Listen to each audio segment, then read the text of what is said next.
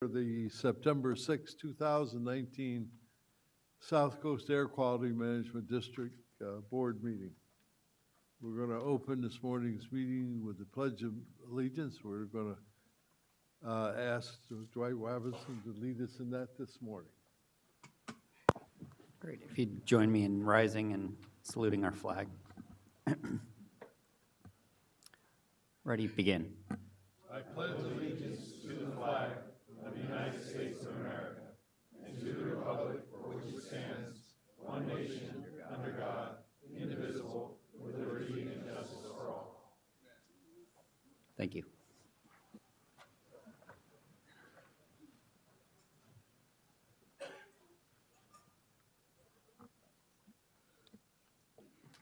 Do we have any opening comments by any of my colleagues this morning?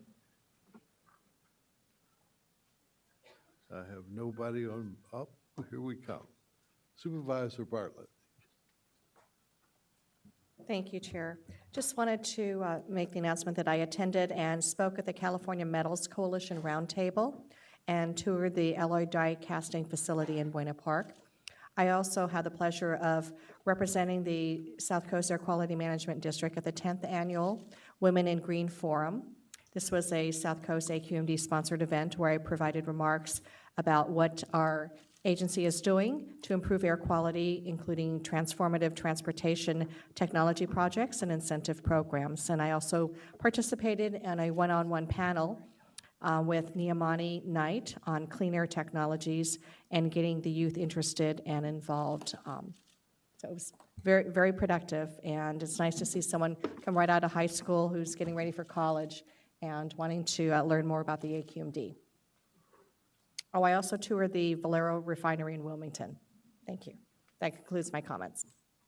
Thank you. Councilmember Caccioti. Thank you, Mr. Chair. I've got a couple announcements just in technology, as we so much talk about electric cars, but there's a lot of electric advancements in other forms of transportation. And the first one I'd like to talk about would be the boats, about a ferry boat. And here's the world's largest all-electric ferry, completed its maiden trip. It's in the southern islands near Denmark, and it's approximately 60 meters long, 13 meters wide, takes 200 passengers and 30 vehicles. And as the technology advances so quickly, they expect within 2 years to have a ship 100 meters long, all-electric ferry, and 75 meters wide, carrying several hundred more people and dozens more vehicles. And they say it saves about 80% in operating costs and 90% reduction of toxic emissions. So incredible advances now in the marine industry. Next. We talk about batteries, electric cars, and I can go back to, I remember in 2001 when I got, or 2002 early February, I got my first Toyota Prius. And that was the most advanced vehicle at the time with about 48 miles range. I still got it, still get to about 45 miles at 17, 18 years old. But then you advance. I mean, remember in early 2008, 2009, we had the electric vehicles started coming out. Nissan Leaf. They maybe had 80, 90, 100 miles. BMW was, we tested some vehicles here, 100, 200 mile range. Now we've got Teslas. Fast forward to 2018, 19, 200, 300, 350 mile range. There's new battery technology called solid state battery technology. And this is something a few years ago, auto industry said we can't do it. Now they're investing, Volkswagen, hundreds of millions of dollars, Toyota, hundreds of millions of dollars. This technology, I was just talking to Ben Wong this morning, former mayor of West Covina, one of my consultants. His Tesla, one of them gets 370 miles. I'm not sure how much, Ben, how far yours goes. But this technology, within just a few years, and they expect to be commercialized within under 10 years, 500 to 1,000 miles on a charge. 500 to 1,000 miles. And just 4 or 5 years ago, that Leaf, which I was, range anxiety, because at 90 miles, I'm looking at how far I'm going, 1,000 miles, and it's right here. And Toyota hopes by the 2020 Olympics to unveil the first car ready for commercial production with that range. So it's just incredible in the last 20 years how far we've come in battery technology. Thank you, Mr. Chair. In keeping with that, I got a new Hyundai. This is a $40,000 car. I think it's 343 miles. So that's just amazing. It's a fuel cell or? It's electric. Electric. So I'm extraordinarily happy with that. Just along the same lines as the ferry, I got to be out at LAUSD this week, or a couple weeks ago, for the unveiling of their first 2 fully electric school buses. So not anywhere near as big as the ferry, but definitely big enough to get quite a few kids on the school bus and go through some of their areas. And so just the first 2, we help provide the funding for those 2, as well as some of the infrastructure for the electric buses, but hopefully we'll start to see more of that and continue to see that deployment there.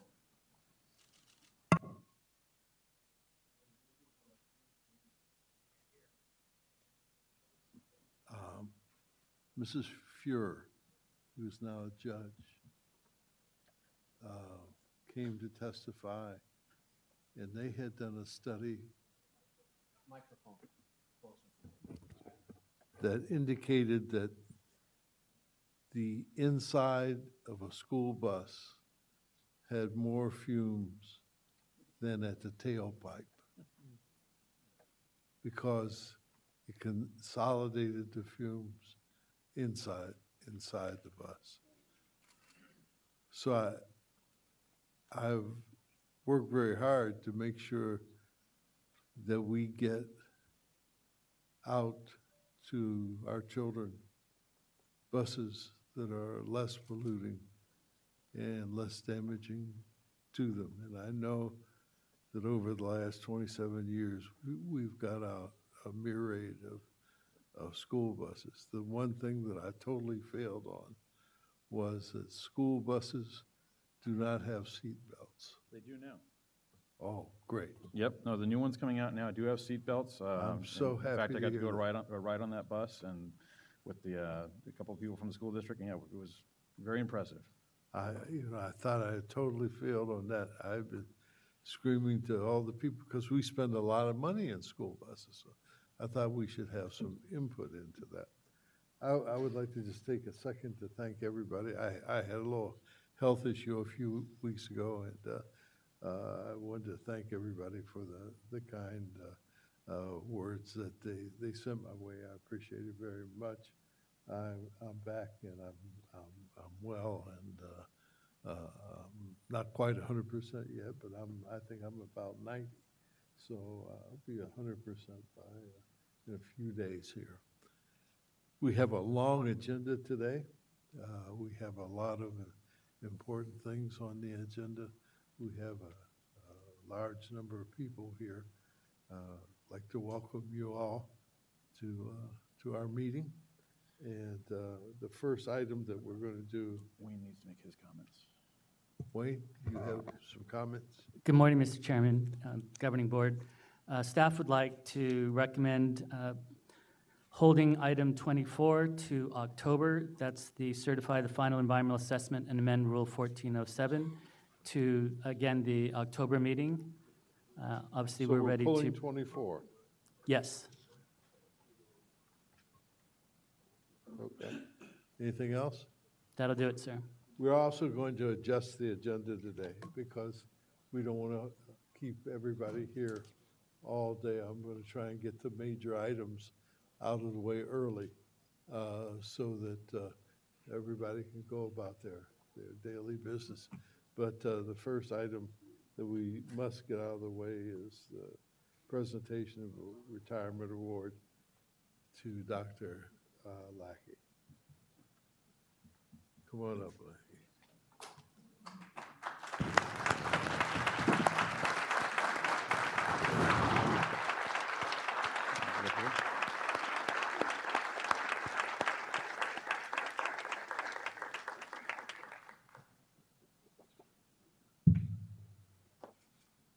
So for 27 years, I have viewed you, and they only allowed me to be chairman because I promised that I would keep you from talking when you retire.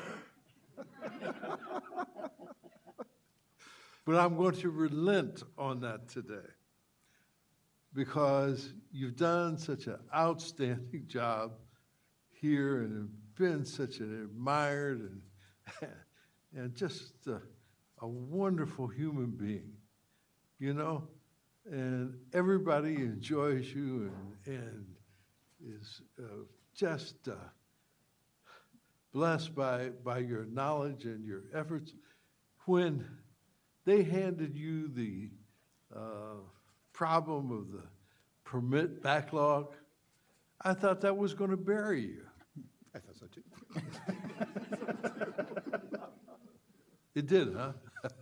Initially. Yeah, right. That's why he's You leaving. did an outstanding job, outstanding job.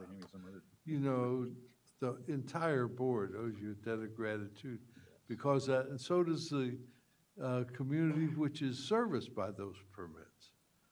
So I'm not going to say a lot because I know you have something to say. So you know, we're going to miss you. And don't go far away.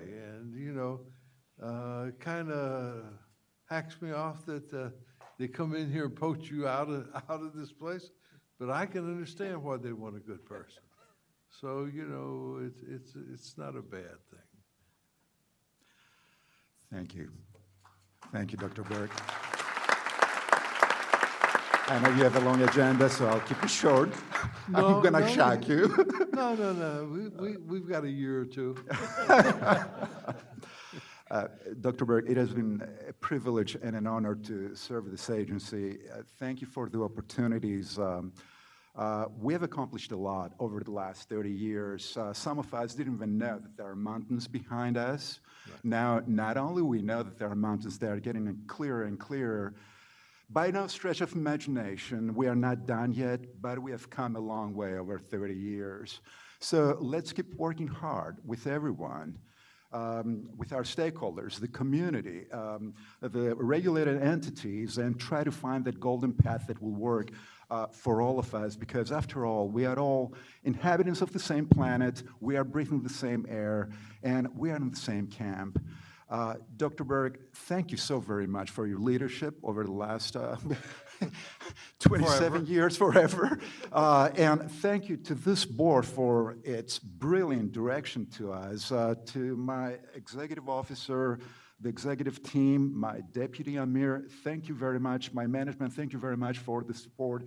But more importantly, thank you to the hundreds of individuals that have worked with me, supported me throughout the years. They are the ones who are doing the heavy lifting, and they are the ones who are making the miracles happen, and under the right leadership, they'll continue pulling those miracles. So thank you again for all the opportunities and all the memories. This place has a special place in my heart, and I'll be carrying it anywhere I go. Supervisor Sean Nelson, who was a former board colleague, was coming to say goodbye to you. But I think he's caught in traffic, so I'm out in the middle of the meeting. Don't go away, because I'm not. I know Dennis is here already, but I'm hoping that Sean gets here sometime soon, because it just shows the kind of respect that you engendered by my colleagues. Thank you so very much. Thank you so much. Thank you, Dr. Berg. It has been a pleasure.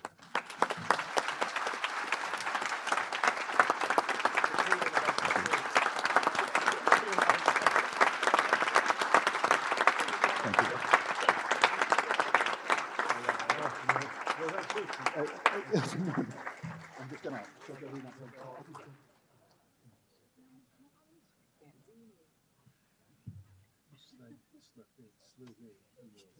That was a slip.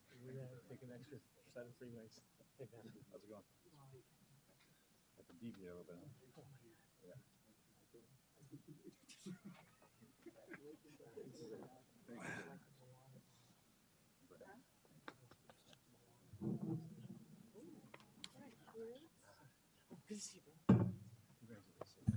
Dr. Berg, Supervisor Nelson just came in. So in the adjustment of the agenda, we're going to take items 25, A, B, and C. Dr. Berg, Yes? Supervisor Nelson just entered the building. Oh. He's in the back. There he is. Where's Sean? He's He's walking back there. down. Ask him to come Oh, up. come on down. Lucky, stay where you are. It's like Monty Hall. How much is my protein bar?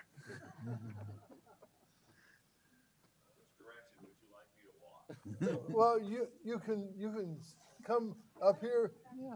You know, for those of you who don't know, since he's left the Board of Supervisors, he's now with the District Attorney's Office down in Orange County. So when he told me last night he was coming, I asked him, I said, are you bringing the subpoenas for Lackey's records? Where would you like? Right, here, sir.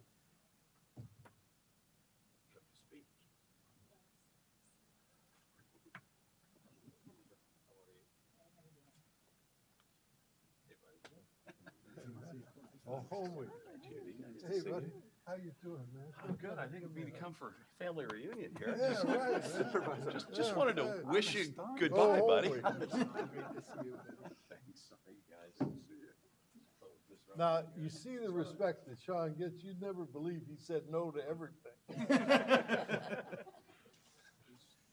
Come to the mic, Sean. Please. All right, what am I doing at the mic? Listen, I am here for one purpose. I greatly appreciate our agency was in a crisis. They actually denied they were in a crisis. But when they finally admitted it, you were put in charge, getting our permit system revamped, restructured, and make it an honest, legit system for the people participating. And man, you knocked it out of the park. And as you know, I said goodbye and I walked out, and I did not expect to be back for a whole lot of reasons, but I heard this was a special day for you, and I wanted to be up here and just wish you well and thank you. You made a huge difference when you were asked, and it's a great thing to be needed, but it's better to be there when you're needed, and you were certainly there for us, and I just wanted to personally thank you. Thank you so very much. You got a great man. And thank you for the opportunities. Thank you. I'll retire at the back of the room now, thank you.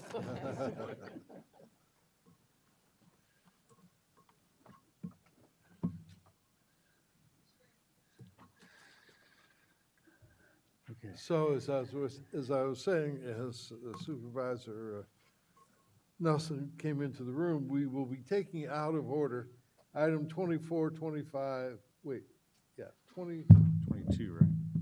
25, A, B, and C. Now, I'd like to ask legal, because I'm sure there's some people who would like to testify on more than one item. So are we allowing the full 3 minutes? Are we allowing 3 minutes on all three items since it's got the same item number? So just to clarify for the folks who haven't been before, for the consent calendar items and the board calendar items, the general policy is 3 minutes total for all those items. For items 25, A, B, and C, it is one item broken down into 3 subparts. So the options for the board would be to give 3 minutes on each subpart or a total of 3 minutes on item 25. So what we're saying is that you can speak on all three items if you want to, but you have a total of 3 minutes for all three items. So you can speak a minute on each item, speak 3 minutes on one item, a minute and a half on 2 items. And I'm not gonna monitor you. It's very difficult to do half-minute increments on the clock. Yeah, we're not gonna do that. I was just kidding, Paul. So, I was just kidding. So, I'm not gonna monitor you, so, I'll take it that you'll be, fair and, in your testimony. May we have the presentation, please?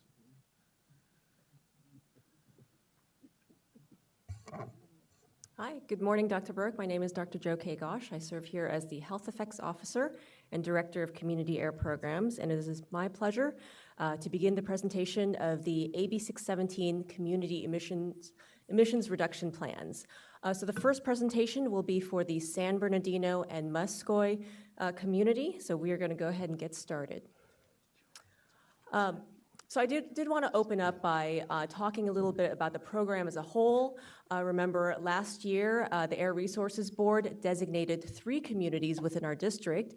They are San Bernardino and Muscoy, East LA, Boyle Heights, and West Commerce, and finally Willington, Carson, and West Long Beach. And I'll have presentations for each of these. Over the past year, we have conducted extensive community engagement and outreach. You can see the tally of the meetings, including steering committee meetings, individual meetings. We held 2 bus tours. We're still organizing 1 more. We had technical advisory group meetings and community workshops. And over this last year, the work that the community steering committees have done with us through this process has been tremendous. This process has really allowed us to develop plans that are tailored to the priorities of each community and provide local emission reductions that are meaningful to that community. We want to take a moment to thank the Community Steering Committee members, and many of them are here with us today, for their efforts throughout this process. The steering committee members made some really unique contributions. We had folks who volunteered to be co-hosts. We had committee member presentations during our steering committee meetings as well as during the bus tours. We had community testimonials. We had a lot of community members who actually did their own outreach. Actually, the photo on the bottom right is a photo of 2 of our committee members and 2 additional community members who produced their own outreach materials so that they could get the word out about what we're doing through AB 617 to their own networks within the community. And these steering committees worked so hard to provide input and community wisdom throughout the process, which are really essential to developing these community plans. So what's in these plans? So first, we worked with the steering committees to develop a list of air quality priorities. And within each plan is organized by air quality priority, and then within each priority, we have a series of actions and steps within those actions on how we're going to achieve those goals. The actions also specify specific metrics, timelines, and goals that we'll meet. Across the 3 community emission reduction plans, there are a total of 49 actions, and within there, over 160 steps. The majority of these are actions to directly reduce emissions. And I do also want to mention that we use a combination of strategies, which I'll go through in the next slide, because we believe that we really needed to use a number of strategies to make for a very effective plan. Just wanted to highlight a few of the strategies that we wrote into the plans. Includes obviously a regulatory strategy, both our regulations as well as regulations from CARB. And in addition, we also had some rule development efforts that were already underway that were pertinent to the air quality priorities of these communities. So we're going to work hard to make sure that we increase community engagement, such as by holding working group meetings for certain rule development processes in the communities. There are enforcement and incentive strategies written into each of these plans. I do want to highlight that we also have air monitoring, which actually has its own plan through this process, but the air monitoring will certainly help identify previously unknown emissions, and then we have our compliance team who are ready to go in and address those emission sources. And in addition, collaboration is a really important part of this whole process. And we are really fortunate that during this past year to have developed partnerships with other agencies, community organizations, and businesses to do the cross-cutting work that will help make these plans successful. Okay. So now I'm going to focus in on San Bernardino and Muscoy. This slide shows the 6 air quality priorities that were identified by the community. Primarily, neighborhood truck traffic was really the #1 concern, but in addition, we heard concerns about the BNSF rail yard that is within this community, warehousing, also some concrete batch and aggregate batch plants that have some fugitive dust concerns. There's also an Omnitrans bus yard within this community. And finally, we also heard concerns about the impact on children, particularly at schools, child care centers, and other locations in the community. Okay. So I'm going to start by talking about the mobile source emission reduction actions, because mobile sources were really the #1 concern in this community. This includes trucks, rail, buses, and also truck traffic associated with warehousing. The plan includes actions to conduct enforcement sweeps, particularly for truck idling, but we're also working with the Air Resources Board, who can do enforcement on the engine standards. We also have incentive dollars through the AB 617 program, and one thing that we have committed to do is actually to do targeted outreach in these communities so that we can generate high-quality proposals so that these incentive dollars can disproportionately benefit these AB 617 communities. There are a number of regulatory approaches, primarily through CARB. We're also working with CARB for a number of rail yard related, locomotive related requirements, and we are continuing our development of the indirect source rule, and one of the commitments is to hold a working group meeting in this community to ensure opportunity for engagement. We're also working closely with Omnitrans to support their transition to zero emissions. As far as what emission reductions we are looking to get from this plan, we started by doing a technical analysis called a source attribution analysis, and the graph shown here basically summarizes what we consider our baseline condition. In other words, this is what the diesel PM emissions would look like in this community starting in 2017, and then for milestone years 2024 and 2029, based on already adopted regulations, primarily CARB regulations. So you can see there's already a tremendous decrease in diesel emissions in this community based on what already exists. Now, what happens if we add the emission reduction plan? What you would see are additional emission reductions. This is for diesel, 10% by 2024, additional 15% by 2029. This is specifically for diesel PM, which of course is an air toxic and also a carcinogen, but we also have reductions in NOx of a similar magnitude. I do want to mention that we also have some stationary sources, of course, warehouses being an indirect source rather than stationary source, but there obviously is substantial overlap with some of the mobile source actions, particularly the truck emissions.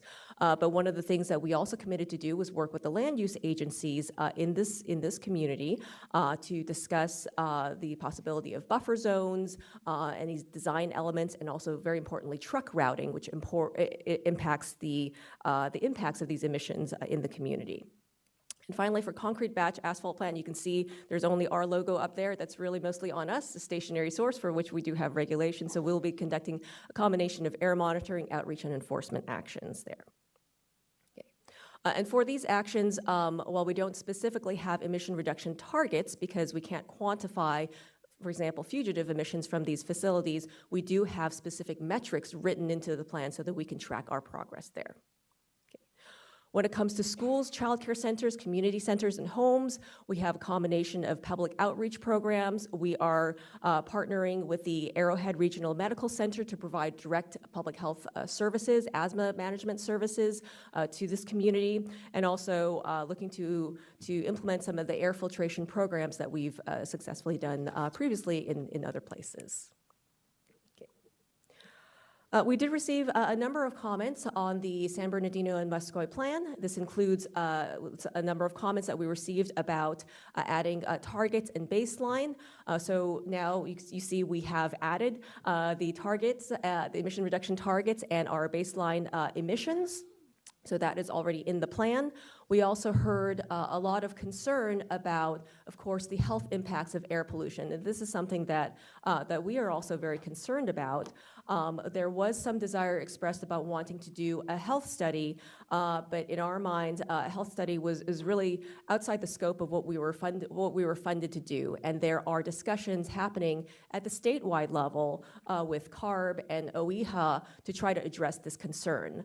On our part, we felt that that rather than spending our resources to do an assessment, we felt that we could spend some of these resources, identify appropriate resources to go toward direct public health intervention, which will achieve additional health benefits, public health benefits, on top of the emission reduction benefits that we're already committing to do. So what are the next steps? So we are seeking, we're seeking actually board adoption of the SERPs, and then we are actually going to go ahead and begin implementation right away, because of course this is a collaborative program with the Air Resources Board. The Air Resources Board also has to approve these emission reduction plans. So they're planning to hold workshops here in our basin in January, and then consider the approval of the SERPs in March. Okay, so staff recommends that the board adopt the community emission reduction plan for the San Bernardino and Muscoy community, and I'm happy to take any questions.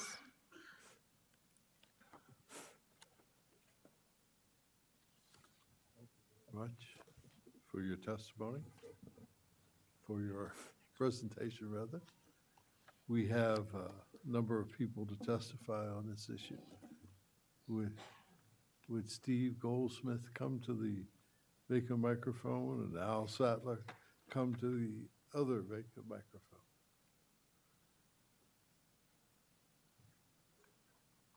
Good morning. Mr. Steve, where are you? I just wanted to say that as a citizen of LA and Southern California, appreciate the work that has been done on this issue, and hope that it continues in progress. I'm, of course, involved in the HF issue, which is an acute issue versus this is a chronic issue, but we also think that it's really good that the AQMD board is acting on this. Thank you. Thank you. I'm sorry, Supervisor Ruth, did you have a comment? Well, I had some comments and questions specifically on the plan, if now's the appropriate time. Yes? Yes. Okay. So I don't know which staff person wants to take these.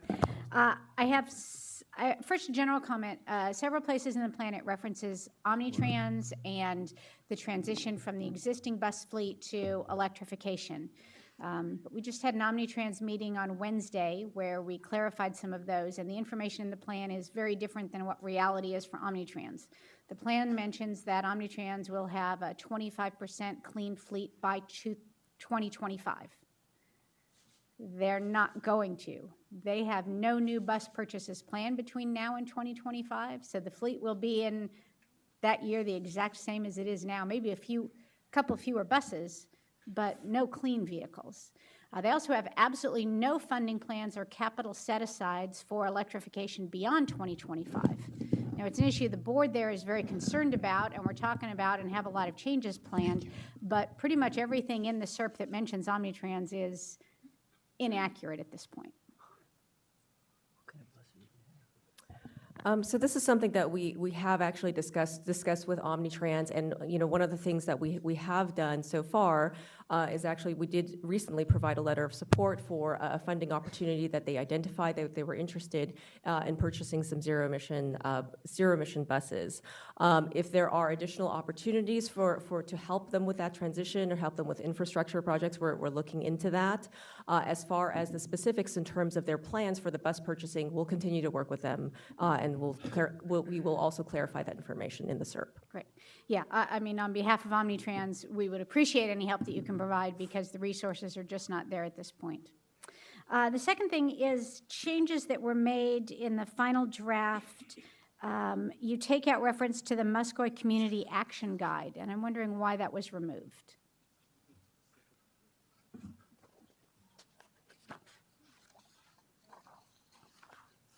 I think staff originally had identified that plan as potentially something that could help inform some of the land use elements, but after kind of reading through that plan a little bit more directly and kind of looking for direct nexus with some of the actions that were written, we felt that there wasn't enough of a nexus to be necessarily calling that out in the plan. Speaking of land use, there is a change then on the action number 1 under estimated timeline.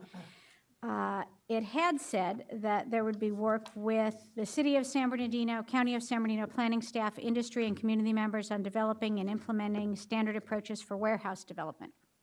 And that language has been replaced with working with local and state entities, such as the City and County of San Bernardino, Edison, CPUC, and California Energy Commission to develop standard approaches. Little bit of an issue with that. I certainly think that Edison and PUC and CEC can consult, but the land use authority is with the city and the county. And our plan should be clear that we're not trying to usurp that or insert the state entities into that. And we also need to keep the partnership with industry and community members that's been removed in the way the language has been edited. So I'd like to see us revert to the original language. You can add in consultation with and list those state entities, but I think there could be confusion if the language is as it's been suggested here. Yeah, we can definitely make that change. Okay, super. Thank you very much.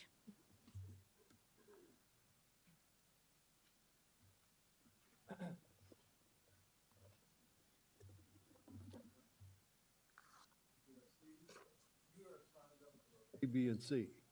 I'm sorry, I'd like to just pass for the C, Wilmington, and the Wilmington, Long Beach area. I was a little bit ambitious by signing up for all three. Is that A or B? C. B. Yeah. Why don't you just go ahead? I'll wait for C. I'll sit down and wait for C. Yeah. You want to wait, Steve? Yeah, great. That's fine now. Okay, we'll hold you till then. Okay. Then we have Al Sattler, and, oh, that was, yeah, right. And Steve, okay. Janet Whitchick? Hi, good morning. Janet Whittick with SEEB, the California Council for Environmental and Economic Just a moment, Balance. please. And would Andres Garcia come to the other microphone? Your name for the record? I'm sorry. I messed Janet it up. Whittick with SEEB. I messed it up so bad they wouldn't recognize it on the that's record. okay. I'm sorry. I apologize. Thank you and good morning. And I also am here to speak on all three plans, but I won't wait. I'll just go ahead and jump right into it. So Do you want to speak on all three plans right now? Yes. Okay. If that's okay. There's no catch-all category, so. No okay. problem. Thanks. So we at SEEB appreciate the tireless work of staff and the community members in developing these three community plans, and frankly know they are not perfect, and yes, more time for dialogue and analysis would have been greatly beneficial, but I think this is a lesson learned that we need to take up to Sacramento and voice there, because that's where they're setting these deadlines. And I think that problem should not detract from the valuable work that has been done in such a short amount of time.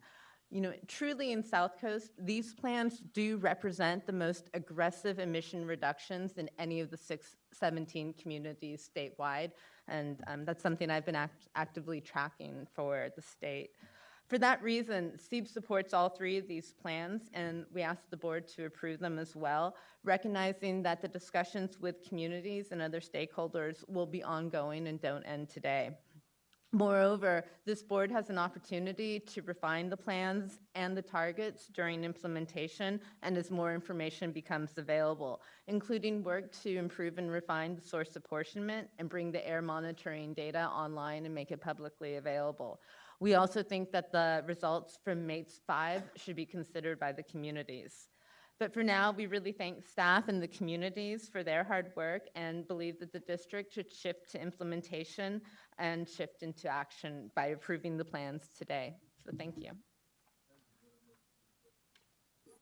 Supervisor Hahn, would, Well, I can wait till after the speakers. I wanted to speak on the Wilmington okay. West no Long Beach problem. plan. No.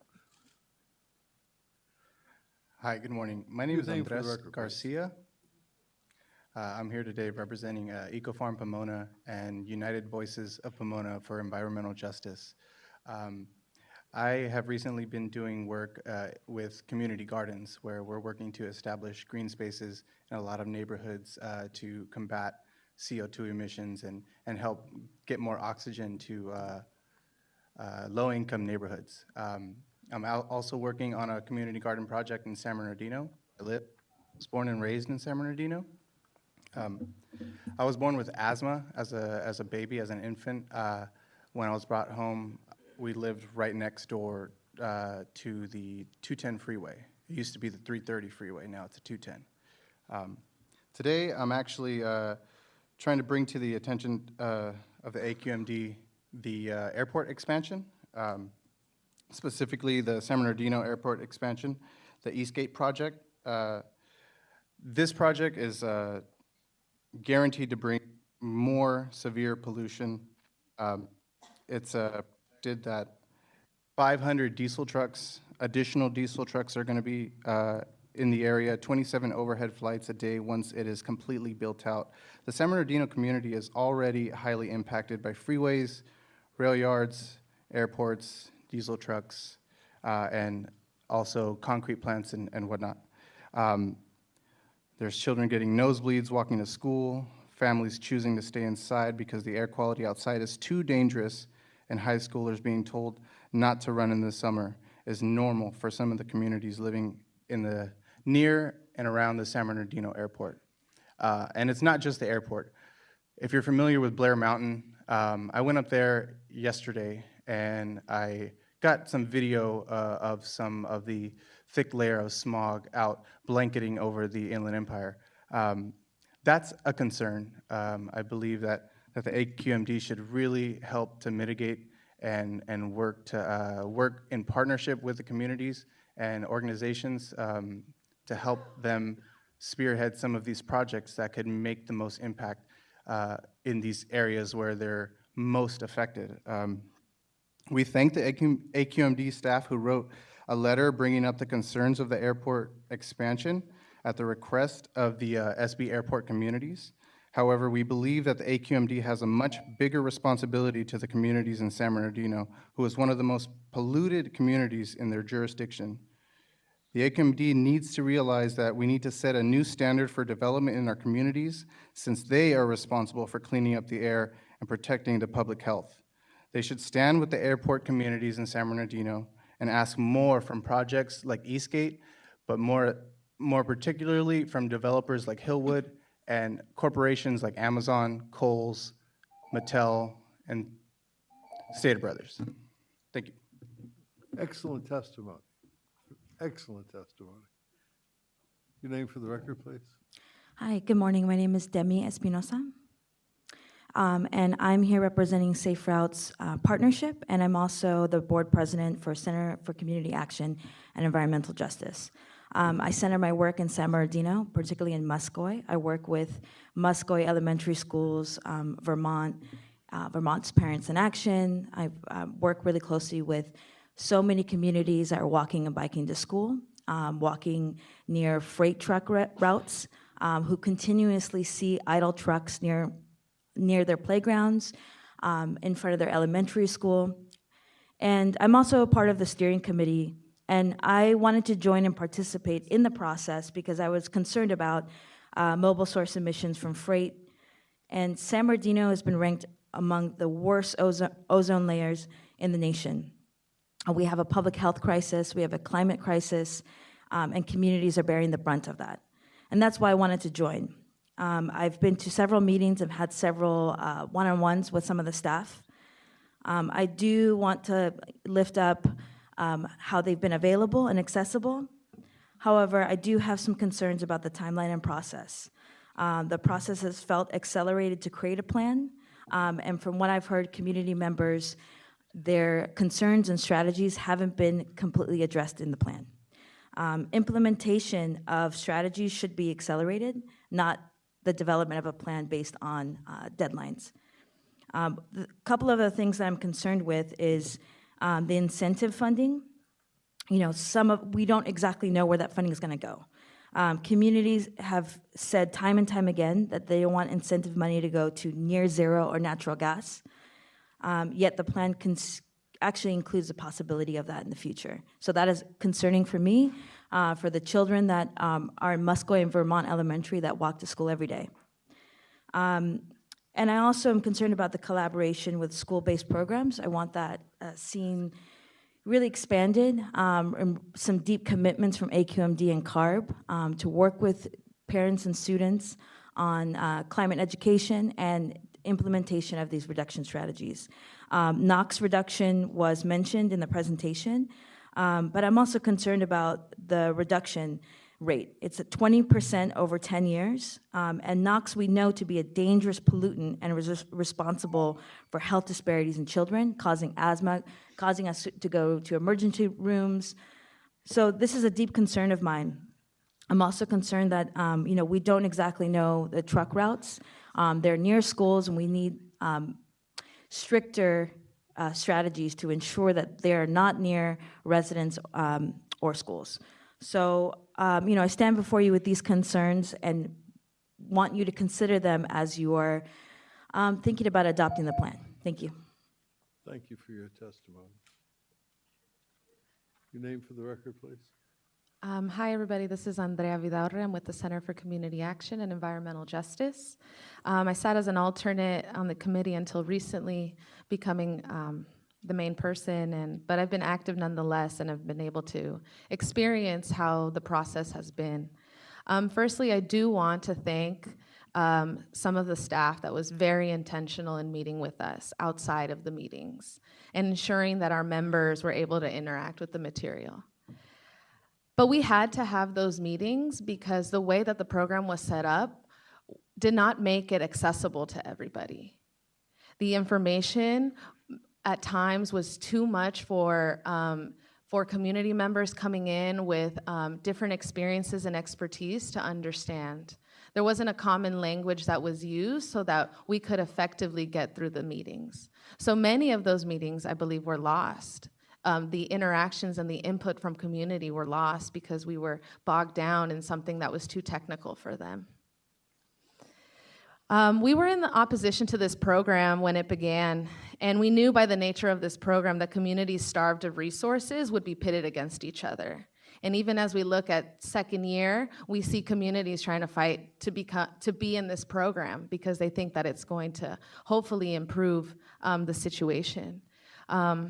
That's why we were not okay with this program. We didn't need any Band-Aids or another plan in the books made by community members. What we needed in the first place was regulations. What we need is to regulate the industries that are polluting these areas.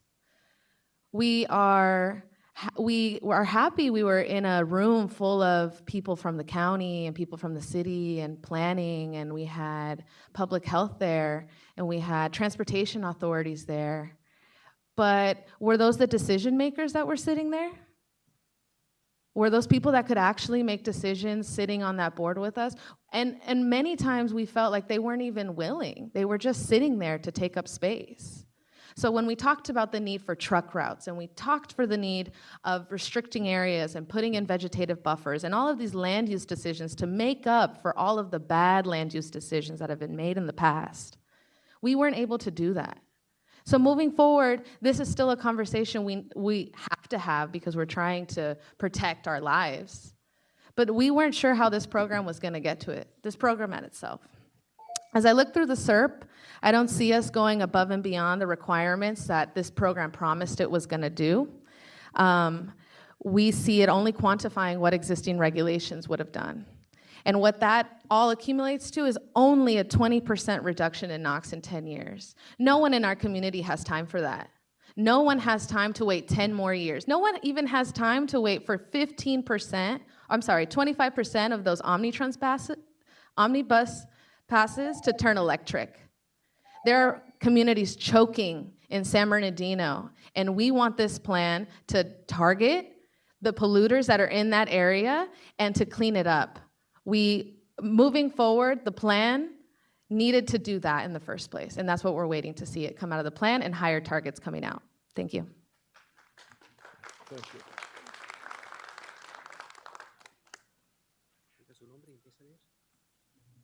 Mi nombre es Lorena Rodarte. Yo he sido residente de San Bernardino por muchos años. Residente por muchos años y he visto poco cambio en mi comunidad. Yo vivo cerca de los trenes. Algunos días los trenes se paran enfrente de mi ventana con el monitor prendido y yo tengo que respirar toda la contaminación que entre. Yo trato de cerrar mi ventana y hacerme que no siento nada, que todo no está ahí, pero sé que está ahí. Yo sé cuánto me daña a mí, a mi familia y a mis vecinos, el humo y el polvo. Yo he vivido durante varios estudios y he visto que hacen monitoreos que han hecho en San Bernardino. Yo sé que es el peligro de mi ambiente y eso es porque no estoy muy feliz con el plan de la AB 617. Yo no veo nada de cambio para el tren que se siente afuera de mi ventana, tirando humo. Yo no veo con este plan cómo mi salud va a mejorar. Hay muchas personas enfermas alrededor en San Bernardino. Estamos preocupados que nos vamos a poner peor viviendo así. Ahí, este plan necesita tener metas fuertes y regular lo que nos contamina, no solo monitorear, porque he vivido ahí he visto muchos estudios, monitoreos sin acción. Yo estoy preocupada que va a ser igual por acá. Yo sé que la comunidad tiene muchas ganas y este trabajo trajo a algunas personas más unidas por acá. Necesitamos un plan que sea fuerte y sea para que las familias estemos sanas y todo depende de este plan y les agradezco que puedan hacer algo por nuestra comunidad. Hello, my name is Lorena Rodarte. I've been a resident in San Bernardino for many years, and I've seen very little change in my community. I live very close to the trains. Some days, the trains stop in front of my window with their engines idling, and I have to breathe in all the pollution that comes in. I try to close my window and pretend that I don't feel it or that it's not there, but I know that it's there. I know how much it damages, it harms me and my family, all that smoke and all that dust. I have lived through several studies and monitoring that has taken place in San Bernardino. I'm aware of the danger in my environment, and that is why I'm not happy with the plan as stated in AB 617. I don't see any changes regarding the trains that stop outside my window spewing smoke. I don't see in this plan how my health will improve. There are many people who are ill who live in San Bernardino. We are worried that things will get worse as we continue living there. This plan needs to have strong goals and strong and regular goals that will not pollute anymore, not just monitoring, because I've lived through many studies and a lot of monitoring without any action. I am worried that things will continue to be the same. I know that the community has a lot of this desire to improve this, and I've brought some people, additional people who live nearby but could not be here. We need for a plan that's strong and that asks for more, because this is families who are suffering like mine, who all depend on this. And thank you for the opportunity to talk to you before here. Thank you. Wait, before you go.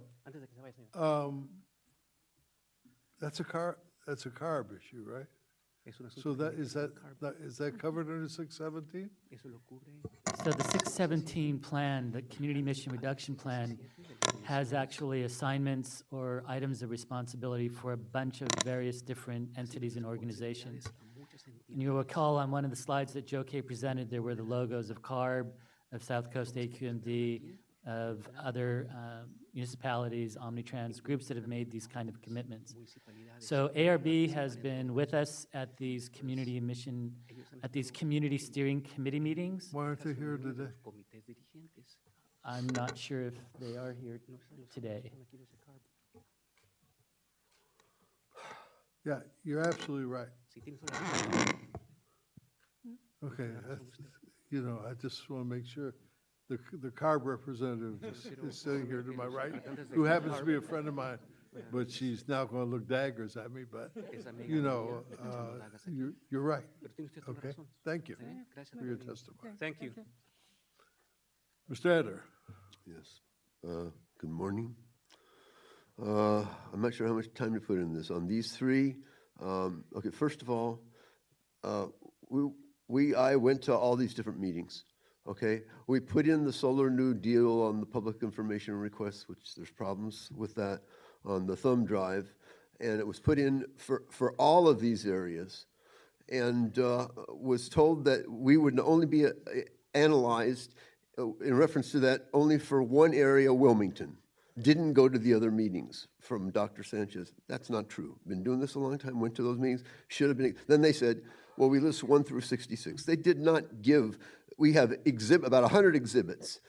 On 1 through 66 parts, on 34, there's a list from 10 pages handwritten of 1 through 50. There's separate number exhibit 1 through 27. There's 8 parts to the May 16 DOA Sunshot Progress Report. There's A through L of other exhibits. These all have their information on them. None of it was analyzed. None was analyzed in the 16 plan or here. These plans are required by law for the state for the whole district every 3 years. These are the best things you're doing. You purged us again. Okay, this is being litigated. Now they're redoing the plan. EPA, you folks are involved in that, and CARB. This stuff is garbage. Things have changed, okay? Warren countered with a $10 trillion solar Green New Deal Wednesday night, and to Bernie's 16.3, and they're the leaders. A week ago it was like 20 with them, and Bernie's doing well, okay? So we have the opportunity to take point on this, okay? We're not doing anything. And what's this move to try to go with this bull Paul stuff and going to you directly, this is garbage. It's got to be stopped now. It's the existential questions, and we've got to deal with them, and justly and equitably. And we go back to the document that we put in 40 years ago to the PUC, the first ones to do this and have a percentage cut out for low income, and nobody ever read it from the district that I've ever talked to. Anyway, it's pretty outrageous. And we were not analyzed for the other areas, and we were not analyzed here, and the way it was referenced to the 66, without giving legal sites or whatnot, or links to click onto, from someone with a doctorate in chemistry from this University of California is not acceptable. The whole process is dubious, as is our future existence.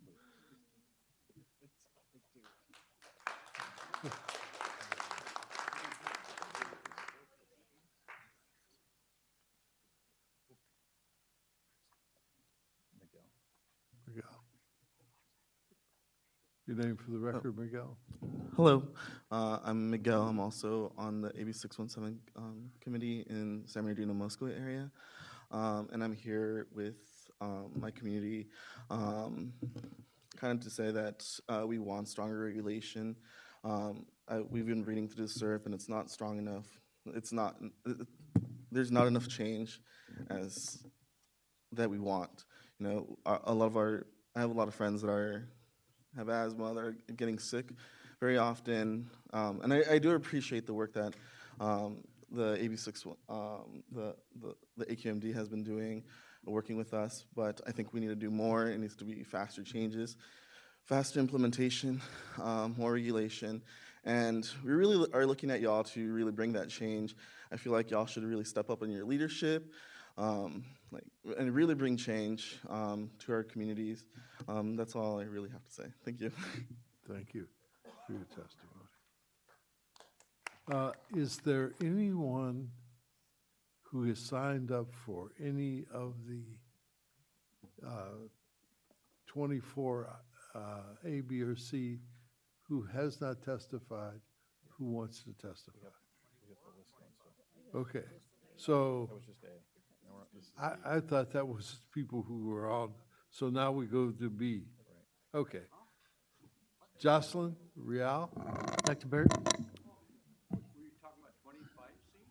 We're not there yet. We're not there yet. I'm sorry. I messed up.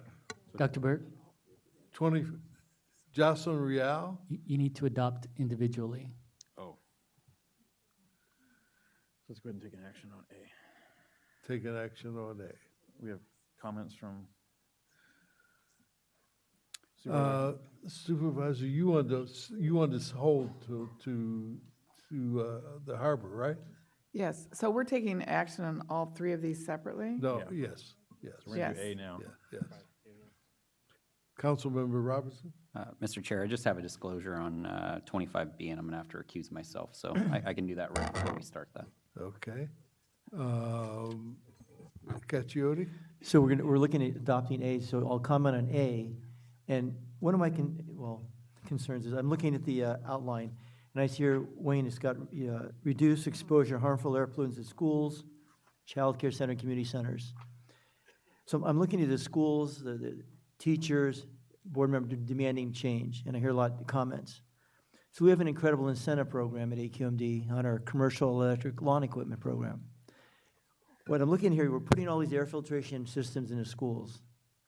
Community centers, etc. You've got thousands of kids.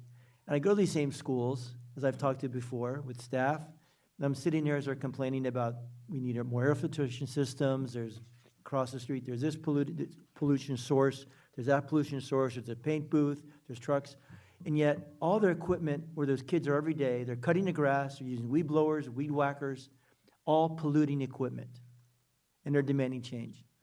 So I hope we include in here somewhere and push the school districts, the community centers, all those where kids are every day, and there's people outside cutting grass where these emissions, nitric oxides, carbon monoxide, volatile organic compounds, hydrocarbons, same emissions in vehicles.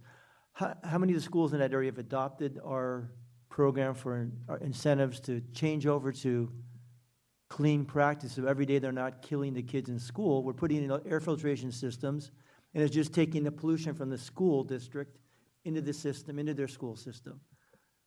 How's our program outreach out there?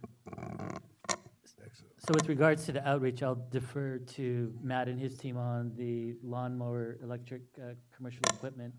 But with regards to the point that you're raising, Mayor, the communities identified what the priorities were in this particular aspect for all three communities. And one of the items that was identified was reducing the exposure at these schools. So that's why there was such a high identification of filtration units.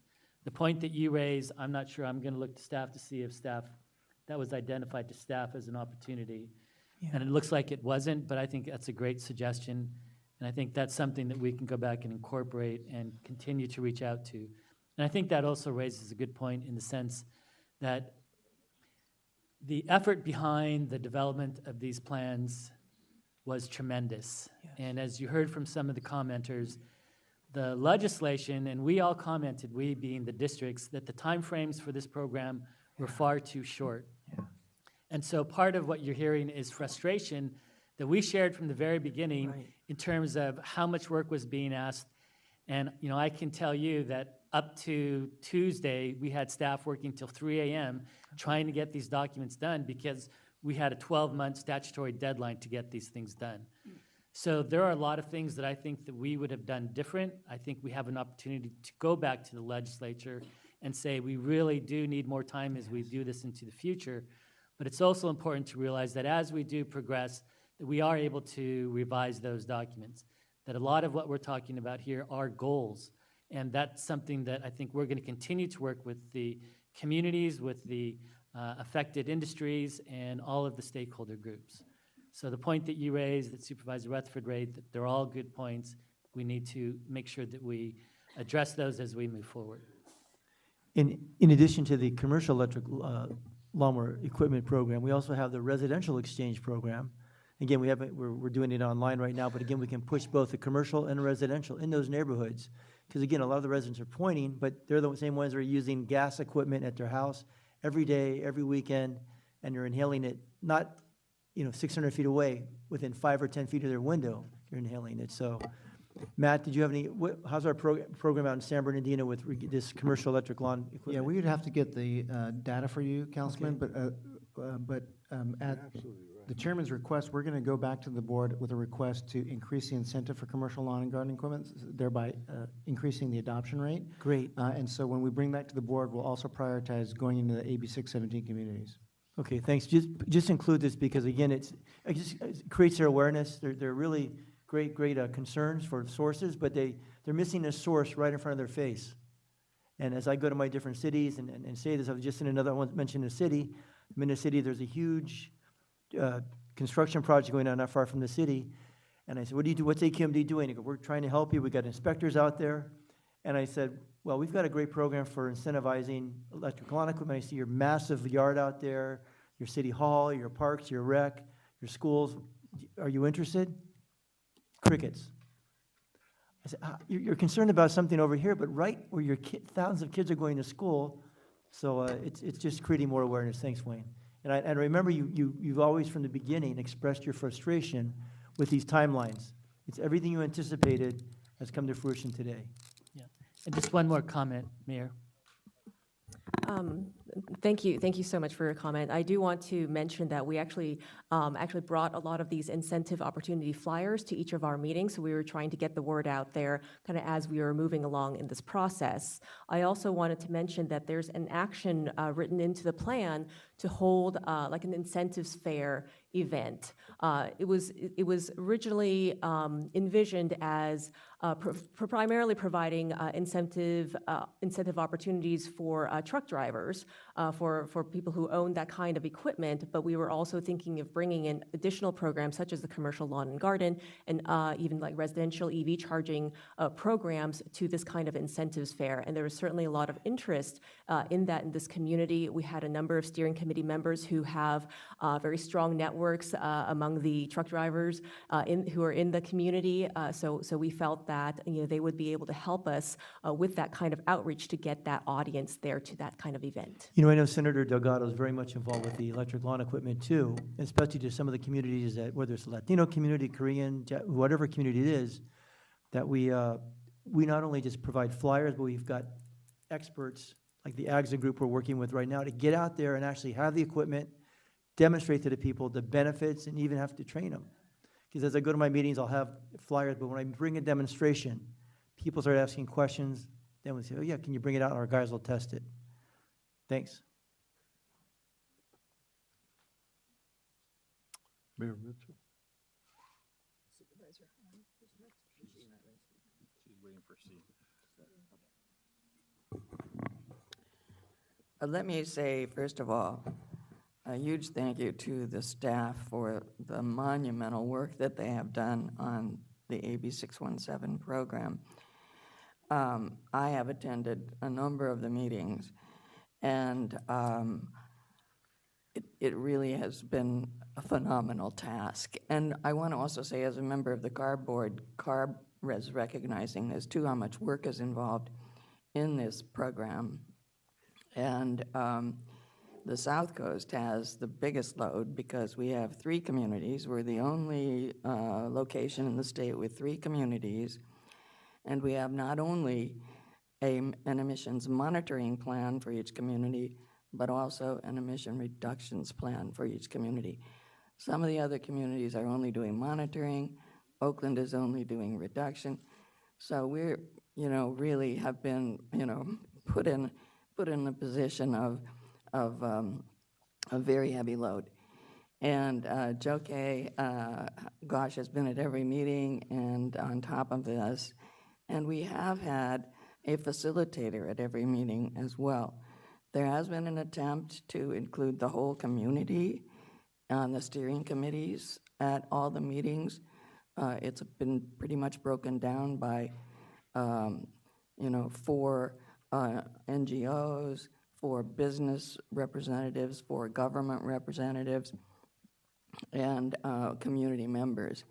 And so there has been an attempt to include the whole community, but it has been a monumental task. As you can see from the report, there have been many, many meetings over the last months. One of the things that's come out of the meetings is that the sources of emissions in several of our communities are mostly from mobile sources, from truck emissions, from the rail yards, from truck idling. These kinds of emissions fall squarely in the lap of the California Air Resources Board. They have been at the meetings, and they are to be a collaborator with us as we look at these emissions and try to formulate a plan for reduction. So I will keep bringing that message to CARB as I sit on the CARB board and at the meetings that deal with AB 617. But I also want to say that when it comes to rail yards, both CARB and this air district have struggled for years with emission reductions at rail yards because rail yards are under the federal jurisdiction, and they have very traditionally resisted any attempt by the local air districts, by CARB, to challenge their emissions and regulate reductions. We're trying to do that now with our facility-based regulation, our indirect source rules, and we will continue on that path. But one thing we see out in this area, San Bernardino, big sources are both the warehouses and the rail yards. And both of those are subject to regulation under our indirect source rules that are in our AQMD. So the rules that will be developed under that program haven't yet been developed, but are under development. So that may explain some of the frustration in the community that, well, where are those regulations? What are they going to be? Because they are under development, and we will see that in the future. The other thing I want to say about AB 617 is that it isn't funded into the future, so from year to year, we will be struggling with where the funding is. The other thing is that it isn't just end after 1 year. I mean, we put in the plan, we put into place these plans, and then we follow that. You know, we will do the monitoring. We will be doing the emission reductions from year to year. So as we are doing that with the existing 3 communities that we're working with this year, we are also considering today what communities will be the next communities that will be part of the AB 617 plan. That piles on some more work on top of what we're already doing. And we are recognizing as we do this that we need to be careful about how much work we take on so that we're not doing just a half focused job, that we need to be doing a complete and thorough job with all the communities that we are working with. So it's the first year of this program, and we've learned some lessons. There are more lessons to be learned, but we think this is a good program. It's a way to get into the community, to hear from the community, and to bring a number of people to the table.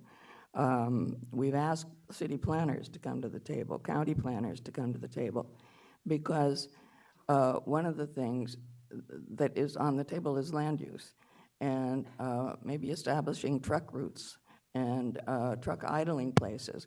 Some of that will be in the realm of planners. And so this mechanism has allowed us to bring a number of different people from different sectors to the table to help formulate the solutions. I know that CARB has adopted in the last year what is called the Innovative Clean Transit Rule, and that comes up in connection with Omnitrans here today. Under that rule, all public transit fleets must be zero emission by 2040.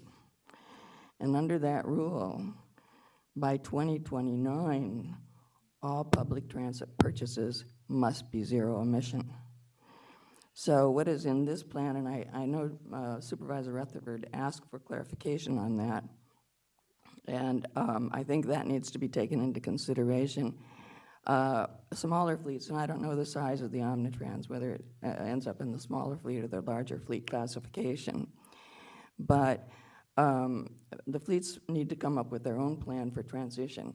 And smaller fleets by 2023, Omnitrans may fall into that classification. And then when they come up with their plan in 2023, they will decide what percentages of transition to zero emission they can accommodate over the period of this program. There will be incentive monies to help fleets make that transition. But that's a regulation, that's a CARB regulation. I don't know that it's called out in the SERP, but it would be another example of regulation, although it's state regulation, that controls clean transit fleets.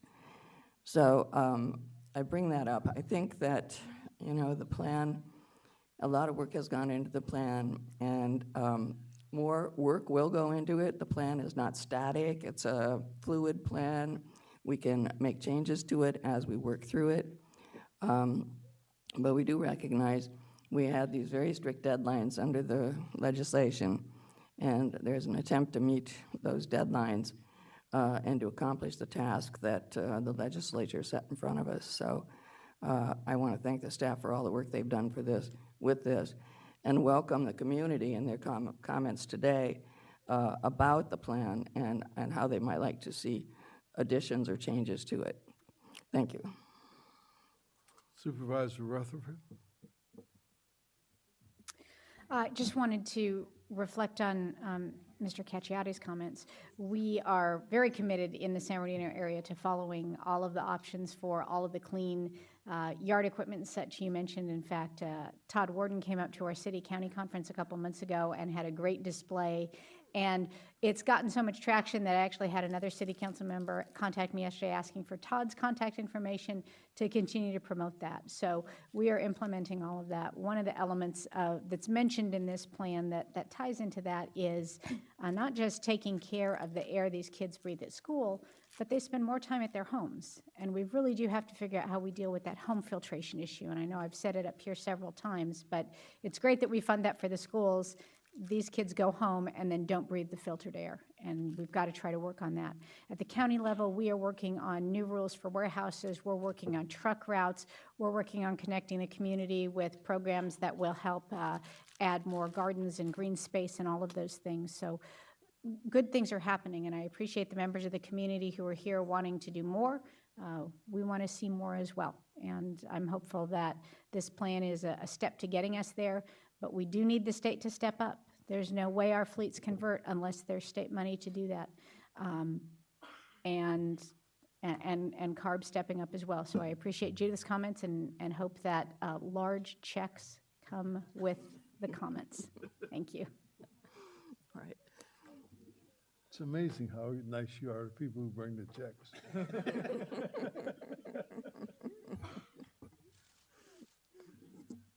And with that, Mayor McCallum? And with that, Mr. Chair, I would like to move the adoption of the SERP with changes that Supervisor Rutherford made in the warehouse section dealing with the wordage there.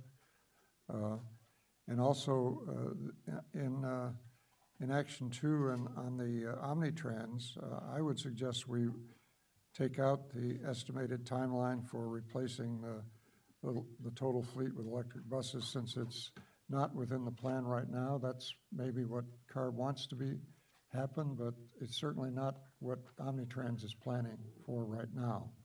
So I would suggest, and my motion says that we take that line out on page 5D3 under action item number 2 that says replace the total fleet with electric buses at the following rate, listing 25% by 2025, 50% by 2028, and 100% by 2040.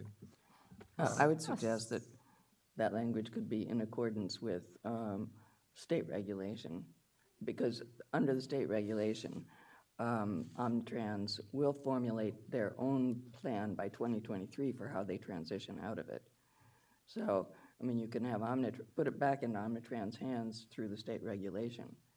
Well, but right now, it says that's what the estimated timeline is. And like the supervisor said, at our Omnitrans board 2 days ago, we talked to them about that, and it's currently not in their plan to have any ZEV vehicles by 2025.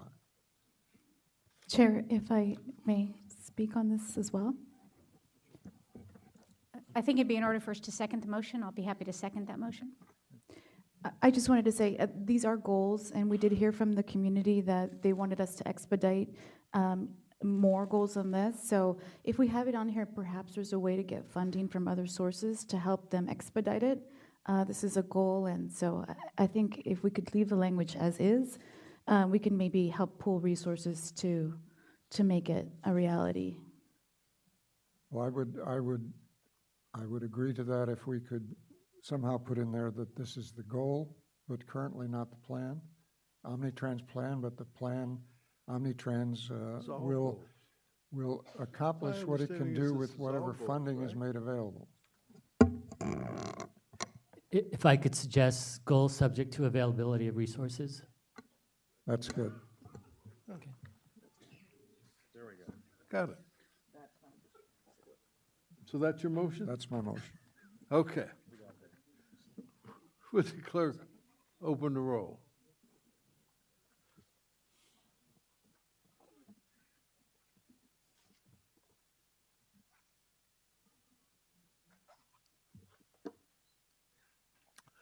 Motion passes 11-0.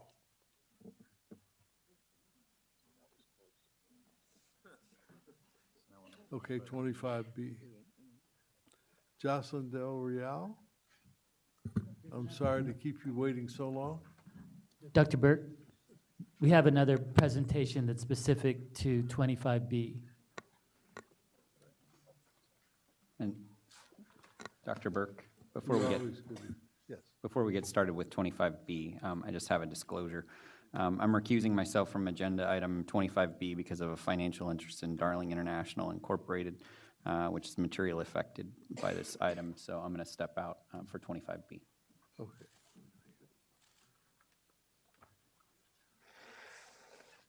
Can I go with you?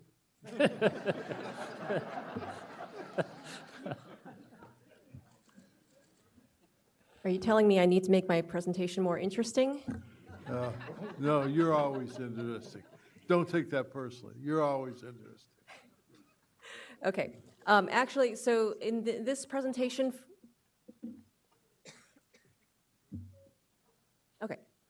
this presentation, actually, the first several slides are repeated, so I'm not actually going to go into those, but they were just put together for the board package. So I'm going to go ahead and skip over these right here, because these were the same as previous. And I will start here with the air quality priorities that were identified by the East LA, Boyle Heights, and West Commerce community.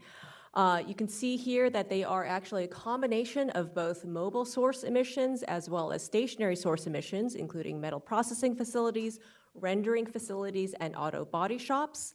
This community in particular was very concerned about, just generally concerned about industrial facilities in their community, particularly ones where they felt like it was very difficult to find information about what those facilities did. And so in this community, we actually had a very robust discussion about how we can improve that kind of information to the community. We do have our fine system, but there were some very specific suggested improvements that we can implement, and that we have written those into the plan. In addition to that, we actually have a collaboration with the LA County Regional Planning Department through their Green Zones initiative to conduct permit cross-checks, not only with the county, but also with the cities that are within this community, and also for the county to provide technical consultation on some of their conditional use permit conditions. So these are developing collaborations, and we've had some excellent conversations with them to move this along. Okay. Here are some specific actions. I'm not going to go into great detail about these, but this community was also interested in addressing emissions from truck traffic, but also automobile traffic. And so we have some additional actions written in to address those. Again, similar to San Bernardino, the concerns around the rail yard emissions, and we're working to address those in a similar fashion. Okay. Here are some of the mobile source emission reduction targets. You can see the majority are from CARB rulemaking. You can see that they have significant reductions in both NOx and diesel PM. And of course, for us, we have additional quantified mobile source emission reduction targets through our incentive programs. Okay. Here are the baseline emissions for diesel PM. You can see even with existing rules and regulations, you have a significant decrease in diesel PM. With the SERP, here's what you get in addition. So 9% additional by 2024, 13% additional in 2029. Okay. Stationary sources, this is something that where you see our logo all over the place, obviously within our wheelhouse. So the primary idea behind these actions are to use our very sophisticated air monitoring technologies to do screening, and then our enforcement team can go and follow up where elevated levels are found. We also have written in actions to do community outreach and training for best practices and compliance with our regulations, and opportunities for them to go above and beyond what the regulations require. Okay. In addition, similar concerns about schools, childcare centers, in addition, libraries and public housing projects. We've also added actions to try to find funding for asthma management programs, again, to provide direct benefits to improve public health. We have specific programs for schools to improve the messaging and outreach, and also the air filtration systems. And all of these, again, come with metrics to track progress. The comments received, again, very similar to San Bernardino, so I won't go into great detail here. So similar comments and similar statuses. And here we are again, same timeline. So seeking board adoption of this SERP today, and then it will be brought to CARB for their approval come March. Okay. And here are our recommended actions for the board today.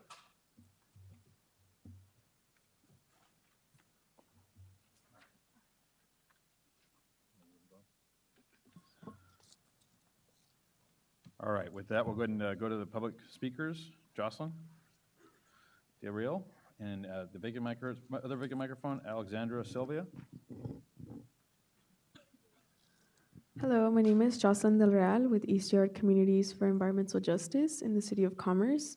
I have lived my whole life in Southeast Los Angeles in the city of Bell Gardens, one of the many communities that lie along the 710 corridor, and also that suffer from cumulative environmental impacts. On a daily basis, we see industrial facilities ruthlessly emitting pollutants, trucks idling near residential areas, among many other issues. I felt the need to expand on these issues going on in our communities, but this is something that we've been telling you for years. Regarding the AB 617 process, we do not need more air monitoring. We need more urgent action. We have data that shows the toxic emissions that go on in our communities. We have data that shows the toxic, we have data that shows the number of community members that will die from the lack of clean air in our communities. These are things that we already know. How much more air quality data do we need to get the agency to do more urgent actions? In fact, you know, your lack of urgent action has already enabled irreversible environmental health damage in my community. We need more regulation. We need more zero emissions. We needed them yesterday, and we need them today. The AB 617 process does not really reflect clear implementation of emissions reductions, and we deserve better than that. Thank you. Thank you. Please hold the applause. And Steve Goldsmith, can you come to the other vacant microphone? Go ahead. Good morning, everyone. My name is Alexandrina Silva. I am a current youth in the East Yard Environmental Group. I live in Bell Gardens. My first concern is the AB 617. The monitoring of AB 617 does not clean or help with the quality of our air. I am concerned for my community and the impacts it has on their health. We want a commitment on toxic substance reduction in our air. What will my community get out of AB 617? My community, as well as neighboring cities, have rail yards, rendering plants, and much more. For example, the high school I attended has train tracks and behind the area, and which is used for sports and many other activities. In my many years of band, I had noticed that my friends and other band members have suffered from many different health issues. I, for example, have suffered with really bad allergies, and other members have also complained about horrible smells and breathing issues, as well as cough and throat irritation. I demand an improvement in our air quality through AB 617 policies.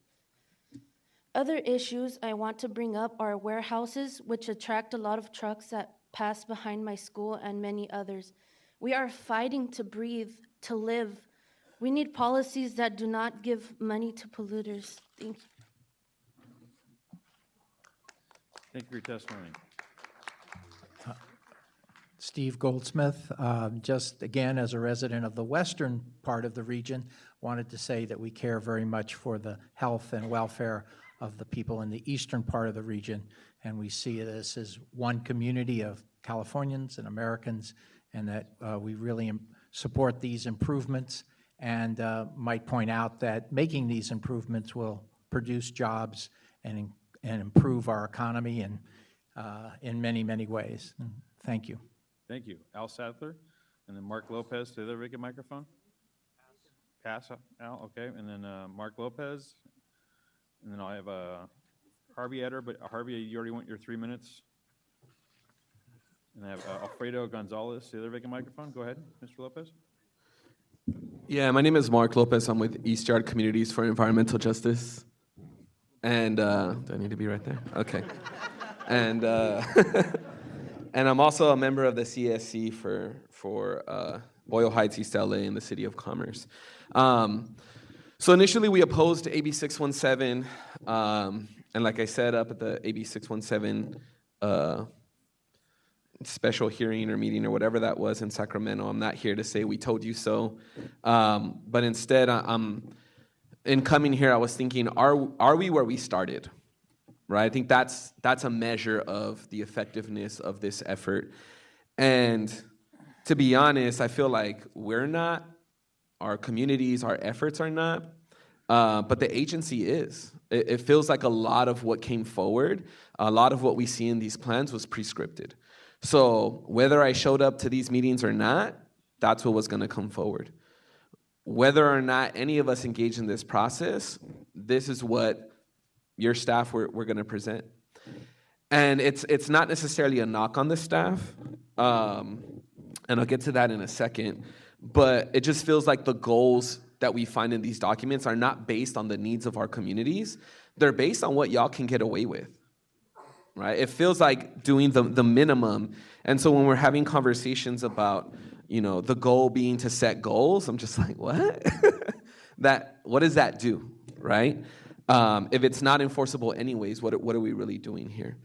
And I think that's also points to the shift in the agency, the district. I think you've moved towards being a funding body and away from being a regulatory body. And there's a difference between generating regulation and distributing funds to ensure that enforcement is compassionate and achievable. There's a difference between that and distributing funds to circumvent regulation, which even looking at the other agenda items later today, right, that's the goal, is to not have regulation, to not establish MOUs, to just go on business as usual. Let's do the little we can to get away with it. And so I do want to praise staff, because I think from the folks that I talk to, that I work with, they're working really hard. They're like feeling pressure on both sides. We're constantly berating them. And they also feel this pressure of a lack of political will from the board to move on items, right?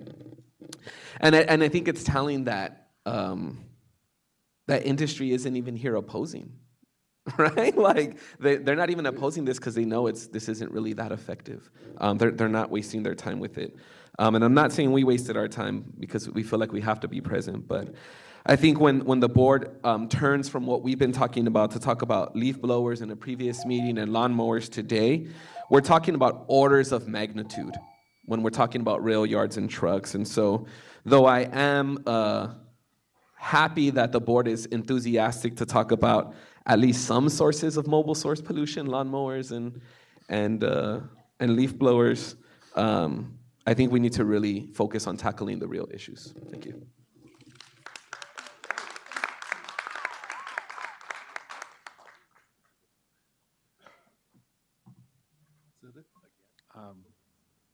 Harvey Etter's back up at the microphone. Harvey, we already had 3 minutes from you on these items. But A minute and a half, and there should be 3 on each one. That's what's legal. These are separate hearings. Go ahead. Go ahead. Okay, thank you. I think the bottom line in what the previous speaker just said, in my view, is that this is a captured agency, as is CARB and the PUC. The governorship, okay? We made some critical statements of Brown and his fossil fuel connections with this family and whatnot. Was put down by Dr. Burke. Anyway, this, no plans. You know, the plans being discussed in climate with the Democrats, and hopefully the Democrats are going to prevail, or someone other than Trump. I mean, he's going to the extreme, responding to evangelicals praising him and implying that he stated that his reference that he's the second coming.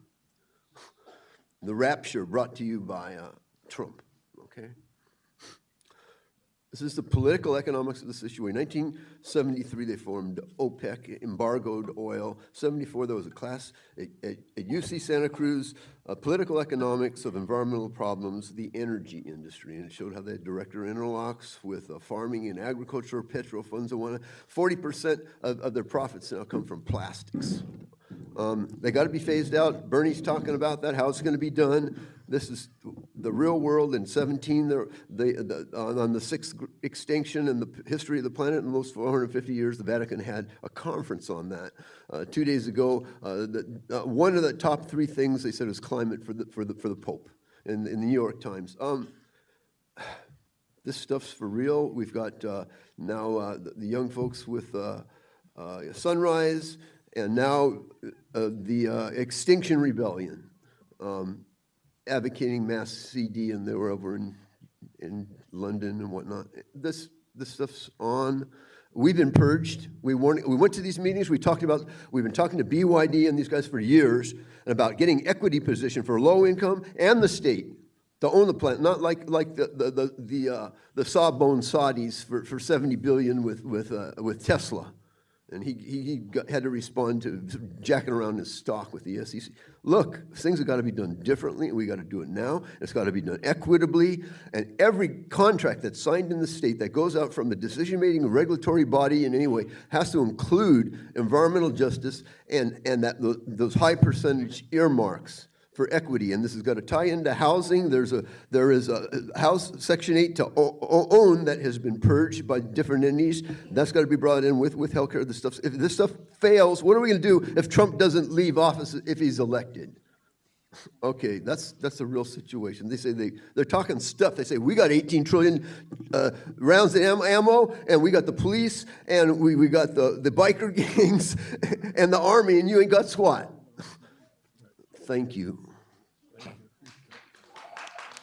you hold the cars down, please? There's no entertainment back here. Alfredo is our last speaker on this item. Go ahead. Hello, my name is Alfredo Gonzalez. I'm with East Yard, community member of West Commerce. I live next to the 710 and the 5 freeway, right next to the rail yards. So just a couple comments on the plan. I feel like it's weak on rail. The plan says that one of the strategies is to develop an indirect source rule on the rails, but AQMD has 0 working groups on this, or 0 working group meetings. And In concerns to the trucks and cars, enforcement of the anti-idling in EJ areas should already be happening. Why isn't AQMD doing something about this? In regards to the metal processing facilities, enforcement is a problem in our communities, and AQMD needs to do a better job. In regards to the rendering facilities, saying AQMD will respond to order complaints is not a new strategy. It is what they should already be doing, and it is what they're not doing a great job at. Every night when I go to sleep, I can smell the odor of rotten meat at about 9:30 to 9 every single night. And it's not just in my area. I can smell it throughout my entire neighborhood, and everybody knows about it. This has been going on for years. I don't know why something hasn't been done. In regards to schools, childcare centers, libraries, and public housing, why partner with agencies that don't have extensive history and knowledge on working on public health in regards to pollution? Calling out companies like Altamed as partners specifically suggests collusion with AQMD, as these groups have never been critical of industry's harm on communities and AQMD's shortcomings as an agency. Thank you.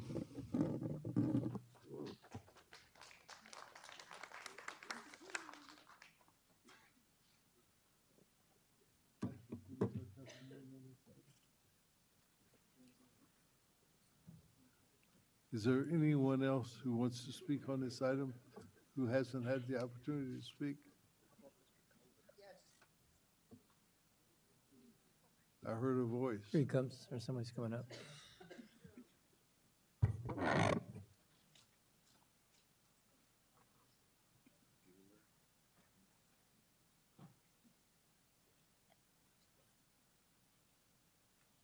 My name is David Poster. I beg your indulgence a little on account of my advanced age of over 90, but I wish to speak about your air issues in general. This is not public comment. This is about This is item about 24B. about- Are you willing to speak on 24? I'm willing to speak about the 24B. problem of regulating dangerous conditions, equivalent, possibly severe injuries and death. All of these. On agenda 24B. 25. I'm sorry, 25B. Yes, it involves every item that has an air quality aspect. And it involves how the 25B, board right. operates in those occasions. All of those share No. features of.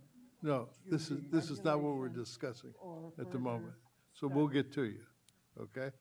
How is that? Did you sign up? Yes. Okay, we'll get to you. This is not this item. You're not speaking on this item. This is 25B.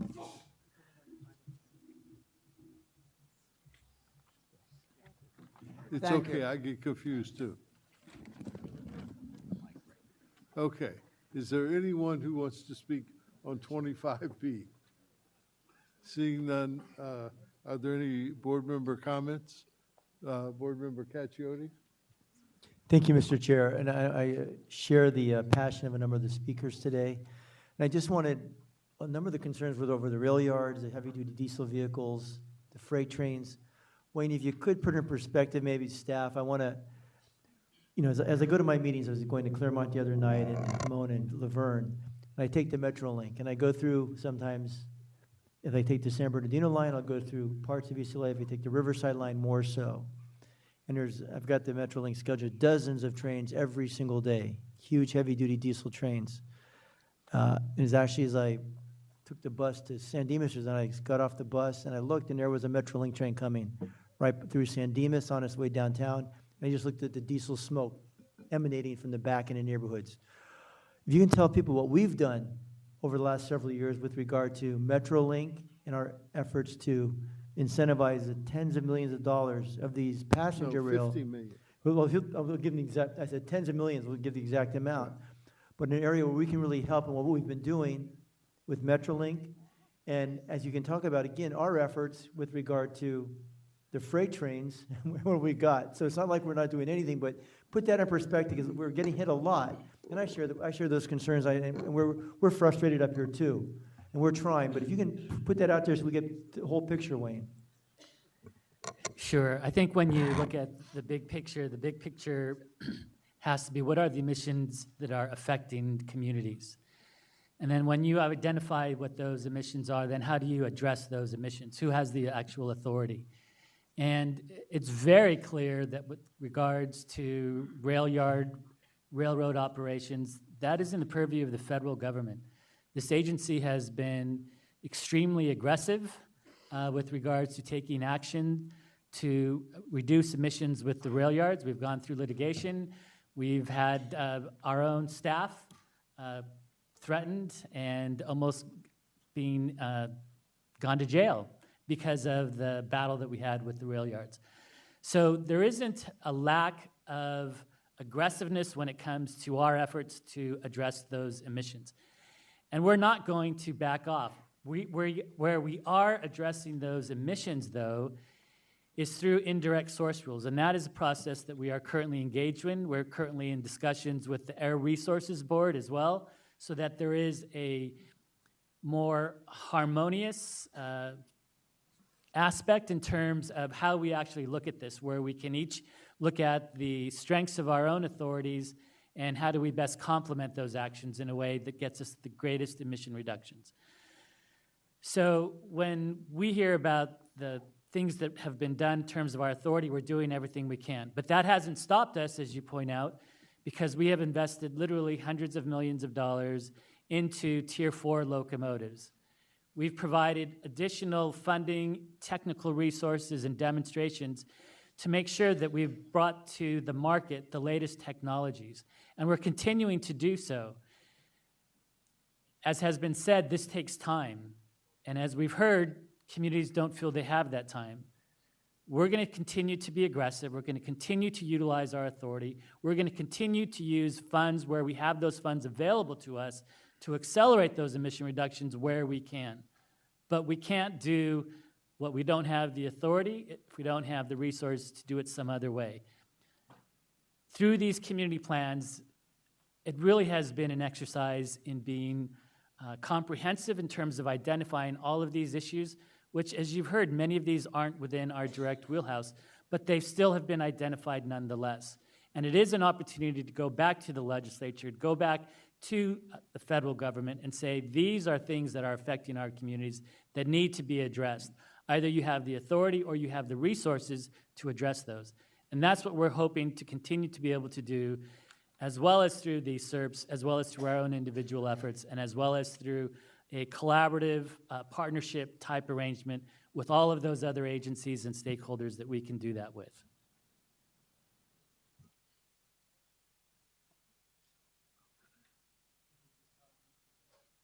B. Senator, were you trying to reach for your button, or was that just a false No, I said fake? no comments. It was fake, okay. Then can I have a motion on that? I'll move the item. Second. Would you clerk open the roll?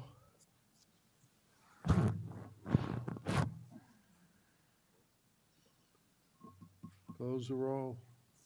Motion passes 10-0. Okay, 25C. Look who's back. Oh, I'm not even done after this one. I hope they're paying you by the hour. It was a wise budget decision to make me salaried, so here we go.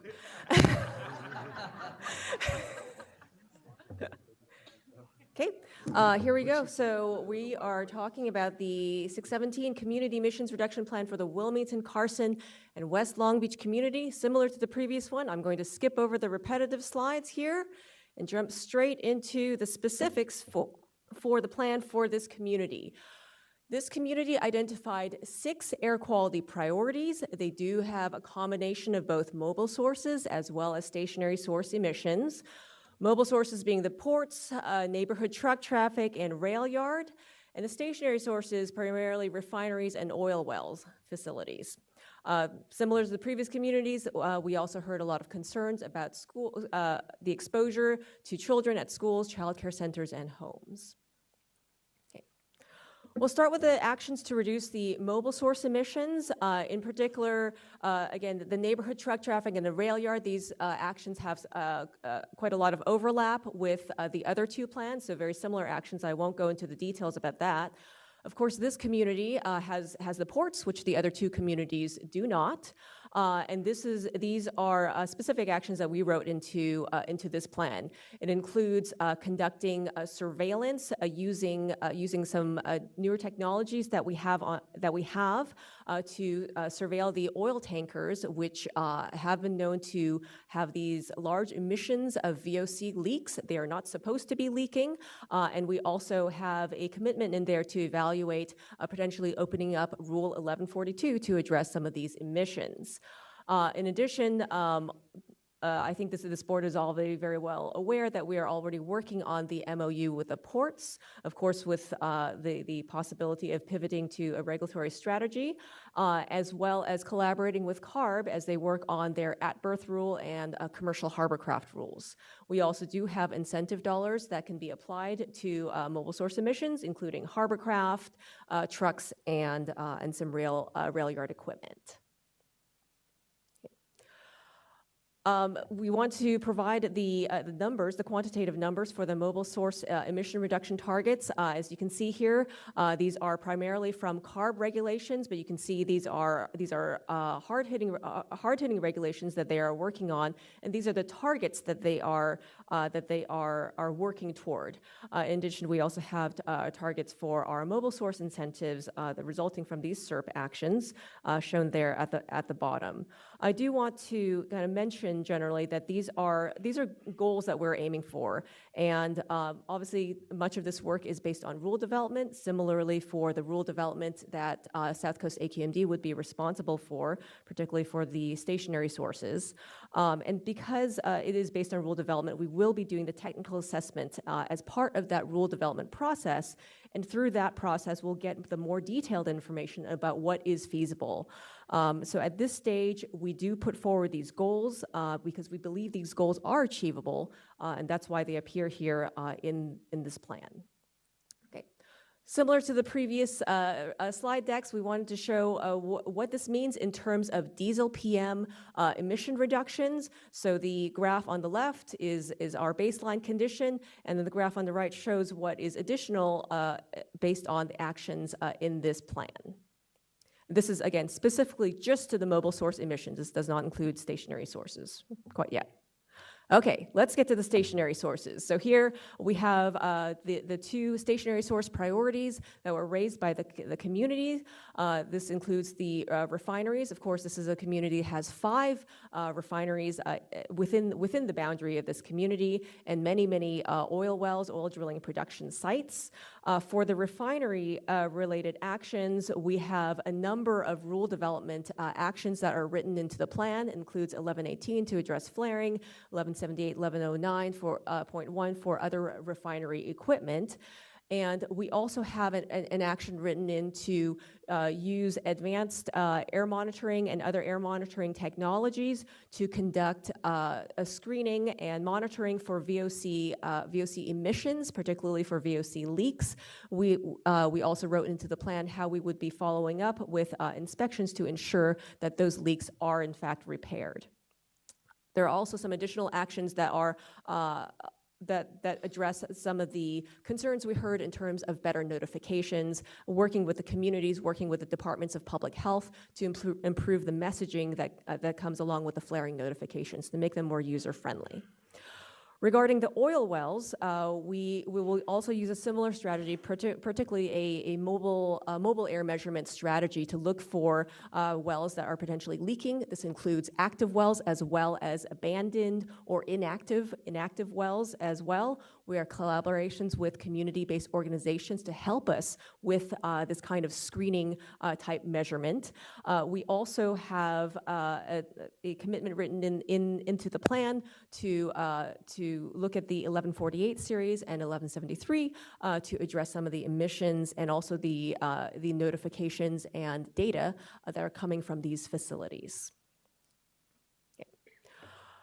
So this slide shows the emission reductions that are associated with these rural development efforts that are written into the plan, particularly to address the refinery related refinery emissions through 1118, 1178, and 1109.1. You can see that there is a goal in the plan to have a 50% reduction in flaring emissions, in particular NOx, SOx, and VOCs, which includes air toxics such as benzene.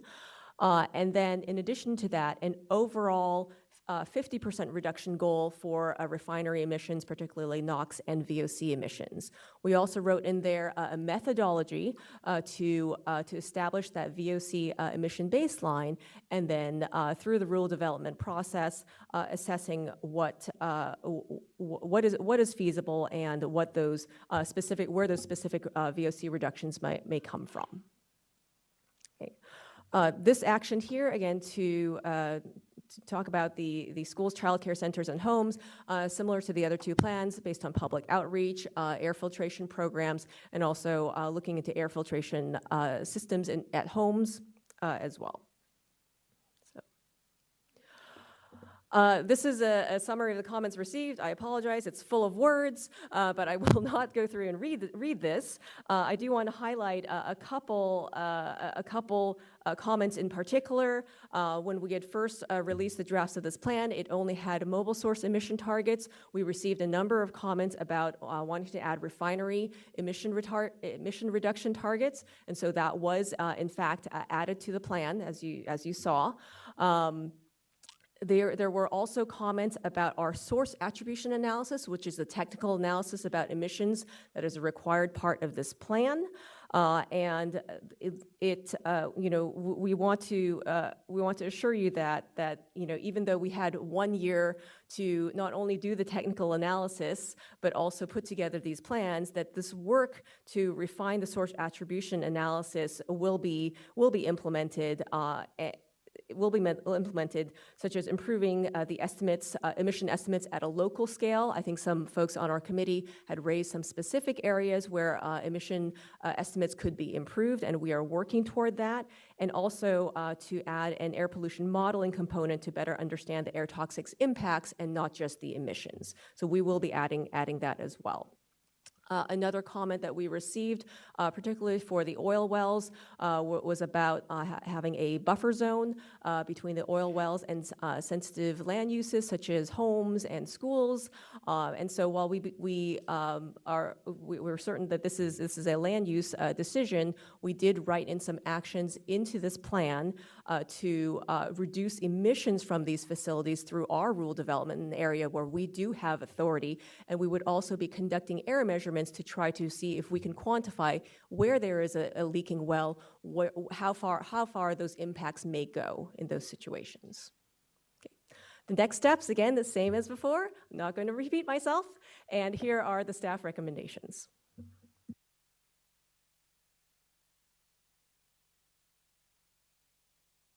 All right, thank you very much. Any board member comments before public comments?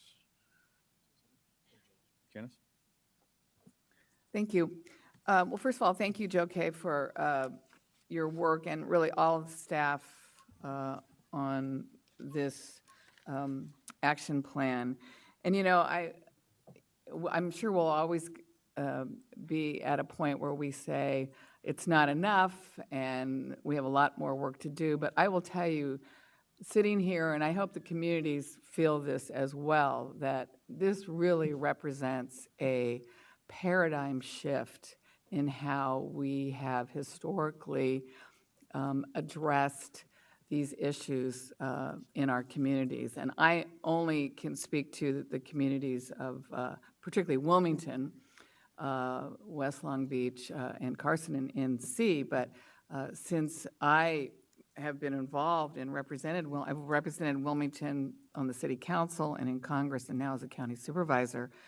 This is a community, and I know Joe will agree with me, that just historically has felt underserved, not listened to, and has really felt like they, were certainly in the diesel death zone, and that their community experienced higher asthma rates, cancer rates, childhood issues, kids missing school because of their health issues. And it's clear that, you know, the fact that this is a bottom-up plan where the community, we started with the community, asking them what their priorities were and how we could craft this plan, really is, it feels good that there is a governing body like AQMD really paying attention, listening, on the side of, and is going to be an advocate in the future for the issues that they have dealt with for so long. And while some of the other communities, as you said, don't really have the ports, it's clear that the ports are, you know, impact all these communities, because it is the cargo and the transportation of the cargo, rather either by trucks or by rail, that causes these pollutions. And I love my port, and Joe loves our port. It's such a huge economic engine in our region, but it is the source of the largest source of pollution in this region. And we're miles ahead of where we started in terms of cleaning up the port. But we still have to work on that more. And when I look at the plan, a couple of things, and like, again, the neighborhood truck traffic, the rail yards, the ports, all that is interrelated to goods movement. And, you know, the rest of the country benefits from the trade coming through our port. 44% of all the trade in this country comes through our ports. And people in Kansas can have their flat screen TVs on time, but our communities have really suffered as a result of goods movement. I hope, and I just want the communities to know that in terms of all these issues, this is a good plan. It's a good start. But I think I want to commit, just from my work on Metro, my work as a county supervisor, and I'm sure Joe feels the same way with his work in the city council, that we will also add to this. You know, I'm going to continue to push for a zero emissions lane on the 710 freeway, so that the only trucks that can leave the port and drive through these communities will be zero emissions. I really want to push on our MOU with the port, because I think it definitely dovetails into this port section for at-berth emissions. I really want us to double down on at-berth emissions, because that is the place where we can get the biggest bang from our buck. And while shore power works to some extent, not all ships will plug in. Not all ships can plug in. And the ships that only call, you know, several times a year will not be required to plug in. But this, you know, the sock on a stack technology, we know works. And it really does clean up the emissions that come from those ships when they're at berth. And these larger ships that are coming in, that are carrying the, you know, 18 to 22,000 TEUs, they're going to stay in berth longer. So their emissions will impact our communities even longer. So I really want us to push on the MOU with the port, specifically at berth emissions. And I appreciate the oil section. And again, the County of LA, at my urging, we now have an Office of Oil and Gas, which we didn't have before. And it resulted from the oil leak that Wilmington experienced several years ago, that completely upended a neighborhood in Wilmington, sickened people because of the horrible emissions, and then ruined their sidewalks and their front yards when the repair had to take place. So I'm appreciative of that. And I thank you for including some of the things that I had concerns about, particularly as it resulted, as a reference, truck idling. And I think, again, that's something where we can work with Joe's office on making sure that we have designated truck routes and that we engage the port police and the highway patrol in really cracking down on these trucks when they idle or when they go off route. And I also believe that we should all work together to push the port to move cargo off peak and, you know, particularly evenings and weekends, because I think what we heard from some of the other communities was it was around the schools that they were concerned about the truck traffic. So if you can move this cargo in the evenings and the weekends, then you're not impacting school children. So again, I really appreciate the staff on this. We have come so far. When I remember 25 years ago, how again, these communities were sort of a lone cry in the wilderness, you know, begging for these government agencies to pay attention to their health issues. So I thank you for doing that. And I look forward to, and I just want to let the community know that this plan is AQMD's work with your communities, but there are other entities that many of us are a part of that we can pledge to enhance these goals and try to meet these goals in other ways. So thank you. Far be it from me to correct the supervisor, but she said that she's been on this since she was on the city council.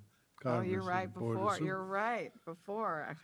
Yeah, I can remember. That's right. Long before she was in elective office, her coming to That's right. hearings and down there and complaining about the black soot that was coming on her windowsill. Yeah, that's right. That was like That's right. 28 years ago. That's right. Yeah, so, yeah, you've been at this a long time. Bill, if I may. Long time. Mr. Thank you. Councilman Buscaino? Thank you, Mr. Chair. I too want to echo Supervisor Hahn's words, and I'm completely in alignment with what she had to say. But I'm taken back to the days where I was growing up in this area as a kid of the port, and questioning my parents about the emissions and the spew coming out of our local refineries, asking what that black stuff is coming out, to the point where we as a community did not have a say. Stakeholders were not part of helping with regulating the industries that are surrounding our San Pedro Wilmington port communities. So in keeping with the spirit of AB 617, we're bringing that to life before us. I do want to acknowledge our state legislators, AQMD staff, leaders at all local, state, and federal levels who have been given this opportunity for stakeholders to have a say alongside our industry leaders and labor leaders. And this is exactly what this bill and 617 is intended to do.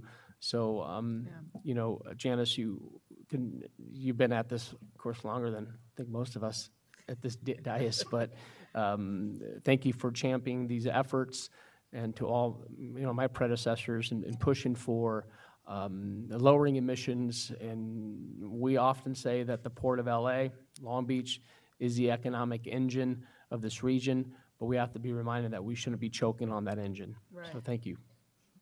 Exactly. Any other comments from any of our other colleagues on this I took item? my line. I gave it to Sergio. Okay. Is there anyone, oh, we have to take the testimony. Yeah. Yeah, right. That's what Judy was telling me. I'm a little slow today. Okay, we're starting with Whitney Amaya. Okay. Okay. So hello, my name is Whitney Amaya, and I'm a resident of West Long Beach, a member of East Yard Communities for Environmental Justice, and I was also on the AB 617 steering committee. Like others before me, I do want to thank the AB 617 staff for being available and accessible. And I hope that that's something that can continue beyond the AB 617 process, especially because a lot of the community concerns that were up there is not a definitive list of everything that we wanted. We also mentioned warehouses, we mentioned the incinerator and other waste management facilities, and we also mentioned the 710 freeway. So I do want to thank Supervisor Hahn for mentioning your commitment to having a zero emission corridor on the 710, because that's something that our communities have been asking for a very long time. So over and over again at these meetings, community members and organizations asked for stronger regulations and not more incentive programs, because incentive programs don't necessarily actually drive down emissions. And we also asked for quantifiable targets and metrics, and also that AQMD enforces existing regulations, because what good is it to have regulations if they're not enforced? As the plan stands now, quantifiable targets and metrics were set only for one of the prioritized community concerns, which was that of refineries, and of which I'm glad that it was finally included, because I think it took a very, very long time to add those. I think it was included just this last week. However, what's still missing is quantifiable targets for rail yards, diesel truck traffic, and ports. One of the things that was also brought up at these meetings, and which still doesn't really make sense to me, is that as we're developing these emission reductions plans, these industries are still allowed to expand their facilities. And so when I talk about that, I'm referring to then the Tesoro Refinery, now Marathon Refinery, which they say that their expansion is going to decrease emissions in most categories, but even they are acknowledging that emissions will increase in others, such as that of VOCs. So why are they being allowed to expand as we're looking towards driving down emissions? So that's something that I think it was brought up, that having a moratorium on these facilities so that they don't expand, that was a comment. Nothing ever really was addressed on that, but I think that that's something that we should look into. And so I feel that as the plan stands now, I feel like there could be more. It is a start, but I think that there's more that could be done. And so I asked the board, and I know Supervisor Hahn mentioned that you're committed to adding more, and so that's something that I asked, because as of now, emissions are not going to be reduced enough to improve the health of our communities.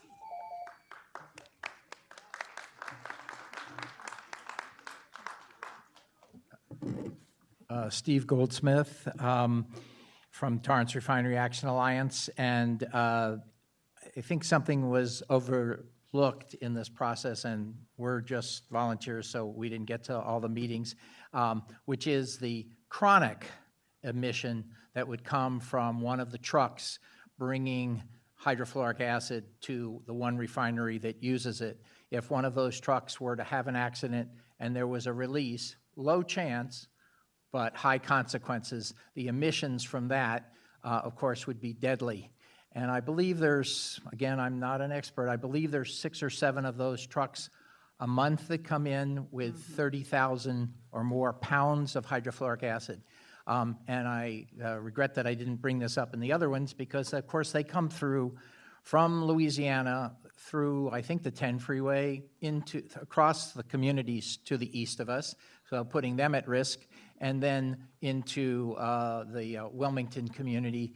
And I don't know what route they take, and I guess we shouldn't know that route exactly, because it is a threat from intentional acts of harm. So I think that this needs to be included, and in the list of rules that were listed as possibly relating to this, we should include 1410. Thank you. We'll get to the applause later, okay? Please, thank you. Okay. Good morning, Honorable Board. I'm Nelson Kerr. I'm with the City of Long Beach Health Department. I function as the Director of Environmental Health for the Health Department, and I was honored to be on the Community Steering Committee. I want to thank AQMD. I thought it was an excellent process. We have an excellent relationship with Joe Kay and Danielle Soto, Dr. Fine. They've all been to our department to assist us in developing our policies to address these issues. We've taken advantage of the grant programs that we've had in the past, and I just want to compliment them on the process. I thought this process took so much work to reach out to the community, to follow up, to do the Facebook Live, the instant translations. I thought the meetings were excellent. As from where I stand, I haven't seen very many better meetings. I think this is really the state of the art.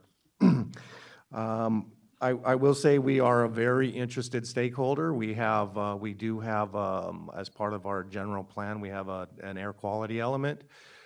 We have a port, we have freeways, and we do suffer the consequences of air pollution. We currently have a port-funded asthma outreach program. We've taken advantage of the AQMD programs. So we feel the impacts of air quality, and we're very supportive of the process. And I want to reach out and let you know that we're an active partner, and we look forward to working with AQMD on implementing this, and we support the plan, but it's only a beginning. There's a lot more to do, and we're supportive of it, and we look forward to working with AQMD to implement it. Thank you. Thank you for your testimony. Mr. Marquez? Chairman, members of the board, my name is Jesse Marquez. I am the founder and executive director of Coalition for a Safe Environment in Wilmington.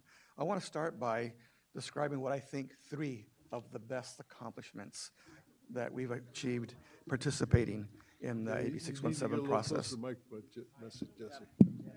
There you go. I want to share with you what I consider 3 of the best things that have occurred for our organization.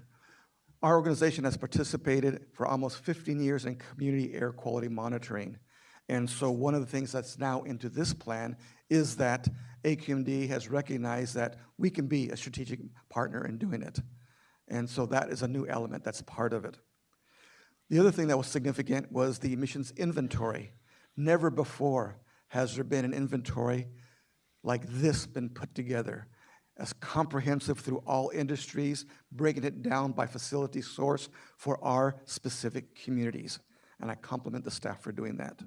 The third category is that a month ago, I attended the Stationary Source Committee meeting with Supervisor Hahn, with Senator Delgado, and all 3 of us brought up the exact same thing. When we reviewed the prior edition, it talked about goals.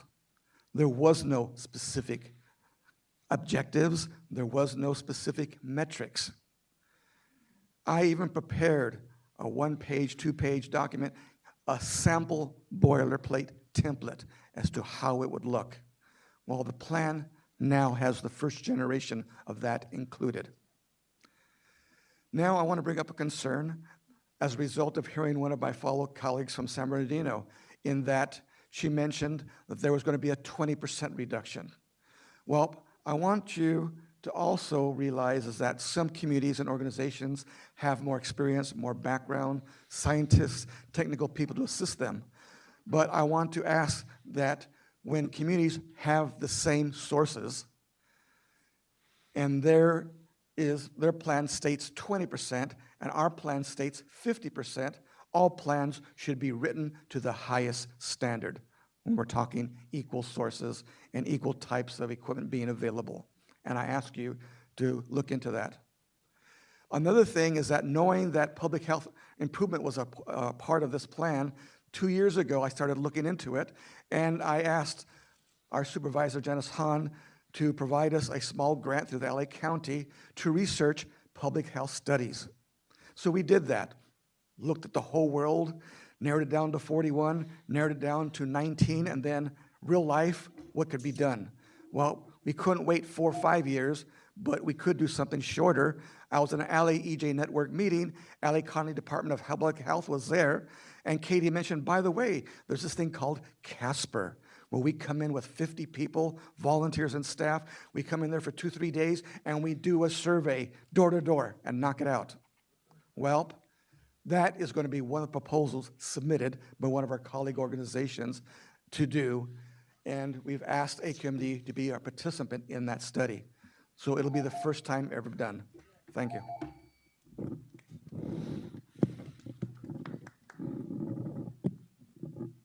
Mr. Chavez? Yes. Hi, my name is Chris Chavez. I'm the Deputy Policy Director for the Coalition for Clean Air. I'm also a member, a West Long Beach resident of the Community Steering Committee. Though Coalition for Clean Air is neutral, I do want to acknowledge the CERT before you is a stronger plan today than where we were in June or August. I particularly want to speak in support of the additional emission reduction targets included in the final CERT. This was a huge weakness identified by all 3 communities with their respective CERTs, and its inclusion certainly helps address some of that weakness. However, as others have mentioned, this CERT is not perfect. and does not necessarily go far enough in many regards. In particular, Jesse mentioned the community health study. Hopefully, we will be involved in doing that in the community health study in the coming year. I also want to urge AQMD to do stronger actions in regards to the ports. Based on the board's direction, AQMD is negotiating an MOU with the ports. This is something that the community is vociferously opposed. Since AQMD is continuing to go along in this direction, I urge the staff and I urge the board to close off any loopholes or any opportunities for missed commitments from the ports to their responsibilities under the MOU. Lastly, I think it's very important to state that AQMD needs to faithfully and fully implement this plan. If the SERP is implemented effectively, it could help begin the process of correcting decades of environmental injustice to these communities, including my community. But if AQMD goes along the path of implementing inconsistent board decisions, such as like what we might see here later today, this document becomes nothing more than just another government plan and an empty promise to these communities. So I urge AQMD to faithfully implement this SERP. Thank you very much for your time. Mr. Sattler? Hello. Your name for the record, sir? Good. It's still morning. Good morning. My name is Al Sattler. I'm chair of the Palos Verdes South Bay group of the Sierra Club. And I want to congratulate and thank the AQMD staff and all the community members who worked so hard on this plan in such a short time frame, as has been said by others. I was quite impressed, and of course, although the plan could be better, at least it's a good start. I want to say that from the existing Sierra Club policy, I'd support in concept the comments submitted by CBE, which I guess you have not yet heard. And the Sierra Club has campaigns to support pollution reduction and elimination, especially in impacted environmental justice communities, and especially for downwind communities such as Riverside and San Bernardino counties. And keep in mind, of course, that NOx and VOC reductions in the port areas and such are going to result in ozone reductions in the downwind areas. This is what air pollution chemistry findings have turned out to find. Let's see, what else? I was also very impressed by some of the technical capabilities that the AQMD staff has developed for monitoring some pollutants. And I also want to say, echoing the comments of some other people, that studying and identifying air pollutants does not clean up the air. Community pressure is necessary to get air pollution regulations in place, and so I urge those people who had been involved in this process and who want to have cleaner air to especially get involved in pushing for stronger regulations. Thank you for your testimony. Mr. Carroll? Good morning. I'm Michael Carroll with Latham & Watkins, and I'm speaking on behalf of the Western States Petroleum Association today. As has been discussed, WSPR member companies operate a number of refineries within this community. Those refineries are integral parts of the community. They're critical to the economic base. Many of the workers live and raise their families in these communities, and they support many important projects and efforts throughout the community. Because they are members of the community, they are also very committed to operating as safely and as cleanly as they can. The refineries in the South Coast Air Quality Management District, because of the good work of this agency, are already amongst the cleanest in the world. And they're all prepared to implement additional emission reduction strategies going forward. They're currently working on projects to comply with the shaves to the reclaim program that this board has implemented in the last several years. They are about to deploy fence line monitoring systems. They are actively involved and prepared to take additional actions pursuant to rules that are under development, including Rule 1109.1, and they're prepared to move forward with the measures identified in this plan. Within the last couple of weeks, we expressed a couple of concerns that I just wanted to flag today with respect to the plan that was released. The first was the appropriate characterization of the emission reduction targets or goals, and ensuring that it was clear that those were just that, goals, that they were aspirational. Many of them involved rulemaking. Rulemaking involves a process and analysis, and that process and analysis needs to be followed before the actual emission reductions that can be achieved will be known. So we appreciate the fact that staff, through additional language in the plan that's in front of you today and in their presentation today, has acknowledged that. We think that's very important that that be clear.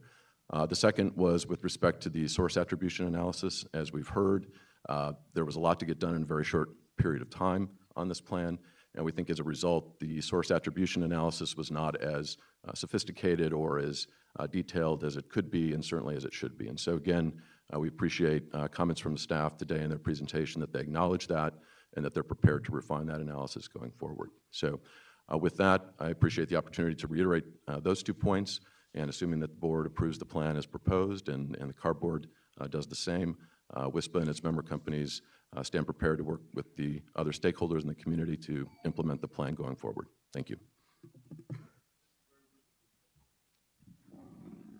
I'm sorry.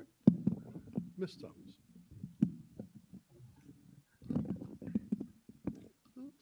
All right, we're going to make this work, sorry. Good morning, my name is Taylor Thomas. I'm with East York Communities for Environmental Justice. I'm coming from Long Beach, born and raised in West Long Beach. And I'm here to let the board know that, after several months, lots of money, resources, and time spent, sitting before you are plans that we feel are lackluster. There are some actions taken on refineries that were just added recently that we do support, but many of the actions identified in this plan highlight where you can do better as an agency. For example, one of the actions identified is to create truck routes and put up anti-idling signs, but as my colleague before mentioned, what good do these do when there's no enforcement? We see this lack of enforcement in our communities all the time, and complaints to your hotline go unanswered. In the 4 years that I've been making reports, I've only been able to speak to a live agent once, and I've only gotten one of my messages returned. And the actions outlined to address port impacts are also inadequate. Per the Port of Long Beach's Master Plan EIR, truck trips, GHG emissions, diesel particulate matter, and consequently, health impacts are projected to significantly increase through 2040. Since AQMD is looking at an MOU and the Cleaner Action Plan is a voluntary effort, short of a requirement for the ports to reduce their emissions through something such as a port backstop rule, we will still experience devastating health impacts that will go unmitigated in our communities. So I'm telling you all this, the staff and the board, asking you, no, not asking, telling you that you need to do better. Claiming credit for emission reductions from CARB rules is duplicitous. Outlining measures that AQMD has been doing ineffectively for years, like enforcement and community outreach, is disappointing. And relying on incentives and pots of money that don't exist is, in our opinion, very unrealistic. So moving forward, this agency really needs to understand its shortcomings in this process and elsewhere, and act as it is tasked, like an agency whose role it is to protect public health. And just to respond to a few of the earlier comments, this wasn't a bottom-up plan. This wasn't a bottom-up approach. This process was mandated by state law. And so community members today have consistently been telling you all that this process hasn't been fruitful, and that these plans don't go far enough. So, just want you all to keep that in mind, that when you speak on behalf of community members, that you listen to what community members have to say. Thank you. Please hold the applause. Thank you for your testimony. Braham Frizzelli, and then Linda Bassett to the vacant microphone. Go ahead. Thank you. My name is Bahram Fazali. I'm Policy Director with Communities for a Better Environment, and I want to appreciate the work of the staff and, of course, the community members who, on their volunteer time, have participated in this process after working very hard in their daily jobs. We support the 50% reduction targets for refineries and plans ID'd to get there. We want to make sure that the staff continue to work with the community and stay strong in the implementation against foreseeable pushback from refineries, some of which we just heard from one of the comments. And we hope that the staff don't backslide on their promises. We have seen a number of times where we set targets and in the implementation phase against these pushback from the refinery management and big oil, sometimes AQMD, starts going a little bit easy on their commitments. We also want to make sure that AQMD addresses the PM 2.5 emission reductions from refineries, in addition to the SOx, NOx, and VOCs that is laid out in the plan. And we also want to support the comments made by our colleagues at East Yard Communities for Environmental Justice, in that really we need to see more leadership and vision on the part of the board to direct the staff to reduce emissions from the mobile sources, like in ports and trucks, the indirect source rule type kind of a approach to ports, and not a MOU, and that sort of reinforces what it's already in the cap. Thank you very much. Thank you very much. Ms. Bassett? Hi, good afternoon, I think, or morning, whatever. My name is Linda Bassett. I'm involved in this first for myself because I'm concerned about climate change, and Los Angeles is probably one of the centers of that, and especially the state. What we do has ramifications across the nation and across the world. So I hope we do a good job here to set an example. I've been a part of the AB 617 steering committee as a voice for the students and teachers in the area, as I was a school teacher. I'm retired now, so I can be here today. I was a member of UTLA on the House of Reps, on the PACE committee. I'm a state Democratic delegate. I'm on the LACDP. I'm on several different community Democratic clubs. So I've really tried to get myself involved, and I'm very happy to stand here and speak to you. I'm live streaming currently. I'm an activist, and I've had several activist members say thank you to Janice Hahn for speaking up for the community. They really appreciate it. We feel, as a teacher and on this board, that we know that we're being polluted, and that, yay, we want it monitored, that's good, but we want action.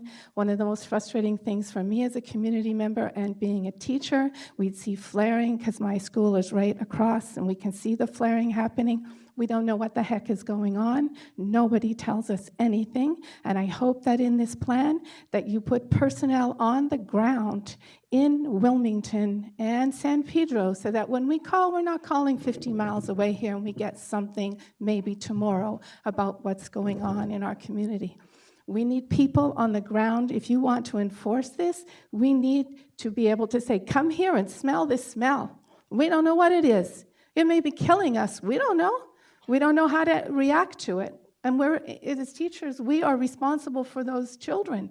And you know what? You're mandated too. You're here to stand up for all of the community and to stop pandering to the industry.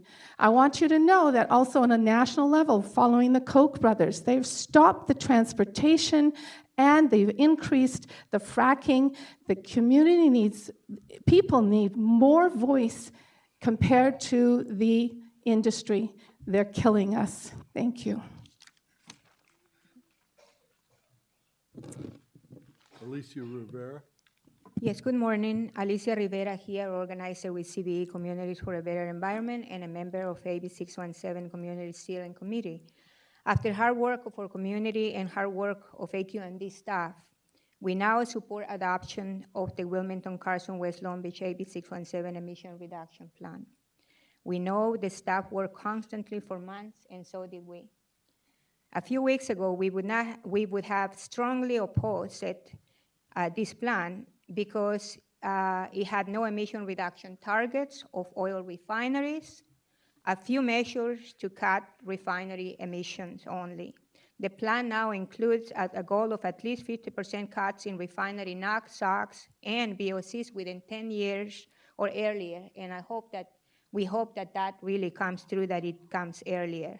It now also requires tightening regulations on refinery storage tank and fugitive sources, like leaky valves and seals to cut VOC and benzene, plus reduction of SOx, through tightening the flare regulation, as well as NOx reduction through tightening regulations on refinery boilers and heaters, some of the most polluting equipment in the refineries. We did not get everything we wanted. For example, PM 2.5 reduction for refineries are not included, even though your report found refineries are the biggest source of PM 2.5.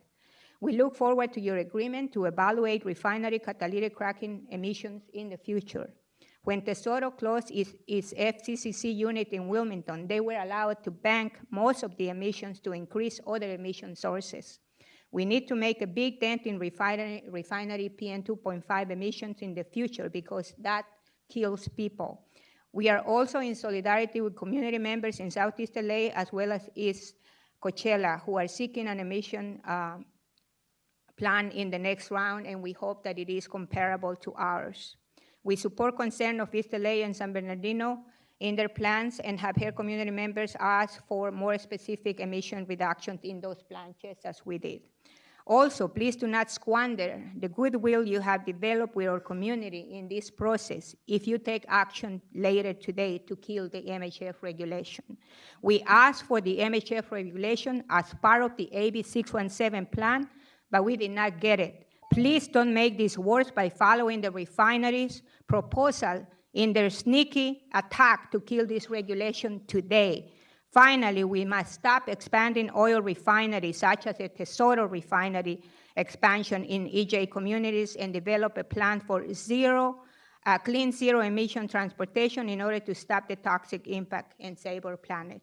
Thank you. Sylvia? Good morning, Sylvia Arredondo, and I'm also a Wilmington community member and a CSC alternate. And as mentioned, Wilmington, my home, where my family lives, where my nieces and nephews are growing up.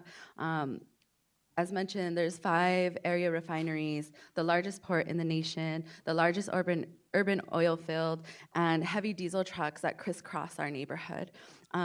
Just like my nieces, 7, 5, and 2, I have asthma. They have asthma, and they use a wide variety of different breathing machines, from an inhaler to an actual machine. The youngest, who's 2, knows how to use the adaptive piece to her inhaler.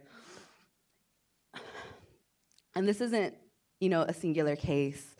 Many of our community members deal with different debilitating illnesses, also childhood leukemia.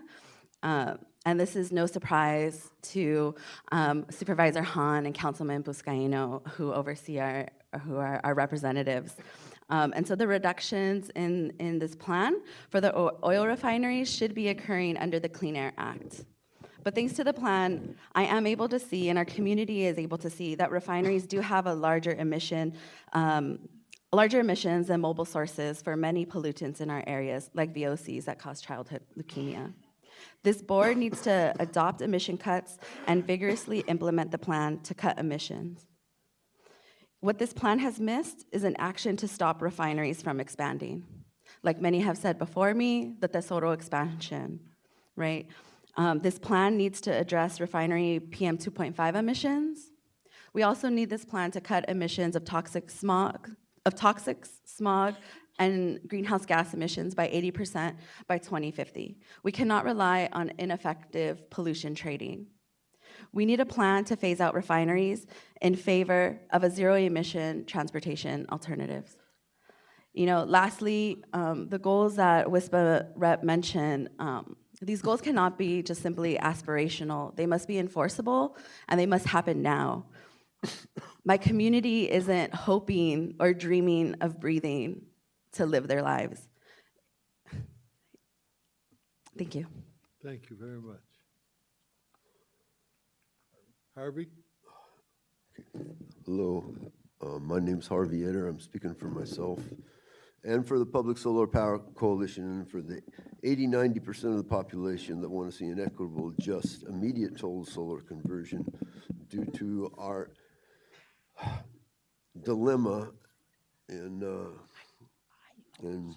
dealing with extinction of planetary species, including ourselves and our planetary support system externalities, which continue to be taunted and pursued by this board, like with natural gas trucks. When we've been talking to these groups, and they purged us, didn't say anything about the solar electric trucks that we've been working on for several years, BYD, et cetera, other manufacturers. And we brought this up in the meetings. Dr. Sanchez said we warned at the meetings. It's in there. They said we didn't respond to the issues about idling and the trucks and the ports. Okay, the ports was reported in the LA Times the last few days. There's an active earthquake fault, which they just discovered is active underneath the ports, okay? This makes it much more extreme that we've got to do immediate total solar conversion equitably and justly with co-ops and other types of ownership programs and extending it into an alternative for what's happening with this country if we break apart or whatever is coming down. Worst case situation. Okay, worst case, the real numbers that you omitted climate in this. You're breaking state law, you're breaking the spirit of the law, it's outrageous. The numbers that are used by the district, by CARB, and by EPA are around 450 parts per million CO2 equivalents, and real numbers are at least twice as much as that. We brought this in and copywrote this, and the copyrights we put in on some of the stuff and plans were missing, as were certain exhibits. And, this is really messed up. There's instead of using 20 points basic of global warming for Picasso for methane, it's 86, and it was based on they looked at fracking. Fracking is at least 5 times as much, and is 95% brought in the state gas is fracked. So that's 86 times a basis of 5 is over 400 points plus 400, and there's at least 100 to 200 for nitrous oxide, and that's in play. And we thought we only had less than 1 point per billion increase for the last 200 years from 17 to 1950, and that's gone up 12 times, and there's been a paper saying it that's gone up 1,000,000 times, and it's 300 times global warming potential. And the Arctic is melting, the tundra is melting. The ice is melting. We got to act. This is an existential threat, and it's on you folks and on us. Dr. Ng, I don't have a card for you. I signed up, but it refused to acknowledge me. It's okay. Go ahead. Thank you very much. You. 2 things. The rail is regulated by the federal government, but what you put on the rails may be local. So when MetroLink is spewing out all this stuff here, you could easily make a rule that says, and you don't have to pay for it, just a rule that says, MetroLink, you got to reduce your emissions before you put those trains on the tracks, because that's local. So I think that's an opportunity that is well within your regulatory abilities. So it's just a suggestion for the next phase of the plan. The second thing, with regards to refineries, what the teacher, Linda Barnett, I think, she said, we don't know when we have smells coming out of the refinery what it is. Luckily, there's going to be more monitoring coming on that will help, but I think it's a quality of life issue. Being a scientist, I know one of the most smelly things, it takes a lot to kill you, not like HF, which is H2S. And I think this is an opportunity through community involvement and community concerns. I have had to tell many of my neighbors that, oh yes, what you smell is H2S, it smells terrible, it's lousy for your quality of life, but it won't kill you. So maybe the board can't do anything about it, but I think now with AB 617, you have an opportunity to put H2S in along with your SOX and your NOx, and just add H2S and ask for a 50% reduction to start the ball rolling, and you will get a lot less calls to cut smog, because I, as a scientist, know it's H2S, but other people don't, and they maybe worry it's SOX, which it might also be partly too. So it's two opportunities, and I hope you add H2S to that little list of what you want a 50% reduction in. It's a very simple change. Thank you very much. Thank you, Doctor. That concludes our testimony on this item. What is the pleasure of the board? Mr. Cantor? I'll move approval. Second. We have a motion and a second for approval. Would the clerk open the roll? Clerk's getting ahead of me here. Item is approved, 11-0. Okay. So we will now go back to the consent calendar. Pulling item 17. Is there any other items that need to be pulled from the consent calendar? On 17? Oh, just, okay. What? Go ahead. On item 4 on the agenda, I do not have a conflict of interest, but I need to disclose that I'm a board member of California Resources Board, and that agenda item involves CARB. Supervisor Rutherford? On item 8, where it lists San Bernardino County membership to the committee, the alternate is blank. I do have a name for that. Can I get it in time for this? Of course. Of course. Yes. Okay. We'll get it to staff then if we can include it on this. Sure. Supervisor Bartlett. Yes, thank you, Chair. So on item 1, I'll need to abstain since I was not in attendance at that meeting. And on item number 7, I do not have a financial interest, but I'm required to identify for the record that I am a member of the Board of Directors of the Orange County Transportation Authority, which is involved in this item. Thank you. So is there any other item that anyone else would like to pull? Hearing none, I would accept a motion. Mr. Chair? Yes. Mr. Chair, this is the clerk. You have public speaker. Mr. Etter is signed up on every item on the consent. I hear a voice, but I can't see a person. It's the clerk.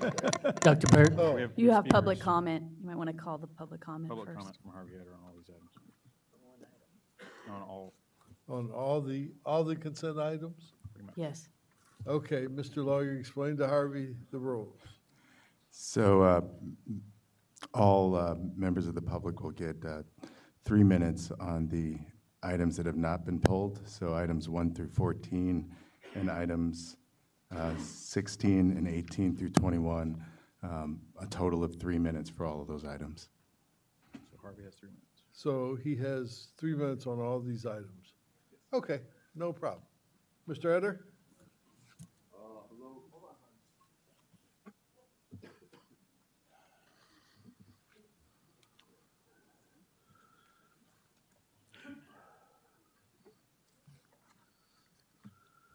Go ahead, Harvey. Good morning, my name's Harvey Yetter. I didn't know what time was running for the last 8 seconds. I'm speaking for myself and for the Public Solar Power Coalition, for the 89% of the citizens, residents and voters of the state of California, et cetera, and the nation, probably the damn world. We've got to have immediate total solar conversion. We've been litigating with you folks for decades. 40 years ago with the state of California, that they didn't look at equity issues back then in financing the solar transition, their first solar thing done by the PUC. There's $300 million here, $600 million on number 6. I mean, 3 million. Everything that gets to be planned, all of these programs, we're dealing with natural gas and fossil fuels. Okay, Bernie and Warren say in 10 years, we're going to reduce 71% emissions. have 100% renewable electricity, and 100% of that will be solar electric renewable transportation. Okay, that was in a 10 trillion from Warren the night before last, and that was 16.3 for Bernie. It's in play. This is the real world. This is what we're looking to support with the goals that make sense, are rational, and whatnot for this district and this state. We've got to use the real climate numbers and deal with the real problem. We got to look at phasing out the investor-owned utilities. There's got to be, we've got to put here, and what's going to be happening to the future of them. Bernie said we subsidize them $400 billion a year. 10 years is 4 trillion, 15 years, 6 trillion. That's 40% of paying for it. Warren says she's going to put a 7% corporate tax.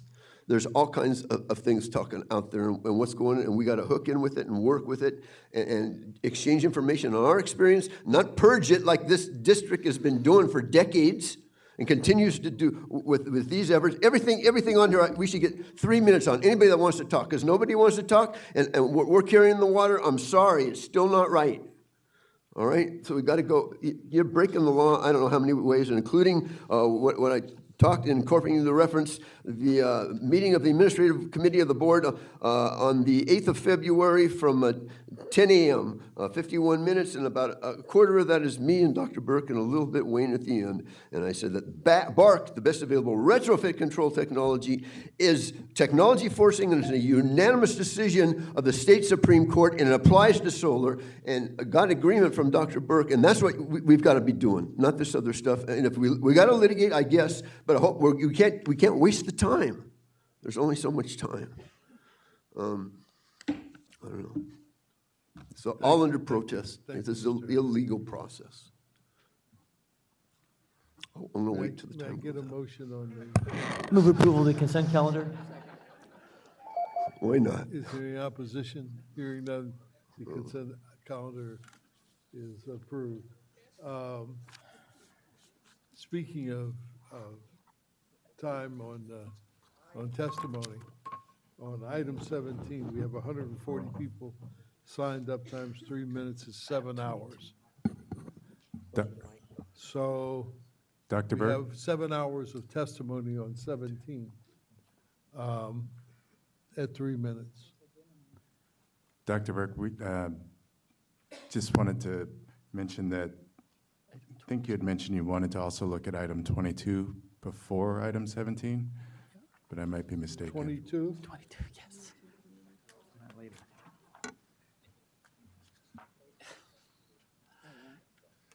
Do that now, or you want to do it later? I can do it. Yeah, we can do 22 too. Thank you.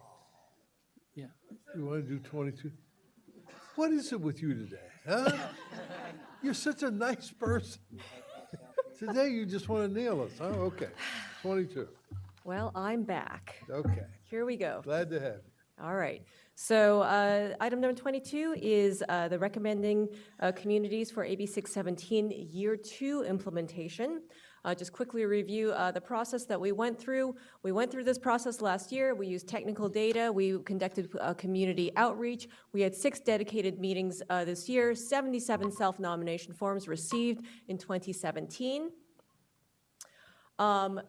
What we really did was we built on the work that we did last year, but we definitely took into consideration the additional nominations, the additional input that we received from the communities, and especially emphasized the considering community readiness. And this is something that we really learned from the process that we went through from the Year 1 communities, that it was truly a lot of effort on the part of the communities, and we definitely wanted to make sure communities that we're recommending to be part of this program have demonstrated that readiness and are ready to take on this big task. This is our overall implementation schedule. As per the guidance from CARB, we had recommended communities for Year 1, 3 of which were designated. We are now recommending communities for Year 2, and then the rest of the communities are categorized by consideration for Years 3 to 5 or Year 6 plus. This is the first of the 2 communities that we are proposing for implementation in Year 2. This is the Eastern Coachella Valley, which includes Indio, Coachella, Thermal, Oasis, Mecca, and North Shore. This is, of course, a rural community within our district that is affected by a lot of agricultural operations, including biomass burning, which generates a lot of air pollution. There are construction activities, unpaved roads, and, of course, the exposure of the Salton Sea playa. We held a community meeting. This is actually a photo from our community meeting out in North Shore back in February. We've been partnering with a number of community organizations through a number of different efforts already. We've definitely been engaging a number of the organizations that are active in that community for quite some time. The second community we are putting forward for year 2 is the Southeast LA community that includes Southgate, Florence Firestone, Walnut Park, portions of Huntington Park, Cudahy, and also Bell Gardens.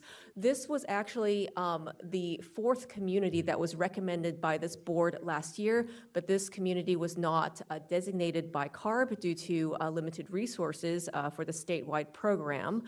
So we are putting forward this community to be considered for year 2, again, with some adjustments to the community boundary to be a little bit more inclusive. In particular, the Cudahy and Bell Gardens areas were added to what was proposed, what was recommended to CARB last year.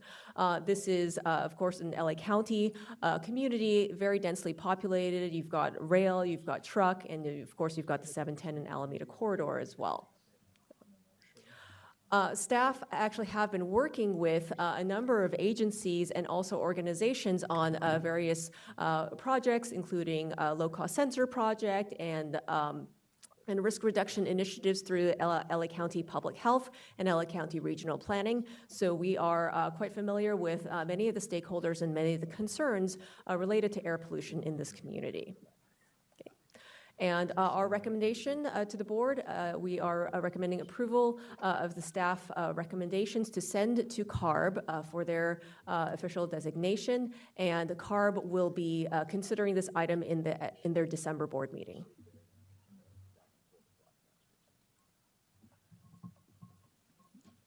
That it? Thank you, Bay. I did say I wanted to take that up before we went to 17. I had forgotten. Thank you very much for the presentation. I see we have a number of speakers on this. Supervisor Rutherford, you're number 1. I think those are old.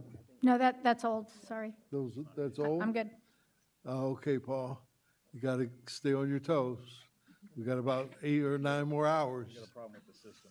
We got a problem with the system. Oh, this is really going to be good. Are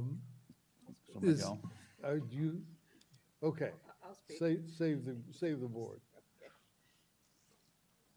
I also attended the meetings out here in this neighborhood that is being considered.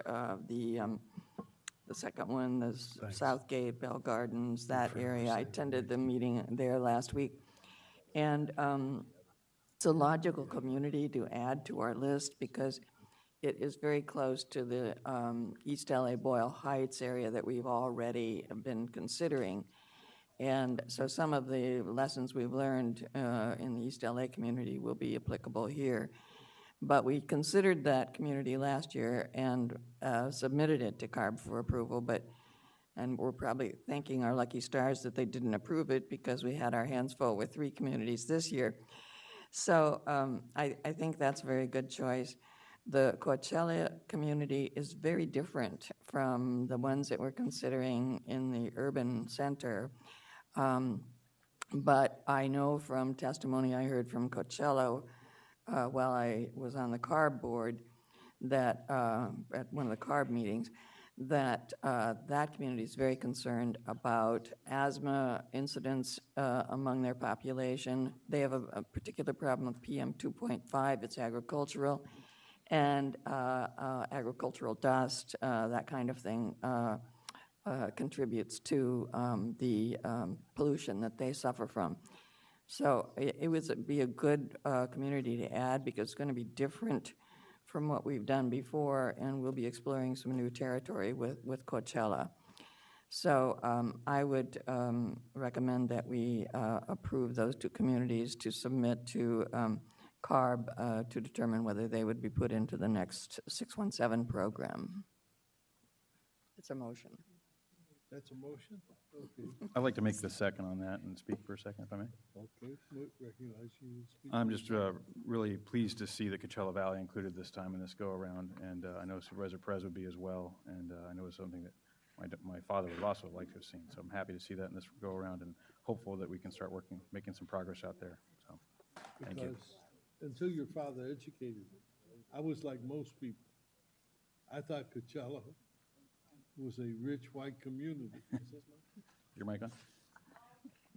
So I'm really happy that this is being included also. And is Supervisor Perez's administrative assistant here? He's here, but I talked to him, he's not going to be speaking today. He's not going to be No, speaking because but- the supervisor had indicated to me his overwhelming support for this and his almost joy that Coachella is being included. So Me I too. want to make sure that got into the record. Is there anyone else who would like to speak to this item? No. Does it take a motion? Public comment, sir. We have I'm public sorry? Public comment. Oh, yeah, we have a lot of public comment.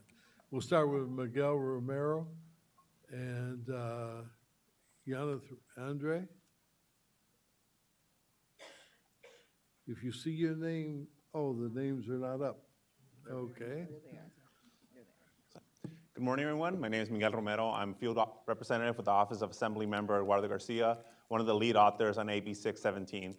I'm here today on behalf of the Assembly Member to offer our strong support for the selection of the Eastern Coachella Valley as a recipient for year 2 of AB 617.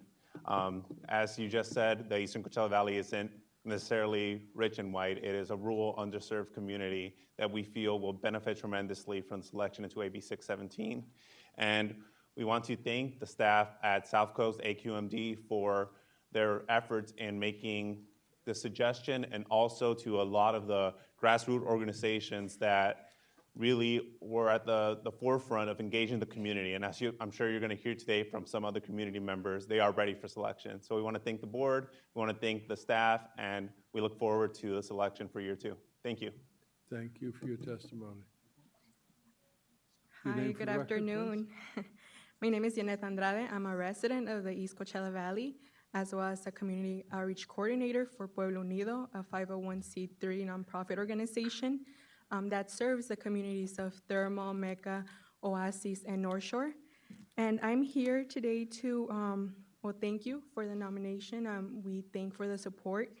And I'm here as a representative of the community, as I do meet with them on a monthly basis. We do strategize on solutions as to how we could tackle these problems.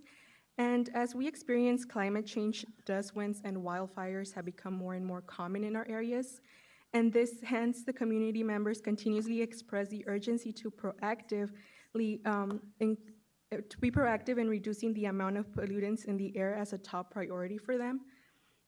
In 2015, AB 1318, authored by Riverside County Supervisor Manuel Perez, as a legislator at the time, resulted, along with advocacy from community members, resulted in a Coachella Valley Mobile Home Park paving project, which reduced particulate matter that possessed significant health risks for residents and their children.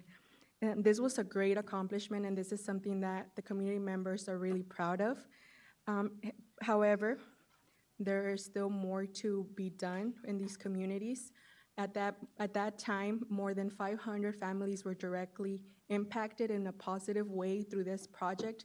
And as you mentioned, this community is unique itself. It's a rural community, and there are a lot of factors that need to be taken into consideration before creating a plan, and community members and their input is really important to come up with solutions that are in fact going to be of a greater impact for them. They know what they need, they know what is needed, and I think as we go into the next phase, it is important to keep in mind that community members are the great resources, or of a great resource to create a plan that will in fact impact more people as this, the first initial Coachella Valley mobile home park paving project did.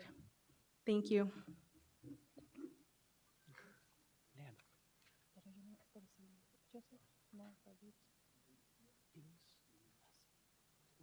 I'm David Poster. I live in the South Bay. In the interest of brevity and limited time, I want to offer you an unedited version of the two refinery letters where they bring us up.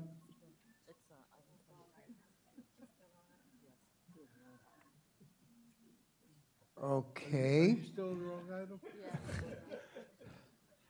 At least you're consistent. Item 23 is concerning an action by the board controlling air quality. So is item 17. They follow this. They are in the same ballpark. How the board operates. We're not playing in the ballparks. We're playing on specific issues.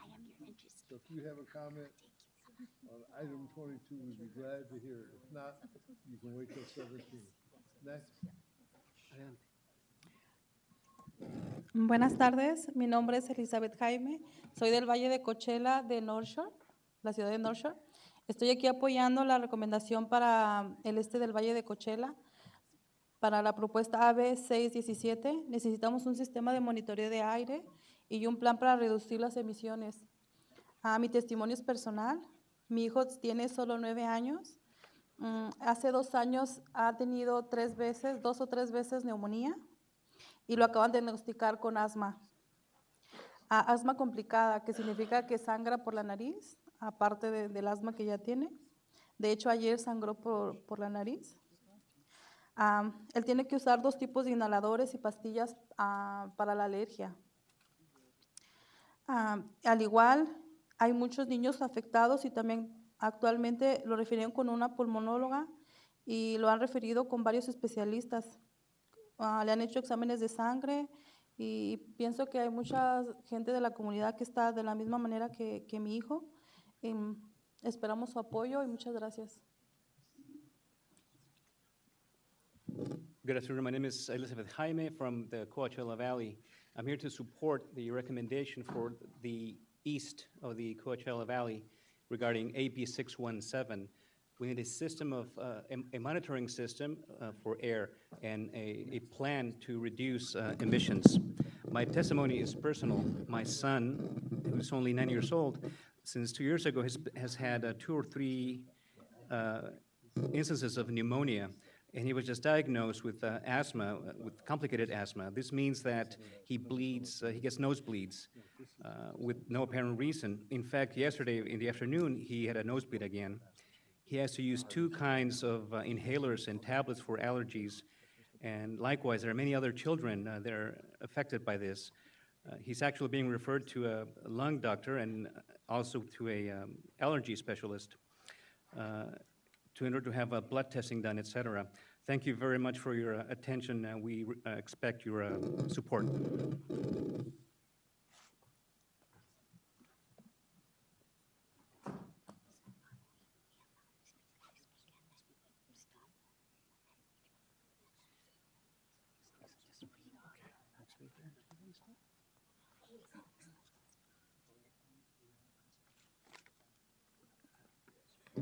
Hola, buenos días. Mi nombre es Noemí Castellanos, vengo del Valle de Coachella y estoy aquí apoyando al este del Valle de Coachella para un sistema de monitoreo de aire y un plan para reducir las emisiones. So my name is Noemi Castellanos. I'm here from the Coachella Valley. I'm here to support the eastern part of the Coachella Valley and to ask for a system for monitoring the air and for a plan to reduce emissions. Algunos pueblos del este del Valle de Coachella y especialmente Meca, que es el lugar de donde vivo, estamos rodeados de viñedos, huertos de naranjas, limones, toronjas, huertos de verduras, frutas. Some of the towns in the eastern part of the valley in Coachella, especially in Mecca where I live, there are many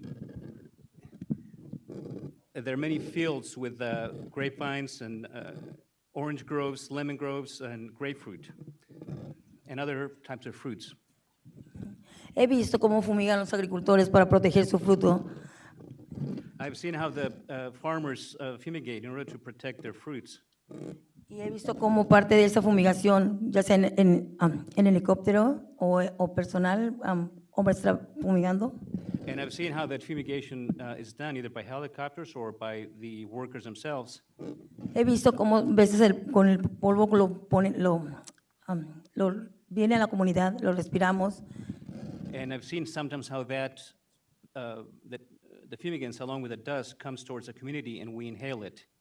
Ha habido ocasiones en que los niños de la escuela se sienten mareados. Ha habido casos buenos niños se han vomitado. There are many cases when the children at school feel dizzy and kids have also vomited, thrown up.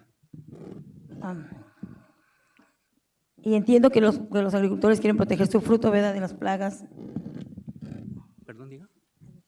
Entiendo que quieren proteger su fruto de las plagas. I mean, I understand that the farmers use the fumigants in order to protect their trees from the different plagues. Pests. Y también cómo afecta a las personas mayores, a los niños y a la comunidad en general.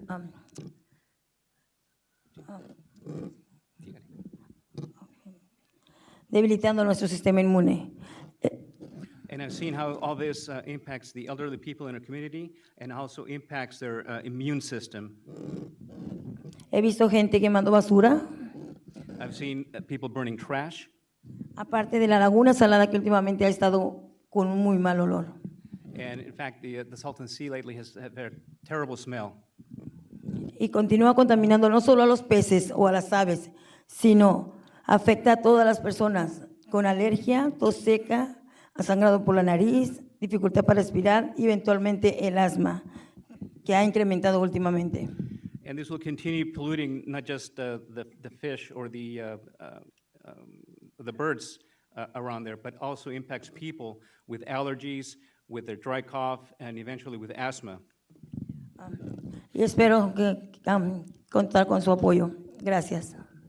I hope to receive your support as well. Thank you.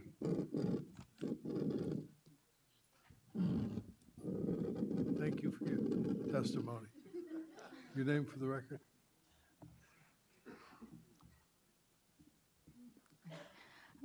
Hello, my name is Isabel Zamora, and I am from the Eastern Coachella Valley. I support AB 617's community recommendations. I believe that we owe it to the community to take into consideration of the community's health. I support the installations of air monitors and an admissions reductions plan. I have seen how the poor air quality has detrimental health effects on folks. Due to the poor air quality, it increases rates of asthma and other pulmonary diseases. The Eastern Coachella Valley has been neglected for far too long. Rural and agricultural communities should not be marginalized by these programs. Please support the Eastern Coachella Valley for AB 6117. Thank you.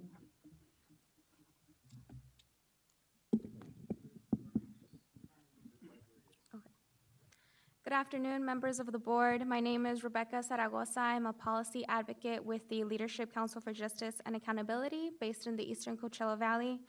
I want to first thank the AQMD staff for working with us and recommending the Eastern Coachella Valley for air monitoring and an emission reduction plan for year 2 of AB 617. Residents have advocated for improvements in air quality for decades in the Eastern Coachella Valley.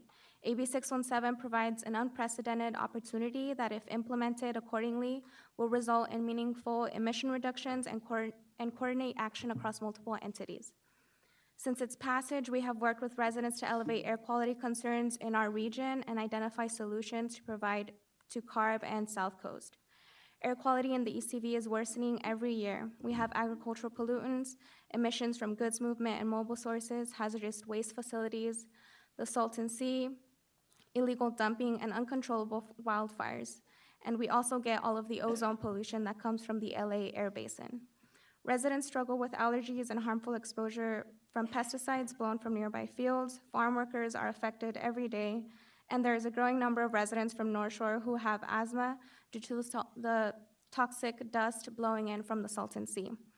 AB 617 can help advance efforts to improve air quality in the Eastern Coachella Valley and can be a powerful tool to achieve real emissions.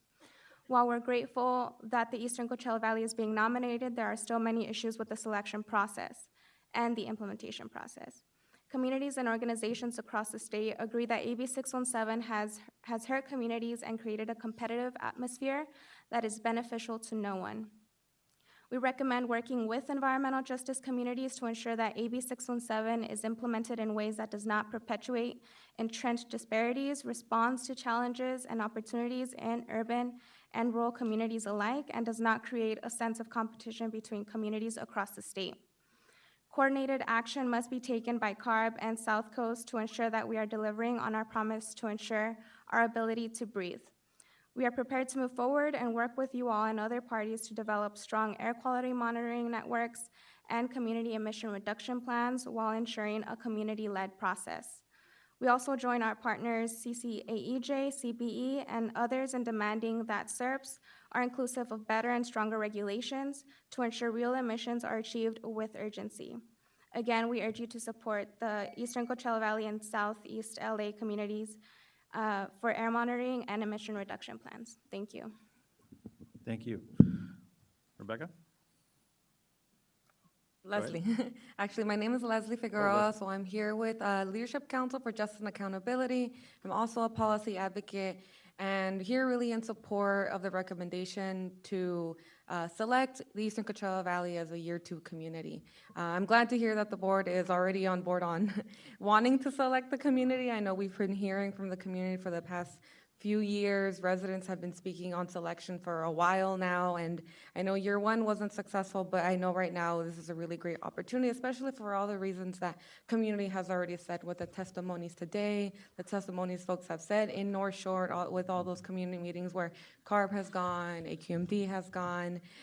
So especially for all of those reasons, right? But also we want to echo our partners here today who have mentioned making sure that there's commitment and that there is that regulation for emission reduction plans, because we want to make sure that there is some transformative change happening, right? That there isn't just something that's being done into a plan that we put at the back of the office, right, and won't be revisited again. So we want to echo that from them, echo that for selection for Eastern Coachella Valley and for the next communities to come, because we actually want to make a difference, right? So thank you. Thank you.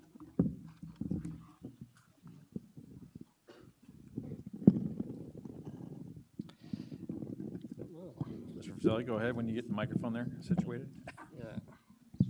It's okay. I can just hold it.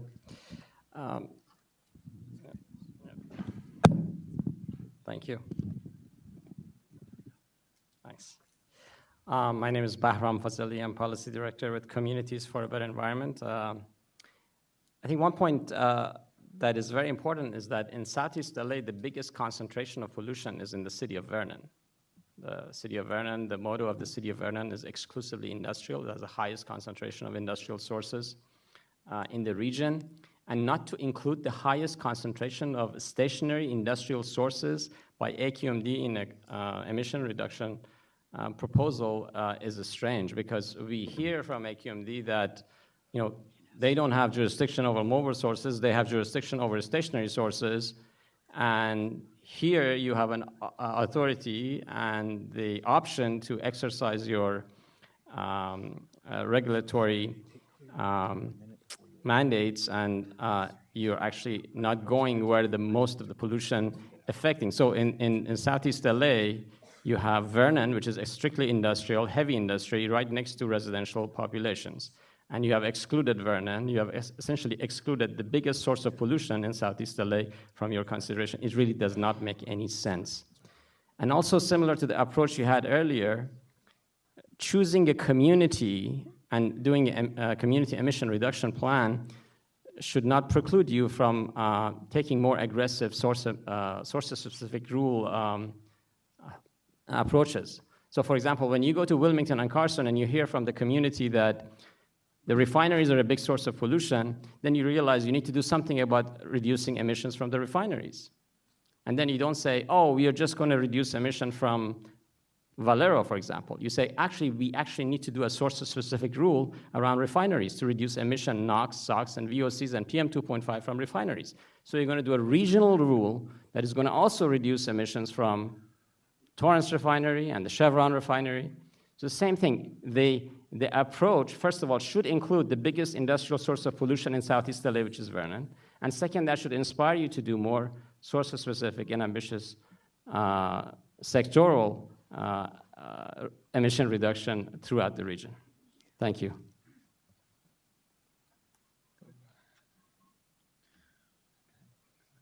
Go ahead.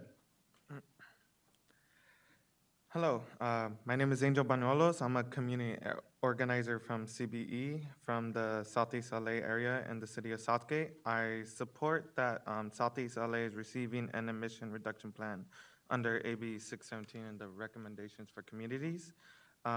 We have high emissions from freeways, plus many other pollution sources such as rendering plants, and we're already contaminated by Exide. We also need you to add Vernon to the Southeast LA area because Vernon causes emissions which impacts other Southeast LA communities. Me personally, I have asthma along with my sister, and it sucks to walk around with an inhaler, and so I've been getting knowledge through CBE when I started in high school, and I asked myself for why Southgate, Huntington Park, Compton have a higher risk of asthma and cancer and other health complications. It is because of the CO2 emissions from factories, diesel trucks, and the 4 freeways surrounding us, which is the 10, the 110, the 710, and the 105 freeways. I took a test to see how much particulate matter, which is the small black balls that come out of the CO2 emissions. They're microscopic. I used a little black box provided by CBE and partnered with USC Health and along with another organization. And that test showed, as I was going out throughout my daily routine from school to home, that those particulate matters are present in our community, higher in some places than others, along the freeway, along behind the buses of Metro, because they also release CO2, and also as well as the diesel trucks. Reading the summary on the recommendations community for year 2 implementation for Assembly Bill 617, it just says so this is what it says in the beginning. In constitution with air districts to select communities for community air monitoring and or the preparation for community emissions reduction programs. So this sounds to me as if you are gonna be testing first before you even in place a plan. The community already knows there's emissions there. There's already pollution. We need action. We're highly aware of this, that there's contamination there from air pollution. We need action now. Instead of just talking about taking action, we need it now. We've been knowing this. We've been waiting on this. Thank you. Thank you. Diana Dominguez? Hi, my name is Dina Dominguez, and I'm with Communities for a Better Environment, and I support East Coachella Valley and Southeast LA receiving an emission reduction plan. I work with CBE in Southeast LA and both Wilmington. Specifically with Southeast LA, it's an environmental justice community impacted by many sources of pollution. I echo what our policy director, Bahram Fazeli, said about Vernon not being included in the second year of the plan. It is the biggest source of pollution in Southeast LA. So I urge the board to consider including it in the plan. I also want to echo what folks have said, like what community folks have said in their experience in year 1. So the year 1 communities like Wilmington, I want to echo what they said as part of being part of the steering committee, and I hope that the board will consider the feedback and the guidance that you've gotten from folks, like community folks, in the first year and help taking that into the second year when putting together the plan, both the committees and the plan. Thank you. Good afternoon. Marta Dina Arguello, Executive Director of Physicians for Social Responsibility in Los Angeles. I think it's shameful that we have here a program that is forcing communities to compete with each other, essentially saying, no, I'm more polluted, no, I'm more polluted, I deserve a clean air plan. And while we want our brothers and sisters in Coachella and Southeast LA to be protected, for me personally, my niece lives in Huntington Park, and you've carved out Vernon. She breathes the air and the emissions that come from Vernon. So I can't tell her that this air improvement plan is actually going to make things better as she grows up. I've spent the last 15 years working in South LA. And how do I go back and tell the community people and the organizations that we've been working with for the last year, sorry, your lungs have to wait. We could take a hybrid approach and look at sectors that are shared by many of these communities and look at metal manufacturers, dry cleaners, auto body shops, where we're actually working with leaders in those fields so that we make sure that those mom and pops have a just transition as we figure out how to reduce those emissions. Again, it is not the way to go. When I first started coming to the South Coast many years ago, I used to hear you talking about we don't want to pick winners and losers. This program, the way you've chosen to implement, is picking winners and losers. And we are on the losing end, and it is shameful, and you can do better.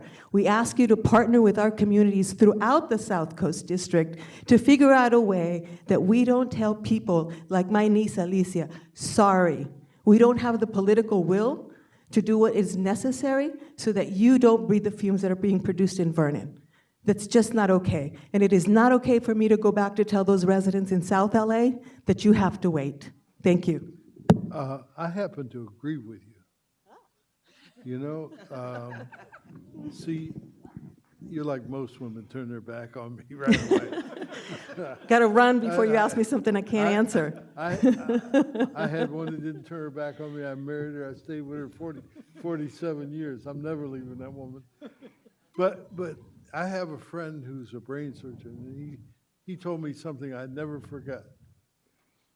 He said, you know, you can choose what food you eat, and you can choose how much you exercise, but you cannot choose the air you breathe.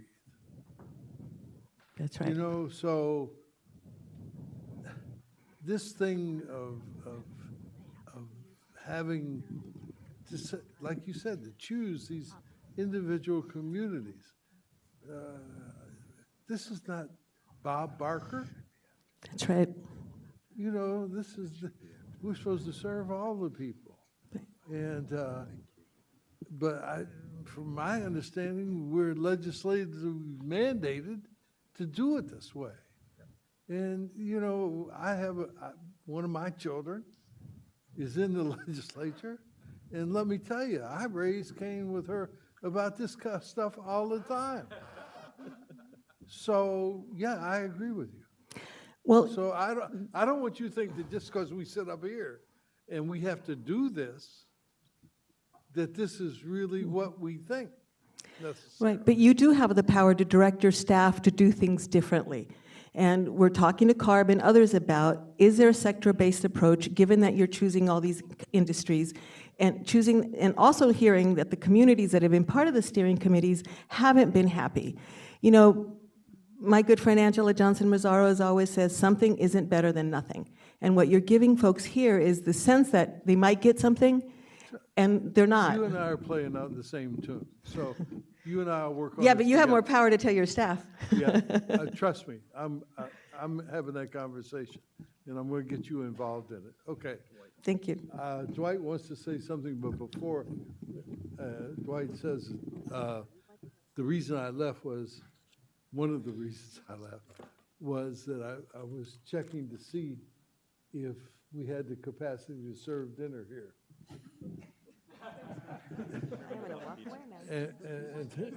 And we don't, so I want, on 17, you guys need to talk among yourselves and see if there's a way that you can consolidate it, because I know that the board's going to want to reduce your time if you don't.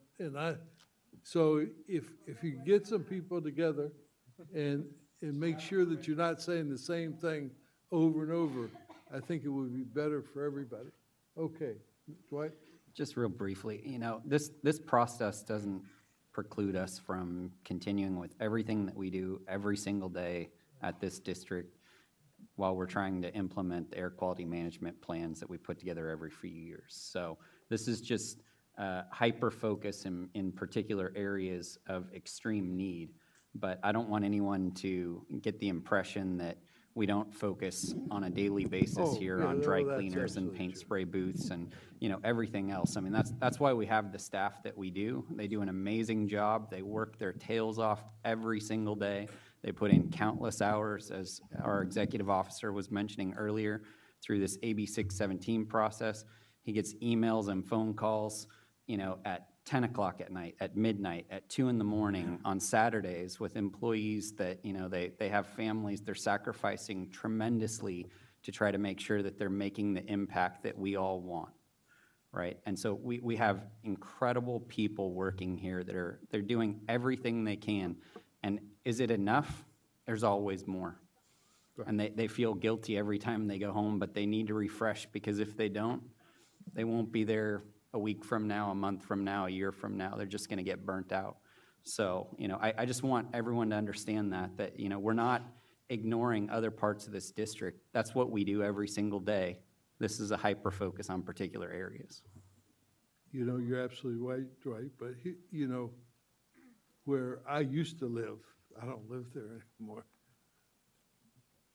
I used to think that the boat didn't rise the way the water did in every part of town.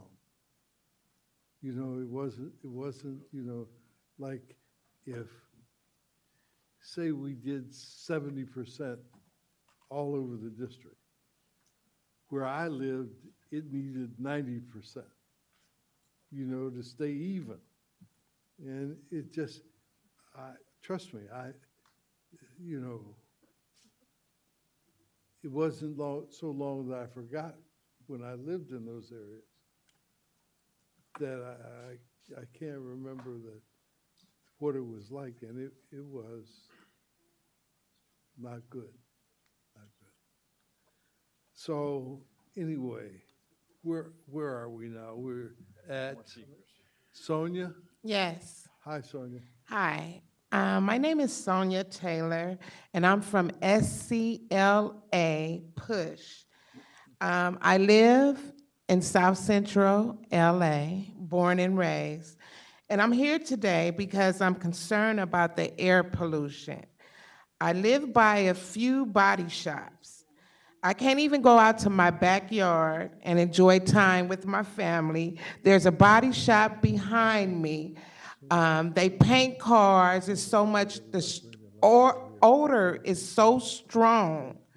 And we can't even sit out there. I have to close my windows.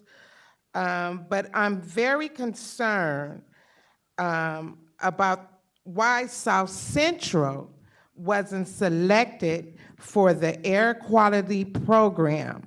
We should not have to compete with other communities who are also suffering from the impact of air pollution. Thank you. From who? What's that? That I'm supposed to get in for Howard?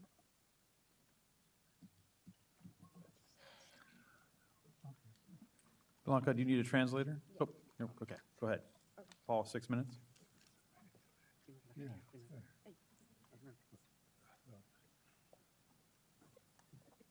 Buenas tardes, mi nombre es Blanca Lucio y vivo en el sur centro de Los Ángeles y estoy aquí hoy porque me preocupa la contaminación del aire. My name is, corres un poquito a la izquierda, derecha. My name is Blanca Lucio. I live in, ¿dónde vive usted? En el sur centro de Los I live in Ángeles. South Central Los Angeles, and I'm here because I am worried about air pollution.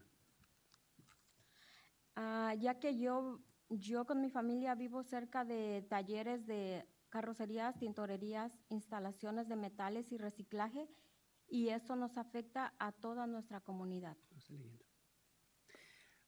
I live with my family near body shops, near metal shops, dry cleanings, and all this impacts my family and our community.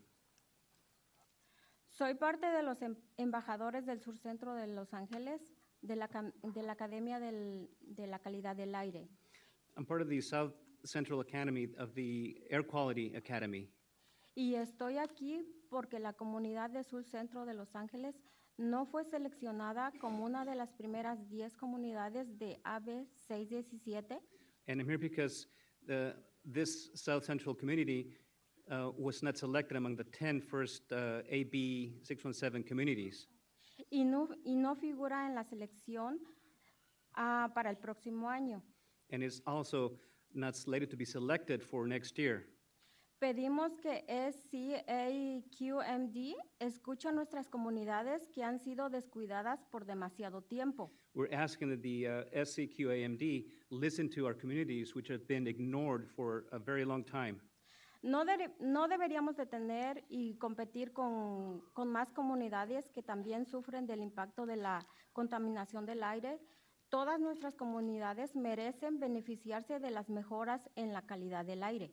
We shouldn't have to compete with other communities that are also suffering from air pollution. All of us should be able to benefit from improvements in air quality.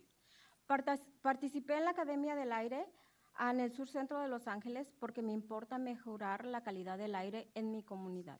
I joined the Air Quality Academy, the SCLA push, because it matters to me to improve air quality in my community. A nuestras comunidades les preocupa el Sur Centro de Los Ángeles que quede fuera del programa de protección del aire. Our communities are concerned for having being left behind, especially South Central LA, and being left behind out of this air quality program. El Sur Centro de Los Ángeles ha sido ignorado por mucho tiempo y merece esta oportunidad para mejorar la calidad del aire. South Central Los Angeles has been ignored for a very long time, and it deserves this opportunity to be able to improve its air quality. Juntos estamos creando nuestra visión de comunidades más saludables en el sur central de Los Ángeles y necesitamos que ustedes hagan realidad esta visión, ya que ustedes son el más grande apoyo que podemos tener en el sur centro de Los Ángeles para que podamos seguir teniendo más saludable la calidad del aire. Together we are creating this vision for our communities, for healthier communities in South Central Los Angeles, and we need for you to help us make this vision a reality, since you are the biggest support that we have in order to have a better and healthier quality of air. Muchas gracias. Thank you very much. Gracias a usted.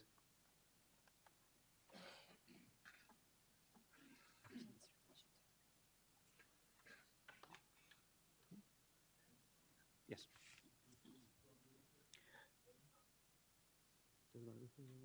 Sí. Hola, mi nombre es Guadalupe Rivas y soy miembro de SCOP. Vivo a 20 pasos del Freeway Santa Mónica, cerca del 405 Freeway y el 110 Freeway. My name is Guadalupe Rivas, and I'm a member of SCOPE, and I live at 20 steps away from the freeway? From the Santa Monica Freeway, near the 405 Freeway and the 110 Freeway. Y eso ocasiona mucha contaminación. Soy parte de los embajadores del sur de Los Ángeles Puch, Academia de la Calidad del Aire. And this generates a lot of pollution. I am part of the ambassadors of Push ambassadors in South Los Angeles. Y estoy aquí porque la ciudad de Los Ángeles no fue seleccionada y hay muchos niños con asma y sinusitis. Particularmente tengo 2 niños que tienen asma.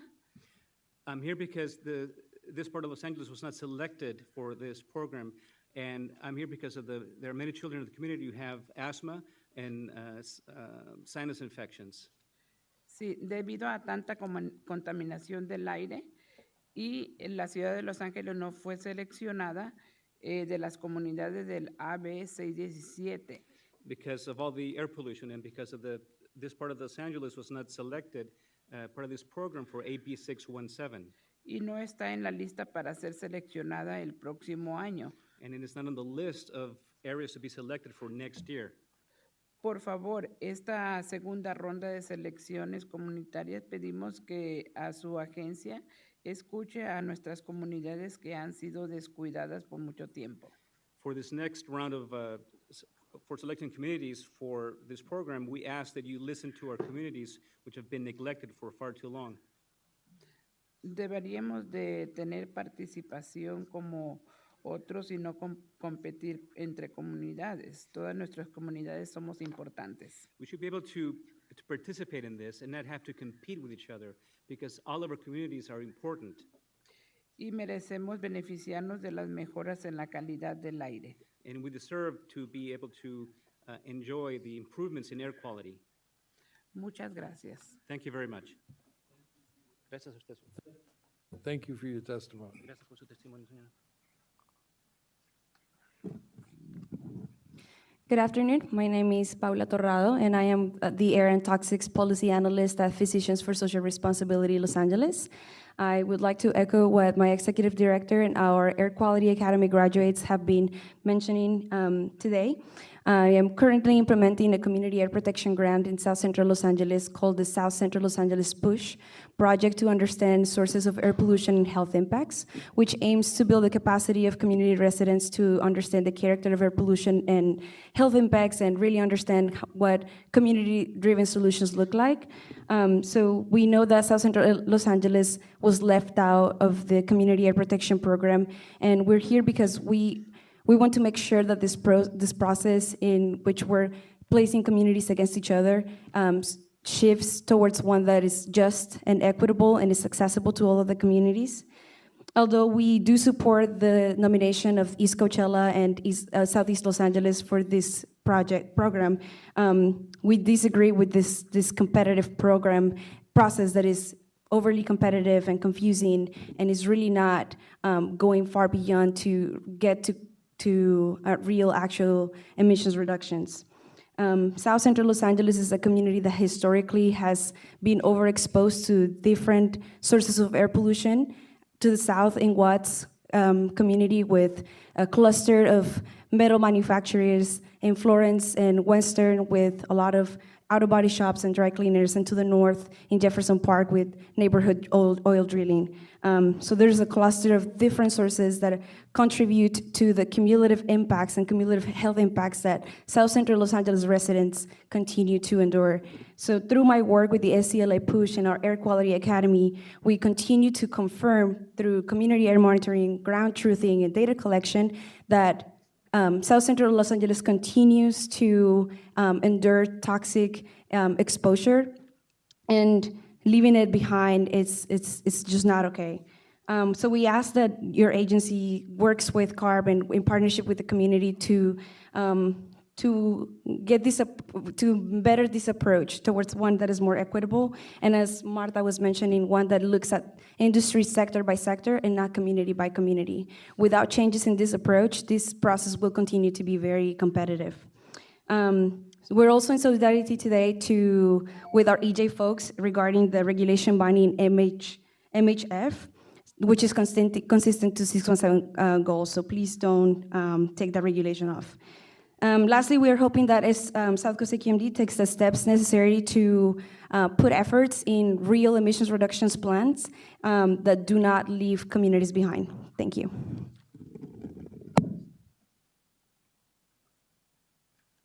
Thank you for your testimony. Ryan? Ryan Sinclair. Thanks for the opportunity to comment. My name is Ryan Sinclair. I'm an associate professor at the Loma Linda University School of Public Health, and I'm speaking on behalf of the Alianza Coachella Valley. The Alianza is a collaborative of core stakeholders and communities that prioritize public health and environmental justice in the valley, in the Eastern Coachella Valley, and I'm commenting to support the Year 2 AB 617 nomination of the ECV, the Eastern Coachella Valley. I look forward to the process that identifies air quality priorities for the ECV, and I'm pleased that the SCA AQMD is up for the challenge to identify stationary sources in this uniquely rural area as well as urban. And also the stationary sources out there are going to be things that are natural and from industry. So we're going to be working with agriculture as well as the Salton Sea. I'd also like to commend the current program that AQMD is doing to monitor the H2S emission from the Salton Sea. Right now, I'm on an email notification list from that, and it's nice to know when the odor is coming out of the Salton Sea. And this has gone on for a while. I think the sensors are about 2 or 3 years old now. And it's nice to know that the H2S odor is happening, and some of the community members are now beginning to understand that this odor happens only in the summer, or usually in the summer, and when the wind is actually switching direction instead of towards the south, it actually comes up along the Salton Sea to the north. So this H2S thing, it kind of represents a new batch of contaminants that we're not used to looking at in the urban areas. And some of these new things that I think we're up for the challenge with are things that are coming from the Salton Sea that we don't know so much about, are selenium and maybe some of the algal bloom associated toxins coming from there as well. And you've heard other community members speak about some of the health impacts from the Salton Sea as well.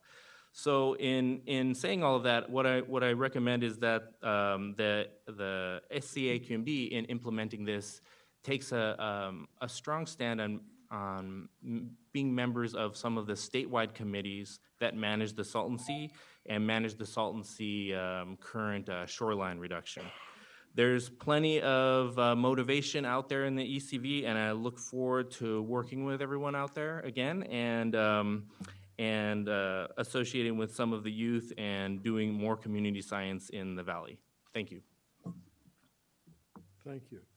Did we miss Luis Omido? Ah, okay. We found you. Thank you. Huh? Okay, Trying to save time, so I'm ready. no problem. So, my name is Luis Olmedo. I'm the Executive Director of Comité Cívico del Valle. And first of all, kind of get it out of the way, I am an environmental justice organization. And we're standing here in solidarity with everything that is being brought to you from environmental justice. Having said that, also about 7 years ago, give or take, I stood here and there was sort of a celebratory, some of you were there as members back then, that Coachella showed up to an item back then, and the late Benoit was, I think, might have been chair at that time, I don't recall. But here we are today, and Coachella is a nominated community, long overdue. I mean, you heard all the data, shared all the experts from South Coast. I more want to stand here in support of that nomination. I want to congratulate everybody who came together to be able to bring these nominations to you, and I believe very informed way. We know the Salton Sea is an issue. We know that there's a consideration, a process right now in which Coachella is now being presented as for redesignation and ozone. Whatever doesn't happen here, whatever reductions don't occur here are going to end up in the Coachella Valley, and it's so critical to see it all as a region. I think you've heard that multiple times. The Coachella, I think historically has been seen at one point because of its complex geographic area, both being urban and having rural areas as a dumping ground. And many of those issues are slowly getting resolved. Salton Sea is obviously a mega issue. The other thing I do want to say is just, again, more on the congratulatory and in continuous support, the South Coast Air Quality Management District. I want to also congratulate the Supervisor Manuel Perez, because he played a role in bringing the community together, convening all the different groups and all the diverse groups to be able to put these nominations forth. Also, I just, other than that, I want to just be here in support. I usually have a lot to say, but I think a lot of that has been said. And the last thing I'm going to say, and this is very important, is I don't like the competitive nature of this program. I served in the AB 617 consultation group along with Martha and many other EJ advocates, and we never liked it.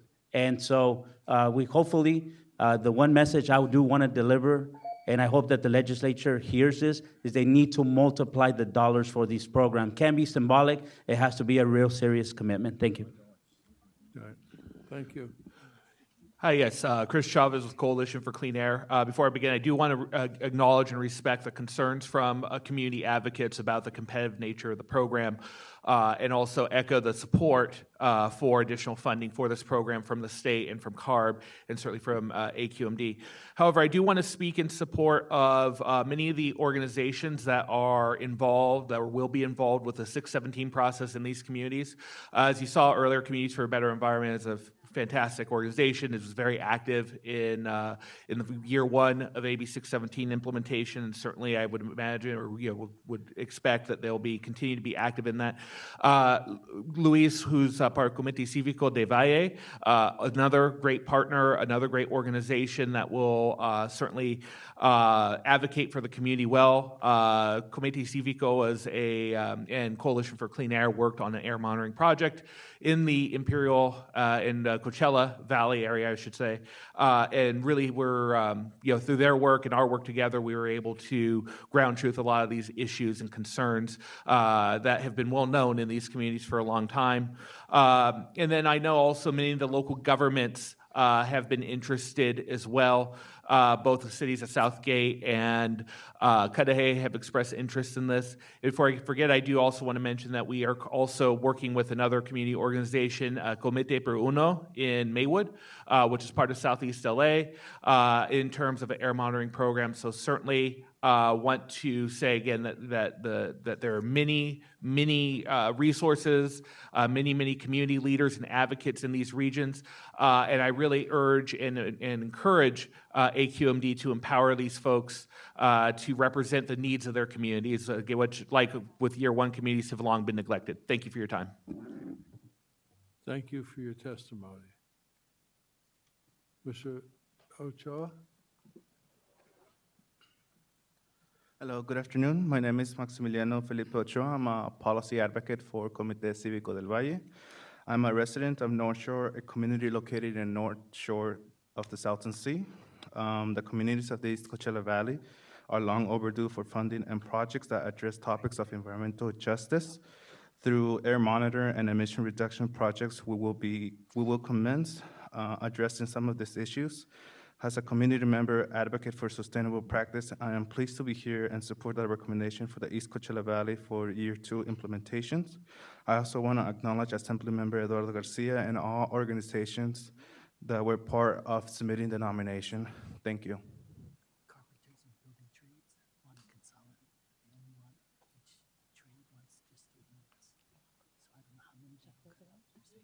Okay.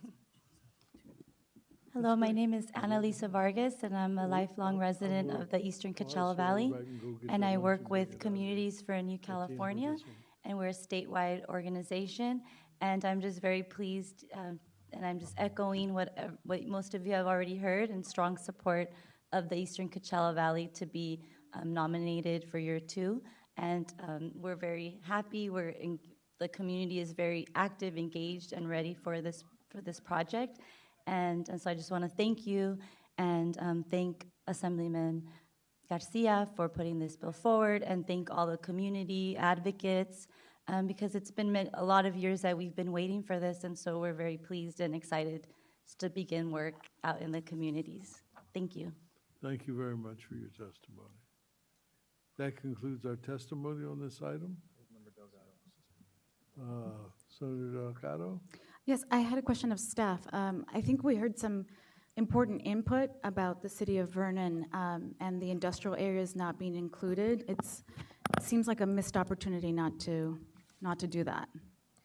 So this is Philip Fine. That certainly wasn't the intention of staff. The way that we went about defining community boundaries in year 1 was to focus on neighborhoods where people live and go to school. So for instance, in East LA, we drew a boundary around where like neighborhood residential areas. And then we drew another wider boundary of all the emission sources that affect that neighborhood. So we called that the emissions area or emission study area. That actually included Vernon in the East LA. So Vernon is already part of that East LA effort. Same thing is going to happen in the Southeast LA area. We're trying to define a community by where people live and go to school, and then look at all the emissions nearby that affect them, which is a much wider area. So my expectation is Vernon, as we go to the steering committee and people express their concerns, will be part of that emissions area. It'll be part of the emissions area for 2 different communities.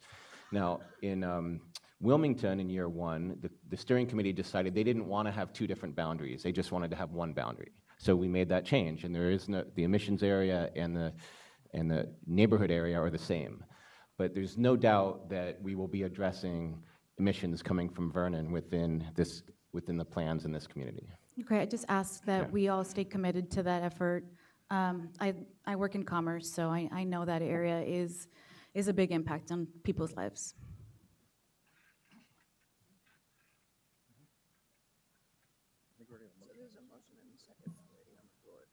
Okay, there's a motion and a second on the floor.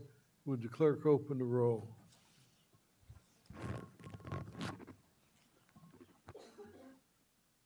Passes 11-0.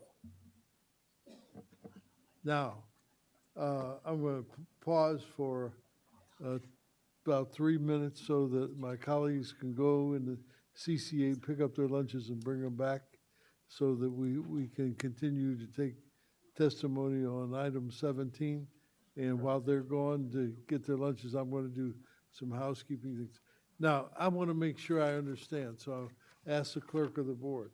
We have approved items 1 through 14, correct? Correct. And we have approved items 16 through 21, withholding 17. Yes. Correct, okay? We've approved 22 and 23. We've approved 24, A, B, and C. The only thing we haven't approved is 17 and 26. correct? Also 23, sir. I meant 25, A, 23 B, and doesn't C, need a vote. because 24 was pulled. So, Doc- 23? Dr. Burke, yeah, Oh, okay, got it. Doesn't need a motion. but 24 was pulled. Yeah. 20 Okay, I got it. Well, everybody go get their lunch and now, Mr. Nasser, you told me there was some consolidations. Can you explain that to me so I can figure out what we're gonna do here, how much time we're gonna give everybody? Sure. The building trades and the carpenters unions have offered to consolidate their comments, and the union will each have 3 minutes for the carpenters and 3 minutes for the building and trades.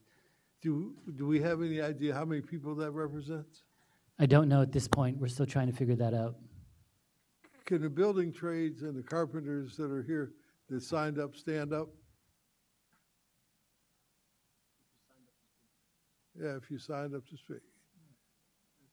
Okay. Somebody else is holding out. They could be in the overflow room, Dr. Burke. Huh? They might be in overflow as well. Couple rooms overflow. Yeah. It doesn't make any difference. All these gentlemen right in here. What union are you with?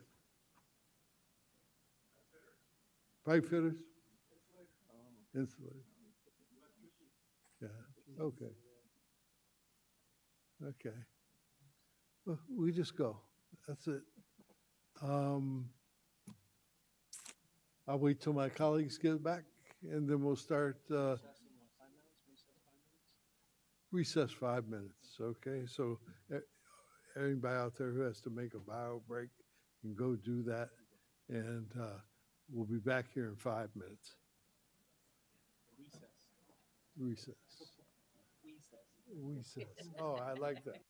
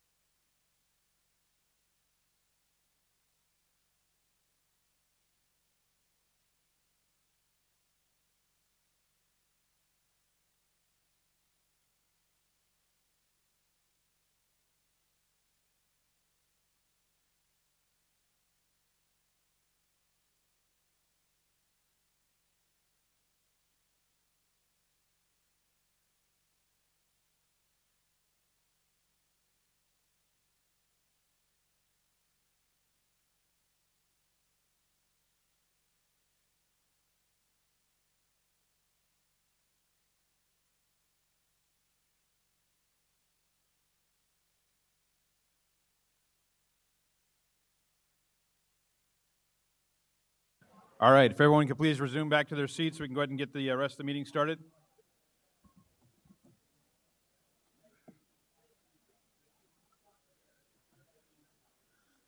Again, if everyone could please get back to their seats.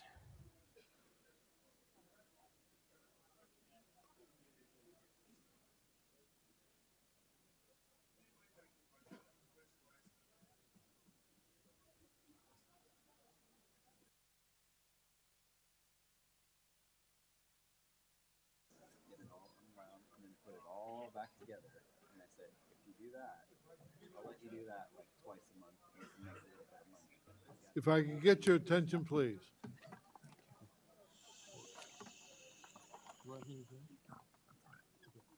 See, there's a gas leak. We've gotten some consolidation. I'm going to ask Vice Chair Benoit to explain it. So we have a few groups that have consolidated. Anyone that can consolidate at least 7 members down to 1 speaker will have 3 minutes. Everyone else will have 1 minute. So that'll be 1 minute per speaker unless you've consolidated at least 7 of your members down to 1. So the hope is we can get a few consolidated speakers and not have to go through all 79. Appreciate everyone coming today and being here, but we do want to try and get through this as quickly as we can. So with that, we ready for our Thank you, Mr. Chair, Yep. if I might. Yes. This item includes a summary of the meeting that we had in June, refinery committee meeting. And subsequent to that meeting, both affected refineries sent letters stating their willingness to install additional mitigation measures that are designed to provide additional protection relating to the use of hydrogen fluoride without the need for rulemaking or a memorandum of understanding. Copies of those letters are attached to this item. The letters address all of the enhanced mitigation measures that have been analyzed and shown to be effective in mitigating the risks. Because I believe it is in the best interest of all the stakeholders that we have these implemented as soon as feasible. And to do that, we need to accept the proffers so that they can be accomplished during the next turnaround at the refineries, which is coming up very quickly. And I look forward to the testimony.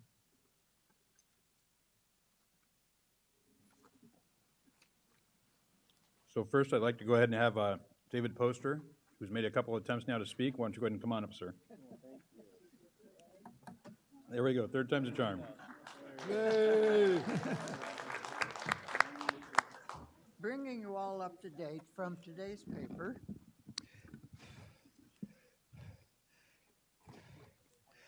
One of the board members said Thursday that it was significant that the letters were sent on a Friday before the Labor Day weekend.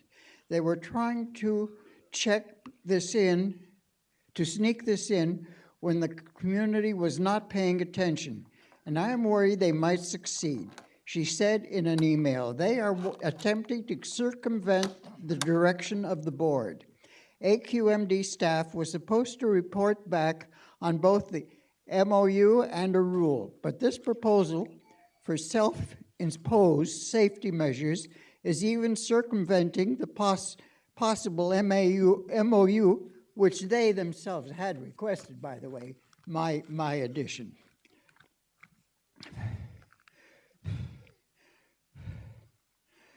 All sides, PBF Energy, owner of the Torrance Refinery, countered that after almost 20 public meetings with up to 500 people in attendance at some, it was time to bring this very rigorous process to a conclusion. All sides have made their case. The company said... Hey, David, we appreciate your testimony, but everyone's only getting 1 minute. Do you have anything that's not in the paper? Because I think we all read that article, but do you have to make a quick comment? Yes. As a matter of fact, I didn't read that article. Another You give it to the 20-year clerk, member 'cause I of a wanna see public it. board with Brown Act experience suggests that you avoid the appearance of impropriety by this process. Thank you, David. No, please, we're going to hold all applause. No applause. Thank you. All right, next up, we have Matt Baca from LA County Public Health. Good afternoon. The Los Angeles County Department of Public Health has made recommendations to the governing board and the refinery committees in South Coast Air Quality Management staff regarding unacceptable health and safety hazards posed by modified hydrofluoric acid, MHF, and the two refineries in Los Angeles County, Valero Refining Company and Torrance Refining Company. Our public health recommendations have not yet been reflected in AQMD's proposed approach to protect communities from MHF. On September 3rd, the LA County Health Officer sent a letter to your board underscoring the importance of the phase out of MHF, creating regulations to do so. We outlined several key concerns about the continued use, storage, transportation of MHF in approximately the two dense urban populations. Regardless of mitigation measures, as an off-site release of MHF in the setting could result in catastrophic public health impacts. Public Health in the County of Los Angeles Board of Supervisors have repeatedly provided clear and critical guidance to South Coast Air Quality Management regarding the necessary phase-out of MHF to protect the public, refinery workers, and the environment. We strongly recommend that the South Coast Air Quality Management Governing Board support a rule that would require phase-out of MHF. In the absence of such regulation, local refineries will continue to jeopardize the health and safety of workers, residents, and visitors in Los Angeles County. Thank you for your testimony. Elisa Rivera. And then if I could have Art Mayers come to the vacant microphone, go ahead. Yes, Alicia Rivera with Communities for a Better Environment, and several members and I came today from Wilmington, and half of them have left because they had to pick up children from school, but there are a few of us still here. And so we appreciate, being able to speak on this issue. Today, we have found out about the letters from the refineries, and we are staying because we want to make sure that you are going to continue the process of writing a regulation and that you're not going to give up to what the refineries want you to do, which is to vote to regulate themselves. So we need to make sure that you guys are going to continue with your authority to regulate and not being told what to do. Refineries are, using their influence and muscle. They have done it before with NOx. When one of you voted against what the staff had been working for years, and we hope that that member is one that opposes leaving the refineries to their own will today. We're checking. Art, go ahead. Hi, my name is Art Modis, and I'm also from Communities for a Better Environment. I want to stand in consolidation with the ban of MHF. I do not think that we should have a mitigation or MOU of it. When push comes to shove, I think that it is very necessary that we put the lives of communities at the forefront rather than economical investments. And I think that refinery management should choose wiser alternatives when it comes to carry out their practices. Thank you. Thank you. Mi nombre es Amalia Sánchez, vengo de la ciudad de Wilmington y pertenezco también a la Organización del Medio Ambiente. Vengo aquí para... My name is Amalia Sanchez. I come from the city of Wilmington. I'm also part of the environmental group. Y también para hablar sobre el MHF, que de verdad es un químico bien peligroso que están usando. Yo creo que ya todos ustedes...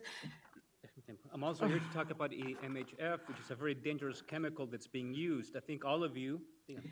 Que de todos ustedes como representantes ya lo conocen. Yo creo que ninguno de ustedes es ignorante a lo que estoy hablando de este químico, y le doy gracias a Dios por las personas, de nuestro representante Buscaíno y también a otros que no conozco, que nos dio la oportunidad de escucharnos, de plantear esta información.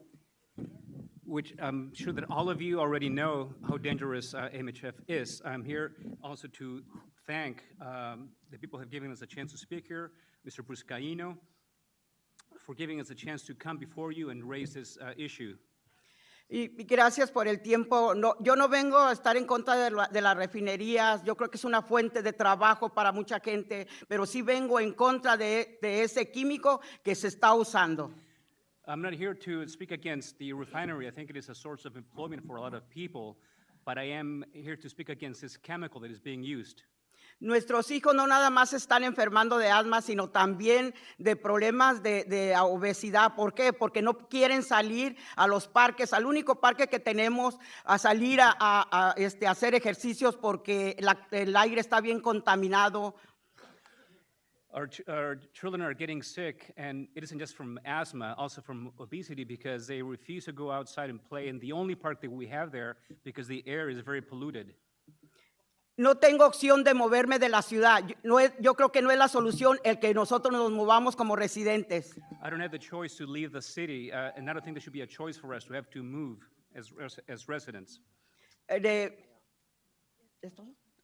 Gracias por el tiempo que de verdad ustedes están para informarnos, aunque fue una solución muy rápida, no pudimos traer más gente porque fue de la noche a la mañana, vengan y ya.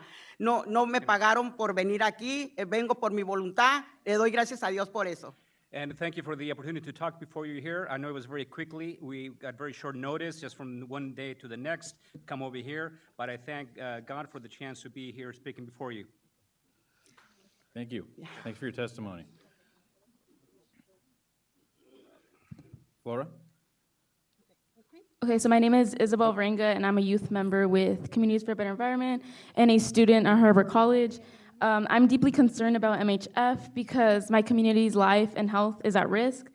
MHF is a very dangerous and deadly chemical that is placed near schools, parks, homes, and clinics. People of color and low-income families deal with this on a daily basis. They see this from their view from their house. I believe we have the right to clean air, and I also believe that, please, it's enough with environmental racism, and I'm here to urge AQMD board to ban MHF. Thank you. Thank you for your testimony. So now we have Flora and then Esperanza after her. No, Flora is here.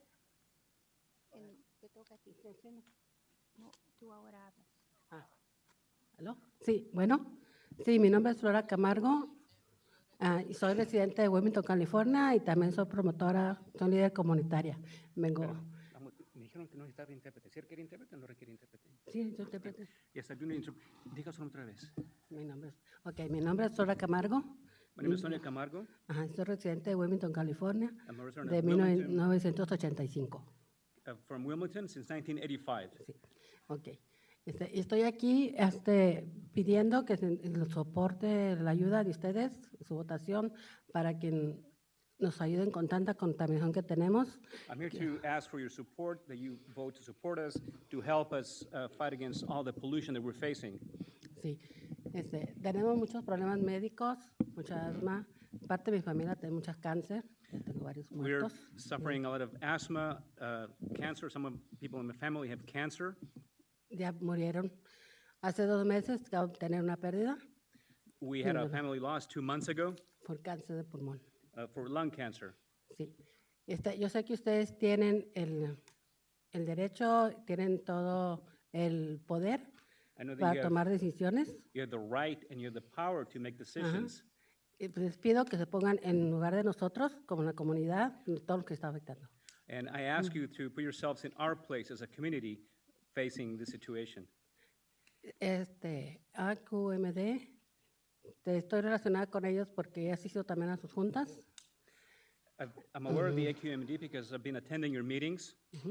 Sé que tratan de hacerlo mejor, I know that you're trying to do your best, pero pueden hacerlo mejor. but you can do even better.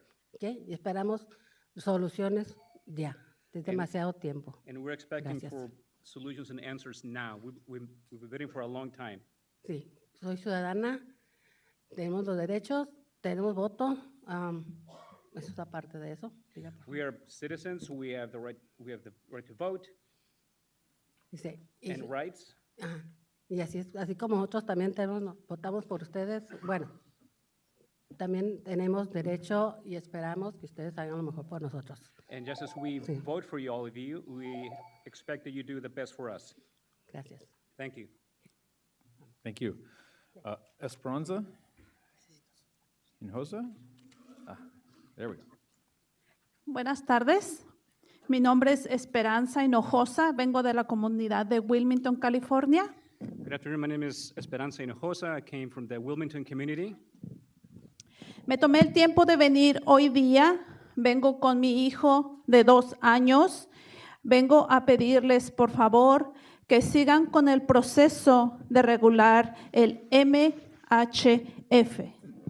I took the time to be here today with my child. I brought him here. I'm here to ask you to continue this process of regulating MHF. Nuestras vidas deberían de contar más que el costo de cambiar el MHF a otra alternativa segura para nuestra comunidad. Our lives should count more than the cost of switching from MHF to another alternative that is safer for our community. Un derrame o fuga de MHF causaría la muerte de cientos o de miles de personas de mi comunidad. Podría incluir a mí, familiares o a mis hijos. A spill or a leak of MHF could cause the death of hundreds or thousands of us, myself, my family, or my children. Yo veo a muchas personas de nuestra comunidad e incluso políticos y a muchos de ustedes con apatía sobre estos temas. Algunos de aquí en esta sala ahora mismo están con sus celulares, texteando, checando sus redes sociales y yo creo que eso es una falta de respeto para mí, para mi persona y para este tema tan importante de hoy día.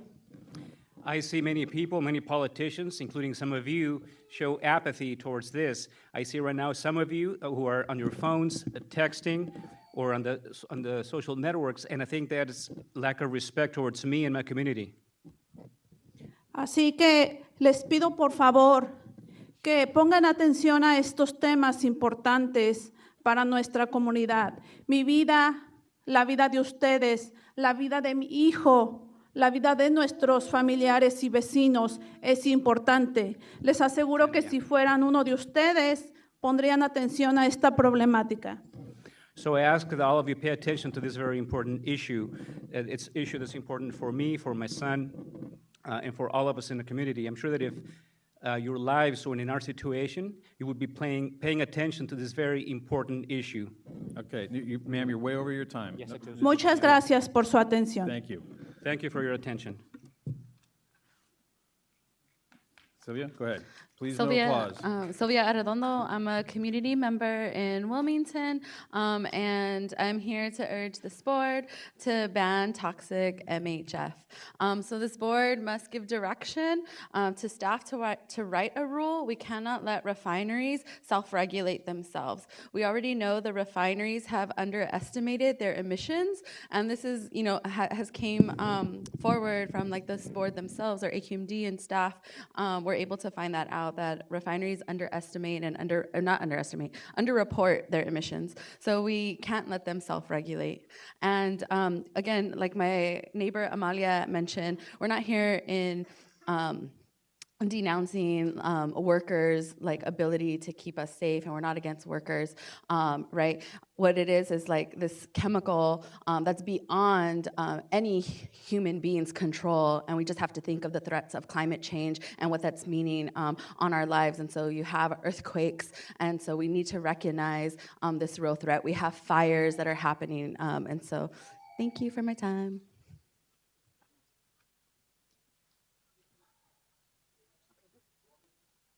Julie Bofinger?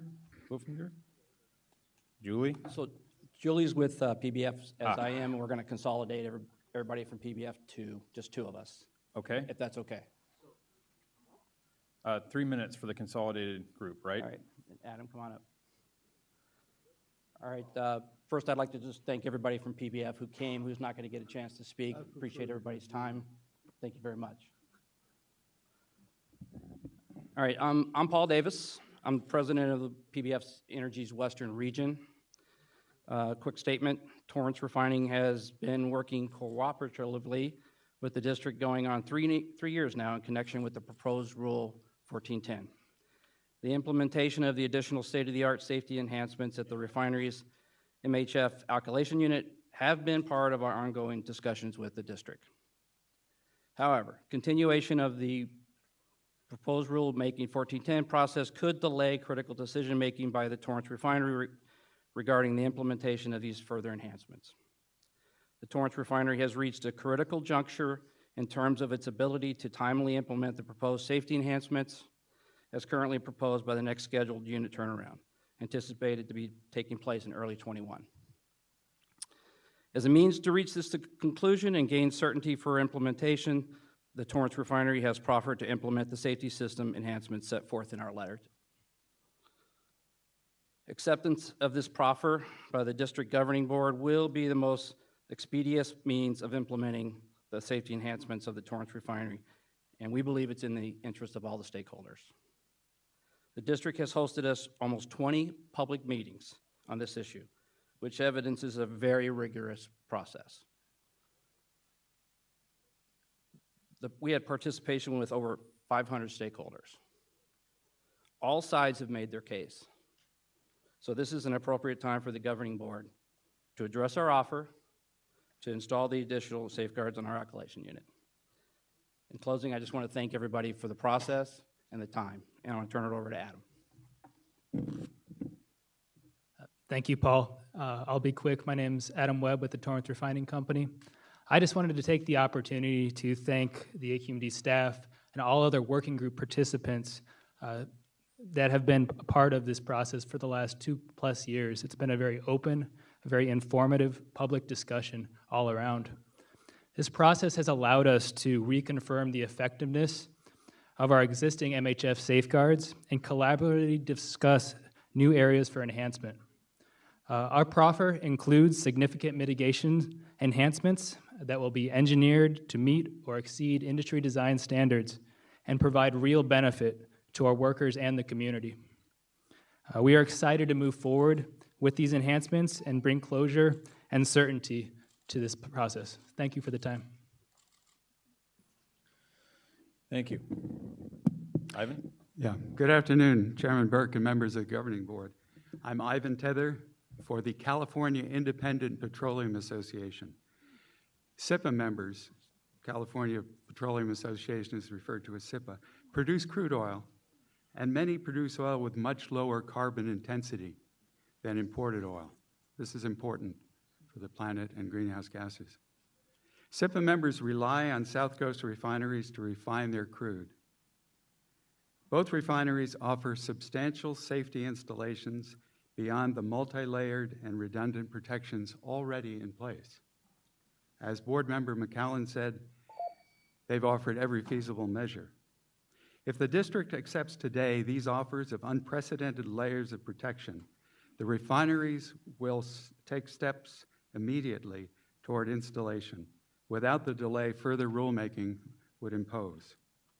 They can get through engineering, permitting, procurement, all the steps, and so forth much sooner, and as has been said, by the next turnaround.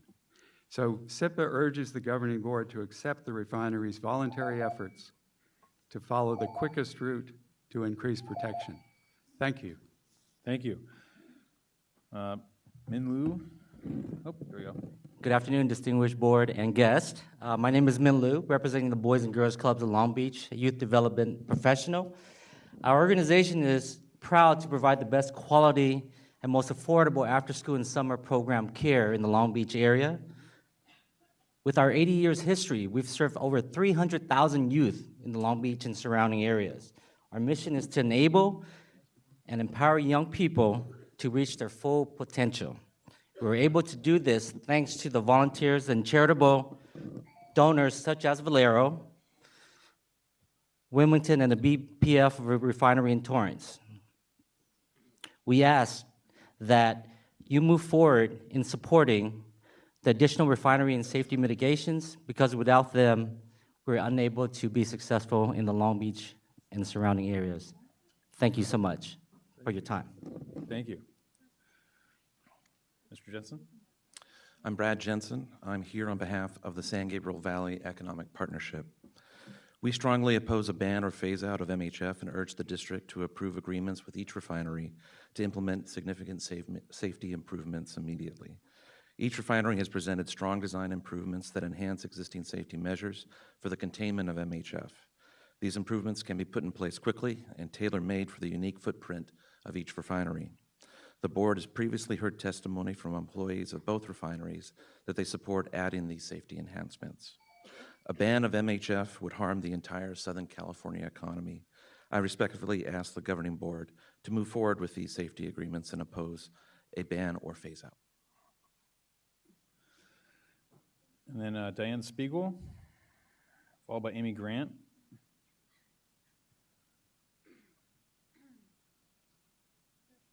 Diane going once. All right, Amy Grant. All right, Luis Portillo. If you see your name on the list, we're getting close, please get ready. Luis, how you doing? Good afternoon. My name is Luis Portillo. I'm with the Inland Empire Economic Partnership. I'm here to speak in support of the proposal by the Torrance Refining Company and Valero to install additional layers of protection at their facilities. This is a process that's been ongoing for 2.5 years. I think it's time for action to be taken. The proposal is going to allow for work on safety improvements to begin immediately. The Inland Empire residents are very familiar with long commutes. As a result, we spend a lot of money on gas, and we can't afford to have any production of gasoline at the 2 refineries in California disrupted. We think the proposal put forward allows for increased safety without disruption to operations, and I urge you to support it. Thank you. Thank you. Ray Lawson.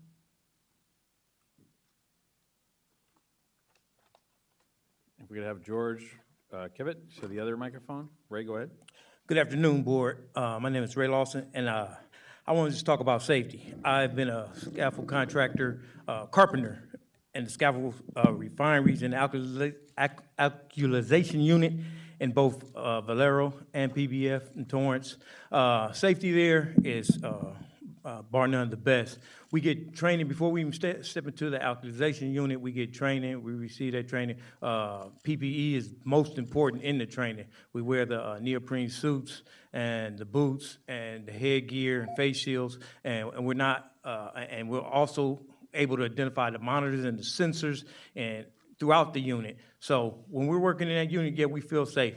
We have safety meetings before we go into the unit. We take breaks. We stay hydrated. We make sure that safety is number one. We want to go home the way we came in. So we work next to HF Acid just as close as I am to this podium, and we feel safe every day while we work in there. So I would like to say that my time's up.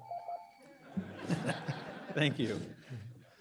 Go ahead. Hello, board. My name is George Kivett, and I'm here today representing the South Bay Association of Chambers of Commerce, which in turn represents the 16 chambers of commerce in the South Bay area. We're here to express our support for bringing this issue to a close with additional safety mitigations for Valero's Wilmington Refinery and PBF's Torrance Refinery. The SBACC is committed to being a leader and voice for the business community, and we support the creation of a community in which local, regional, and international businesses thrive, which is why we stand here today in support of safety mitigations as the right solution for this issue. This will prioritize safety in our communities by increasing the mitigations above and beyond what's already required by the state of California. This will also preserve thousands of high-paying jobs and millions of dollars in vital tax revenues each year, not to mention that Valero and the Torrance Refinery produce 25% of the fuel supply that keeps California running. Thank you very much. Thank you. Rebecca, go ahead. My name is Rebecca, and I am here representing the Boys and Girls Club of the Los Angeles Harbor. We are a youth organization that has been serving our community since 1937. Our core mission is to empower our youth to become productive, caring, and responsible citizens. We achieve this through the commitment to quality programs and services in our environment that is safe, nurturing, and inspiring. The Boys and Girls Club of Los Angeles Harbor can better serve our community because of partnerships with both refineries. We ask the community to consider these community impactments when discussing this issue. They volunteer to help tutor and work with our kids. They participate in community events and fundraisers, and they are also generous donors who help keep our programs running. Thank you. Thank you.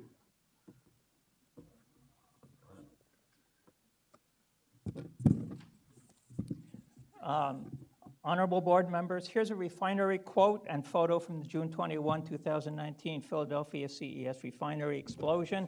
It was another near miss. Then CES went bankrupt. Had there been a massive release, there would have been tens of thousands of dead, hundreds of thousands wounded. They would have had no recourse. This is the future that we face. I still think there's hope. I asked Dr. Fine years ago, could the AQMD do both a Rule 1410 and MOUs? He said it was uncommon, but not impossible. MOUs will cover a minimum level of mitigation required by both refineries, but it's all based on theoretical calculations. A massive earthquake could release 800,000 pounds of HF, MHF, and the MOUs would still not be violated. So the community also needs a Rule 1410 to cover real releases. Like the LA Department of Public Health said, the rule must include a phase out because massive HF, MHF release is literally a risk too great for them to mitigate. Thank you. Thank you for your testimony. Jeremy Harris, followed by Donna. Jeremy's not here. I think he's not here. Donna, go right ahead. Jeremy, Good get on down here for here. Good afternoon. My name is Donna Dupron, President and CEO of the Torrance Area Chamber of Commerce, which represents 792 businesses. I have participated in the robust Rule 1410 process as a member of the working group, and I live right across the street from the refinery. There have been over 15 meetings on this topic, and hours upon hours of public input and discussion. The proffers submitted by the refineries represent an opportunity to finally resolve this issue, and it is time to move forward. I encourage you to accept the proffers and end further rulemaking. By accepting the proffers, even more safety measures will be installed at the refineries and in the most expeditious way possible. Let us not delay this any further. Thank you. Thank you. Dan Hoffman.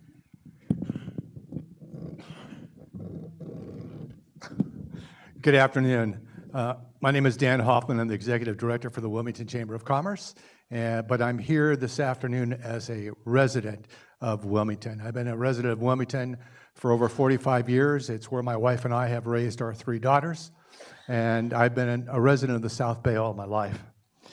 I'm here this afternoon to identify the fact that, well, you know, this is all about safety and not about the environment.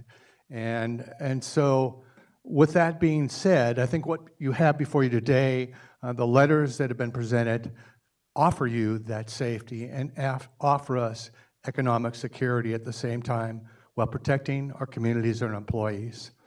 I want to thank you again for this opportunity and wish you all a wonderful weekend. What if we get there? Your name, sir?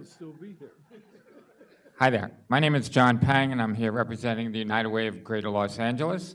Our mission is to permanently break the cycle of poverty for our most vulnerable neighbors. These include low-income families, students, veterans, and the homeless.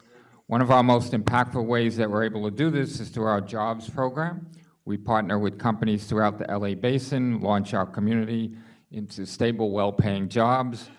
Both Valero and Wilmington and PBF and Torrance are huge partners of our jobs program. Combined, both of these 2 powerhouses are responsible for thousands of area jobs. They have helped us lift our most vulnerable neighbors up and get them into gainful employment. Today's cost of living is only growing, and this program we're able to run is truly priceless for those who have benefited from it.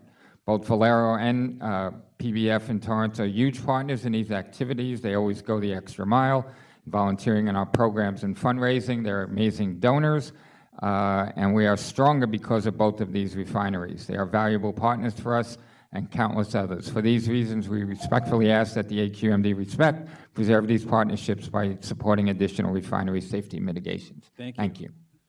Melissa Minky-Frimbres? Oh, okay. I'm not Melissa, but Valero is consolidating its comments, and so she's the first Valero person up. Gotcha. And you gave a list of all the people we're going to take off the list then? Paul, we have that? I guess they've got that for you, I don't know. Not Paul, I'm sorry.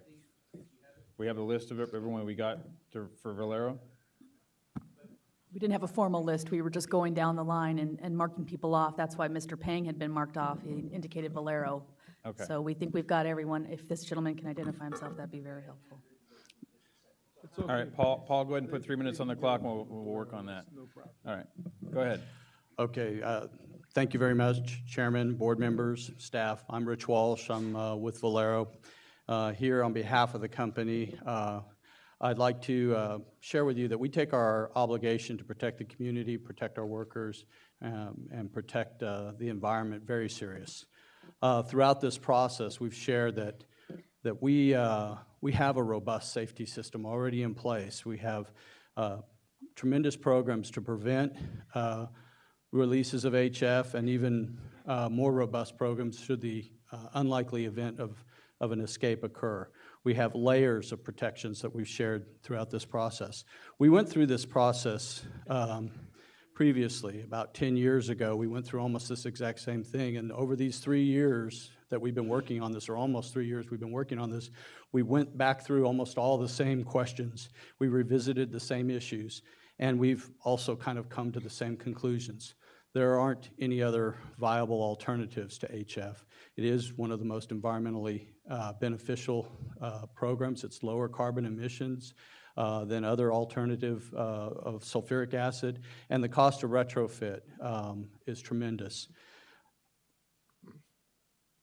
While we've been through this process, though, we've joined with the staff and the stakeholders, and we've looked at where are there opportunities for us to even add further enhancements, further things to complement already the 5 layers of water that we have already out there. And we've identified a number of them: automation of the water system, various containment and momentum braking opportunities. We've offered additional monitoring, all of this put together in the letter. This is all the stuff that we've identified through this process. It's everything that we would be having in any other process.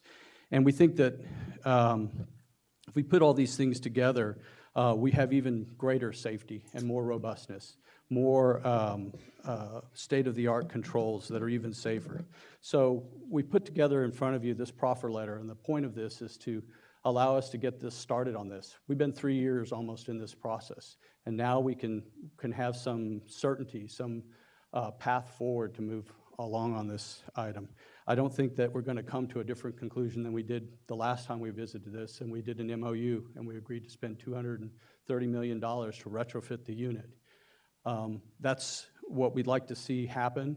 We think this is the smartest thing for the community and offers us a tremendous opportunity now to get controls and improvements put in place. So we'd ask that you accept our letter in lieu of any further MOU or rulemaking process, and let us get started on adding these additional controls. Thank you. Thank you for your testimony. Kendall? And Robert McCoy to the vacant microphone. Go ahead. Good afternoon, Chairman and Governing Board members. My name is Kendall Ascension. I'm here on behalf of the Los Angeles Area Chamber of Commerce, which represents over 1,600 businesses in the region. I want to thank you for the opportunity to express our support for the proffer letters submitted by the refineries in Wilmington and Torrance. This has been a robust and long-term process. I've personally attended the majority of the refinery committee meetings held on MHF during my 2+ years as a policy manager at the Chamber. Throughout the years of evaluation, it's become apparent that enhanced mitigation measures are the only viable path forward. The measures will enhance safety for the community, ensure affordability and reliability for fuel supplies, which is critical for our regional economic competitiveness. We appreciate the thorough process, and now believe it is time to move forward. The Chamber urges you to accept the proffer letters. Thank you. Thank you. Almost under 30 seconds. Very good.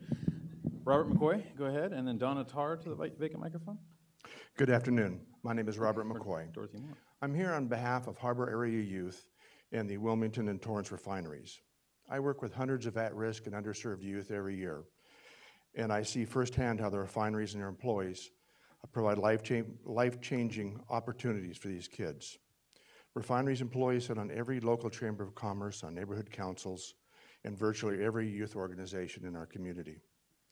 They are involved in neighborhood cleanups and beautification programs. Their energies and financial support positively impact thousands of youth every year. The refineries are a large portion of our city's revenue. They're also a driver for economic activity in our area. Protecting these revenue sources and the good that the refinery employees do is an important factor in this conversation. I support the refinery safety measures, and the solution meets the needs of the community and its stakeholders. I thank you for considering the effects your actions have on our economy, our business, our jobs, and our youth. Thank you. Thank you.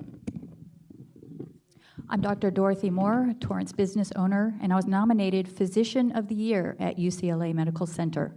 I was appalled at some of the comments at the June Refinery Committee meeting. Mr. Walsh argued that AGIL 3 was acceptable. That's permanent damage to a human being. Mr. Walsh touted there was plenty of HF antidote online at Walmart, and Mr. McCallum added it was in certs. That's for small skin splash, fairly common. We're talking about inhaled HF. It's very uncommon, and it requires nebulized treatment. You cannot just mix that up. Yesterday, Little Company Mary Hospital verified it had enough for only 50 patients, and that's just nebulized, not IV. Please heed the LA County Department of Public Health recommendations that they were mentioned. We cannot handle a large release. Mr. Walsh wisely questions new technologies, but we should also question new state-of-the-art mitigations. MHF at 10% has never been tested safe, only 5 times that amount at 50%. Please don't accept the current proffer. Thank you for your testimony. Donna Tarr, and then Isabel Laboy to the other microphone. Testing. Okay. You're good to go. Okay. After the Philadelphia refinery closed in June of 2019, Torrance and Valero refineries became #1 and #2 in the United States as the largest refineries, higher production refineries using MHF in densely populated areas, #1 and #2. 400,000 people, over 400,000 people live within the 3-mile kill zone of the refinery. And that would be a catastrophic loss of life and health because of the 3-mile distance of the kill zone. The refinery workers have worked hard on the mitigation measures, but these measures will be ineffective in an earthquake, severe weather, terrorism, and plain old stupid human error, power failures if for some reason the batteries don't work on the sensors. Please, panel members, vote to ban MHF and keep the 400 people safe and keep the refinery workers safe. Thank you for your testimony, Donna. Okay. I feel guilty driving my car.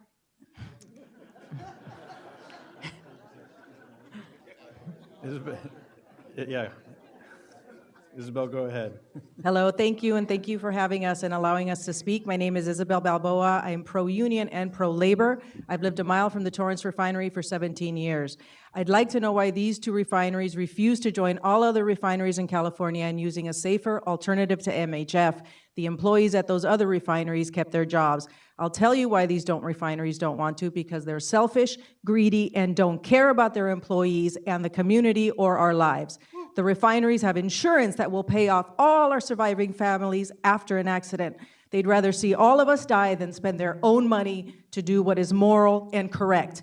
AQMD, I urge you to do your job and pass a ban on MHF. A curtain and a hose aren't going to save any of us from MHF. Thank you. Thank you for your testimony. Please, no clapping. Valerie T? She left? All right. Cliff? Come on down. And then Donna Heiss at the other microphone.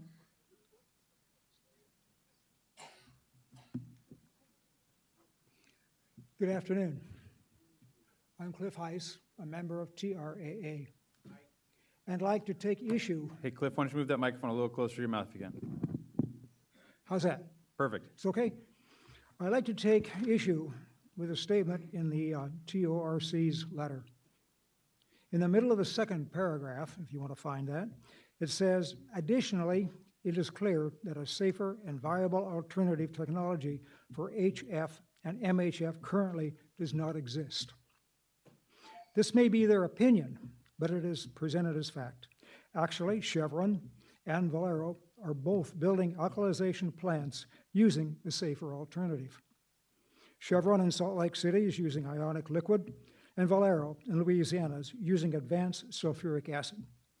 Both of their companies are large, successful organizations not prone to irrational decision-making. Their example is proof that safer and viable technology to replace HF and MHF does exist. Please reject this proposal. Thank you. Go ahead. Hello, I'm Donna Heiss. I want to specifically speak today to those board members who think they are outside the death zone.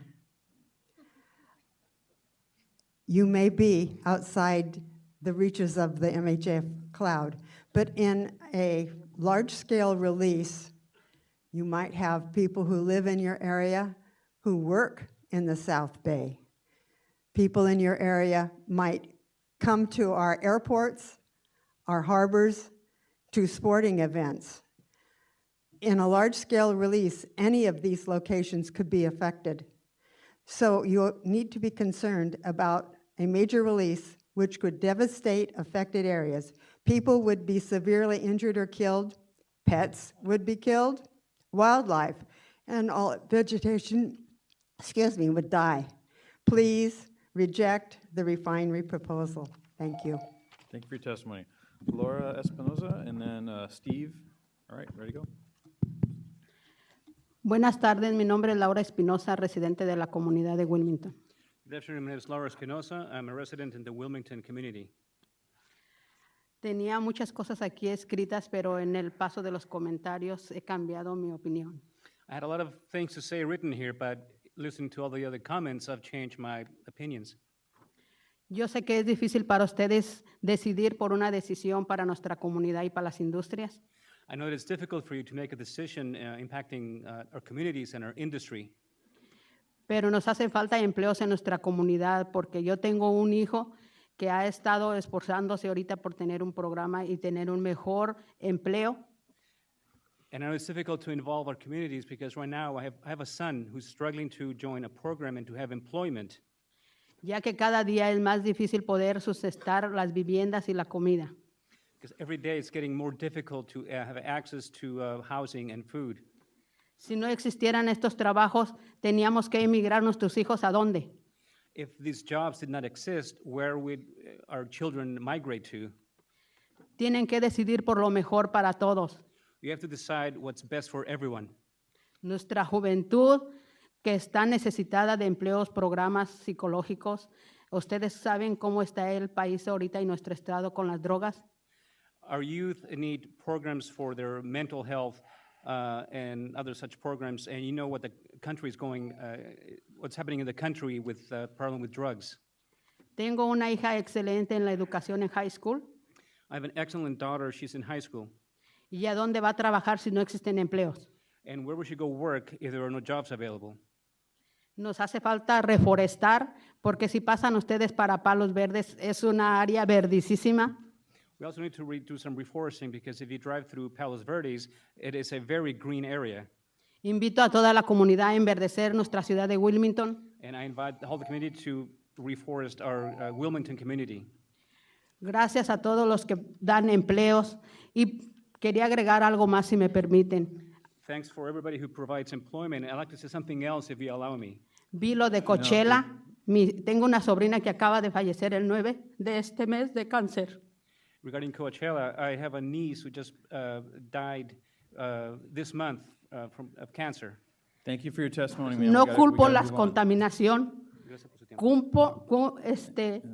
Al educarnos, a alimentarnos y a seguir adelante. Gracias. Time is up. Gracias. I don't blame pollution. I blame pollution and the lack of information and education. Thank you. Thank you. Steve Goldsmith, Torrance Refinery Action Alliance, and I'm sorry I'm going to have to use some strong language here. This is about lies and threats. We've seen page 1 of the refinery offer says there's no alternative. Valero today said there is no alternative. Valero is building and near completion a non-HF unit in Louisiana. $400 million they're spending, and they're claiming there's no alternative. It's using advanced sulfuric acid. Threats, as Supervisor Hahn asked if, and on page 3 of the minutes, and Adam did not correct it, he said, no, they're not threatening their workers with jobs. They're not threatening your board members with working against your next election. They're not threatening nonprofits to take away their money. Sure, it's about credibility, and it's about telling the truth. Every lie is a threat against a debt against the truth and must ultimately be paid. That's from the Chernobyl series. Different substance, but time to vote your conscience, Thank you, not Steve. your future. Brad Knack. I'll say Norma Bratton Escobedo. Norma. All right, Sarah Wiltfong.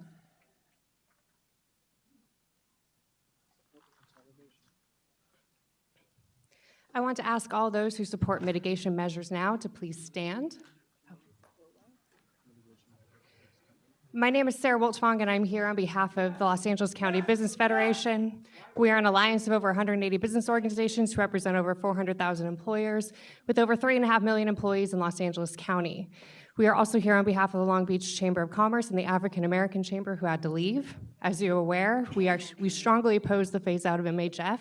Since safety is the primary concern of the board, we support moving forward with the enhanced safety measures today. At this time, I would like to submit to the committee over 3,600 letters from local residents, businesses, and union workers who also oppose a ban on MHF and support moving forward with safety mitigation now. Thank you. Please no clapping. All right, Norma, one more time. All right. Armando Flores? Yes. Please. Good afternoon. My name is Armando Flores with the Valley Industry and Commerce Association, VICA. We are here to support the additional safety mitigations put forward today by the South Bay refineries. We believe they reflect a collaborative solution on this issue. As an organization that advocates for a better business climate and quality of life, VICA is in favor of bringing this issue to a close by allowing the Wilmington and Torrance refineries to implement additional safety measures. These measures would go above and beyond what is required by California. Doing this assures the public that these refineries are able to operate safely while also preserving critical jobs and tax revenues. This issue has undergone an extensive process with over 12 public meetings and tons of public comment. We commend the board for their hard work in pursuing a solution that keeps all stakeholders in mind. It is time we take this best step forward with a solution that prioritizes safety for workers and the community. Thank you. Thank you. Michael Wolf? Thanks for the opportunity to speak on behalf of and in support of PBF Energy and Valero. My name is Michael Wolf. I'm Senior Vice President of Asia and Energy Services. We're the parent company of Brinderson, Schultz, All Safe Services, and P2S ServTech. We represent 2,000 workers in California. We work nearly in every refinery in California, including the HF alkylation units.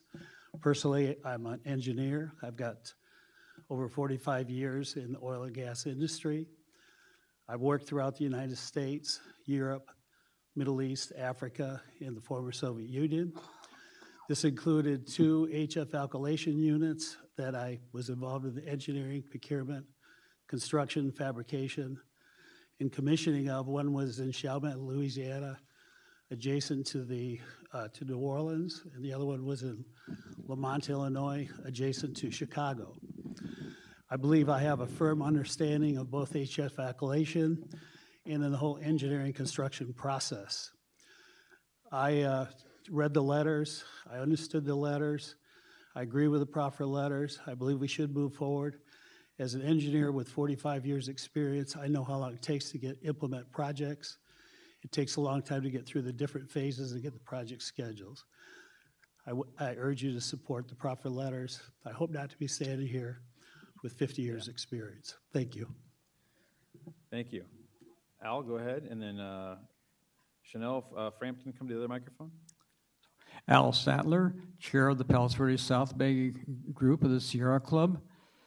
Please continue the process for Rule 1410 and get dangerous HF out of our communities. And start the mitigation process now. Additional mitigation measures to help reduce the danger to the community from releases of HF are welcome and should have been done long ago. However, the only way to be sure that the public and workers are safe from HF is to have the HF gone. This is a public safety issue.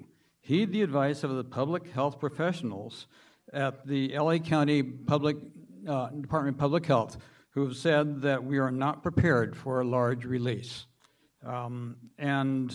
These are untested mitigation measures. The Torrance one is just addressing the 2015 explosion by and large, and the Valero one is putting off until some uncertain time in the future. Thank you. Go ahead. Good afternoon. My name is Chanel Frampton, and I'm here today on behalf of the Greater Los Angeles African American Chamber of Commerce. I appreciate the opportunity to speak today in support of the Torrance and Wilmington refineries, making additional safety adjustments to their facilities. Our chamber is a local voice for many businesses throughout the region of Los Angeles, both large and small. Small businesses take various hits from impacts such as gasoline price spikes and supply shortages. Everything from delivery prices to the cost of employees is affected because of the cost of doing business goes up. GLAC is supportive of additional safety measures as a solution to this multi-year issue. The concerns of all stakeholders will be satisfied by increasing safety measures, which would be on top of California's existing regulations, which are the top in the nation. This will minimize impacts to gasoline supply and price. The solution would also allow any retrofits to be implemented faster and tailored to each refinery's individual footprint. Thank you so much for your time. Thank you. Jeanette Wittick, and then Norma Escobedo again. Hi, good afternoon. Janet Wittick from SEED, the California Council once again. We appreciate the opportunity to have participated in the working group and the community meetings, and we respect the district's strong commitment to refinery safety. Staff's investigation has been thoughtful and thorough, as have been the discussions at this board and in the community. We believe the proffers before you today are the fastest and most effective way to ensure that safety protections are suitable and workable at each refinery, and most importantly, that work can begin immediately. Thank you for your time. Thank you. Harvey Etter, followed by Jesse Marquez.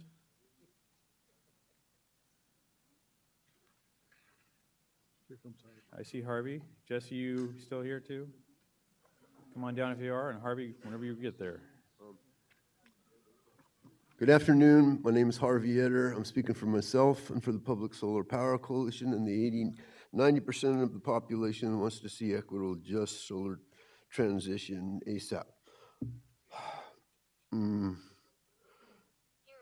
is. Oh, sorry. Oh, damn. I worked on the pipeline in Alaska 45 years ago, tried to get a grub state to start a solar business. I got hurt. I busted up my body and whatnot. I never got but a half a year's comp out of them. Okay, for the Bernie and Warren, these $10, $20 million union jobs, first they talk about those of us that worked in the oil and fossil fuels, the miners and whatnot. Those of us that got hurt and didn't get compensated, this stuff's got to be part of that, and the district's got to take a lead. This has got to take a broad approach. And this stuff, when the IOUs come in here, their pony teams, and buy out all these groups, that's bull, okay? The fifth largest utility is the CCA from LA and Ventura County, and we can get the money from them and do the same damn thing. Thank you, Harvey, for your time testimony. for a change. Thank you, bye. Jesse Marquez. Seth Koofman. Seth, go ahead. Hi. I'm here on behalf of my family. My daughter sees the refinery from our bedroom window. All these people are talking about money, about cash. They spread their money around the Boys and Girls Club. They talk about standing in the alkylation unit and feeling safe. We have no protection. The refinery knows it's going to happen. You know why? Because they tell me to shelter in place. They tell me to duct tape my windows. Well, what about my daughter being in the yard? What about her inhaling this? Why don't you tell me what I'm supposed to do with her as she's suffocating on her own bodily fluids in her lungs? For those of you who are going to vote for this to continue, I'm not talking to you, but for those of you who are going to stop it, I need you to be outraged. Janice, thank you so much for speaking out publicly. You have to be outraged. That money's coming for you people. They're going to try to take you out. They're going to try to make you stop. This is about life and death. This is not about cash. We're fighting for our lives here in our community. Thank you for your testimony. Raham, go ahead. Thank you. Torrance Refinery letter, 2 false statements. We have demonstrated that MHF continues to be safe to use at the Torrance Refinery's current operating conditions. That's a false statement. The board knows, the staff knows. If they knew that was safe, there would not be a rulemaking process, an MOU process. So the AQMD has decided that obviously it is not safe to continue using MHF. That's why they ever started the rulemaking and MOU process. So that's one false statement. Second false statement, a number of people have pointed out. It says, it is clear that safer and viable alternative technology for HF or MHF currently does not exist. This is false, this is disingenuous, it's outrageous. And it's hard to believe that somebody would put that in their letter and trying to get the AQMD to convince them to accept their offer. We absolutely support a just transition plan during this process for our brothers and sisters working in the refinery. We don't want them to suffer through this process. We also want to protect the community as well. I want to read this quote to you. A range of regulatory options was analyzed, including preventative measures as well as phase out. Based on technical analysis and public input, staff recommends HF use be phased out. Engineering measures can be undertaken to reduce. Sir, thank you for your comments. I just want to say that statement was by James Lent, who was the executive director of AQMD 30 years ago. For 30 years, AQMD has tried to regulate and phase out this deadly chemical. It's time to do it now. Yeah, it's enough. Angel? Bujanos? Dana Dominguez? We can go ahead and Jesse Marquez, that's the 3rd time, so we can pull him off the list. Christopher Chavez? Martha Arugo? Hi, yes, Chris Chavez, Deputy Chris, Policy there you Director go. for Coalition for Clean Air. And I want to express my profound concern and opposition to what's happening here today. This stands in stark contrast to what the AQMD board just did in passing AB 617 SERPs. If there's a major MHF leak, you can forget about AB 617 because hundreds of thousands of people are going to be at risk. Hundreds of thousands of people's lives are going to be at stake. Clearly, this is not acceptable. And that 100,000 people would include myself as a resident of West Long Beach. You know, in the state legislature, there's a term for when a chair gets screwed over, and that's getting rolled. Do not roll our communities. Do not put them and continue to subject them to this danger. And before I go, I do want to say I've been enjoying some of the peanut gallery comments being thrown at the opposition, and it shows you how much respect the refineries have for the communities they supposedly serve. Thank you for your time.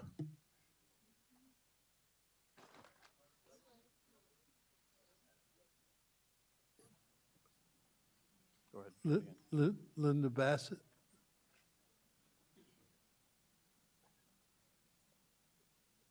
Yvonne Martinez Watson. I thought I saw her. Miss Watson? Okay, yeah, I thought I saw you out there.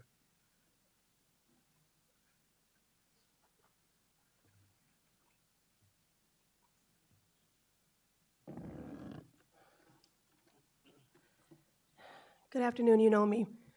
My name is Yvonne Martinez Watson. I am the chair of the Environmental Justice Committee for the Angeles chapter of the Sierra Club.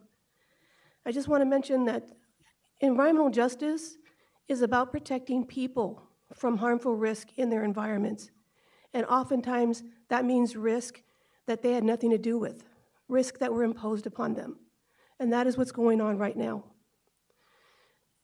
We are asking you to please phase out this dangerous chemical. There needs to be a ban. It is too risky for the neighborhood. People's lives are going to be affected. It's not a question of if an explosion will happen, if a release will happen. It's only a matter of when. I just want to remind you what the U.S. Chemical Safety Board had to say in their report on this issue. And they said that in February 2015, the explosion at the Torrance refinery, when it was under the control of ExxonMobil, that the refinery directly violated ExxonMobil's corporate safety standards. They weren't even following their own corporate safety standards. I'm sorry, So we but your can't- time is up, So, Mrs. well, Watson. I'm just saying, you cannot have a voluntary agreement. Please ban this chemical. Jan Victor Anderson. Patty Senegal. I saw her. There she comes.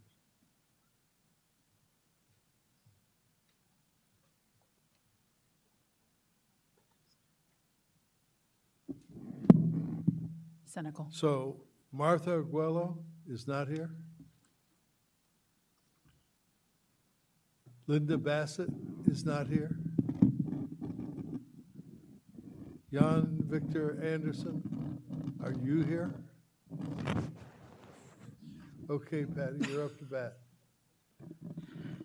Ready to go?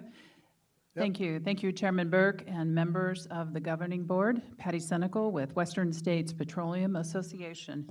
Since April 2017, the district has held 20 public meetings on this issue.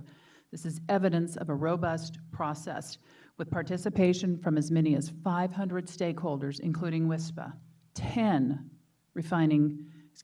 working groups, 5 refinery committees, numerous updates to the staff and to the board. All sides have made their case in this 2.5-year process, so the time is appropriate now for the governing board to provide certainty. It is our understanding there are 2 proposals before the board today. WISPA supports moving forward today without further delay. Thank you.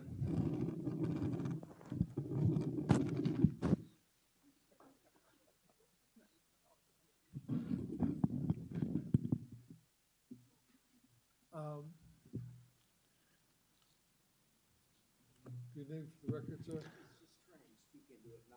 Yeah, don't touch it.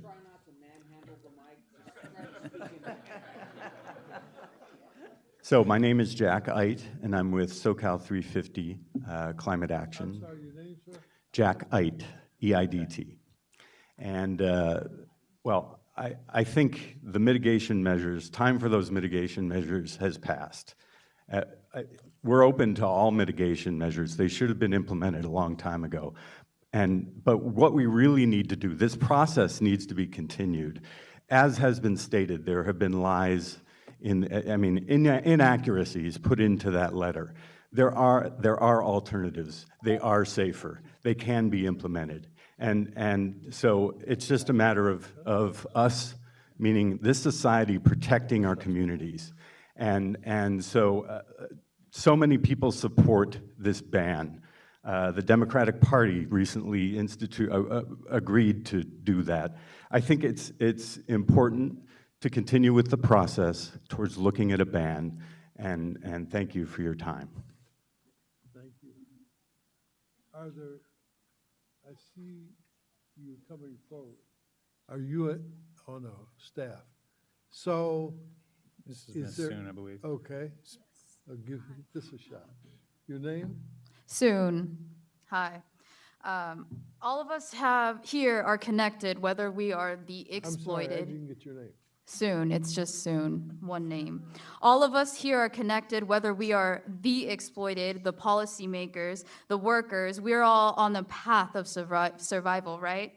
Yet we are protecting the survival of some. No abuse to our land is safe. No one has talked about the direct impact these policies have on our ecosystems. If we have access to exponentially lethal chemicals, why are we okay with using them at all?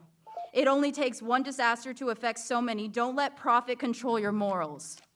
Let us respect the 7 generations ahead of us. We demand a phase out. We demand to live. Everybody has a right to live. Thank you. Thank you. Think about your children. I want to survive another 20 years. Do we want to ask about the people in public We comment? want to see you survive, too. Is there anyone's name I haven't called That's not on the list. who is not on that list up there who wants to speak on this issue? Well, my name is Frank Zambrano. My name was up there. Yeah, Robert yeah, I Lovelace is got right you, Frank. behind me. I got you. Okay. No, I'm asking about because there are a lot of people that are signed up for public comment, and we thought that they really wanted to speak on this issue. But if we're incorrect on that, it's okay. You're up. Thank you. So it's, we're sharing our time here. No problem. Myself and Ron. Hey, my name is Frank Zambrano, and you're asking me to stop? No. My name is Frank Zambrano, and I represent the Southwest Regional Council of Carpenters. We have currently about 32,000 members that live right here in Southern California.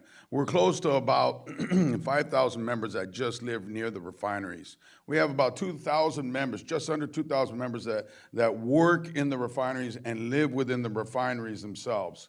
You know, we, as members and as in the workforce, hey man, everything that we've heard here today, it's about making sure that we're doing what we can to be able to support our families. And it's about families. It's, you know, we're just as concerned as everybody else to make sure that we're going home the same way we got to work, and that's in one piece.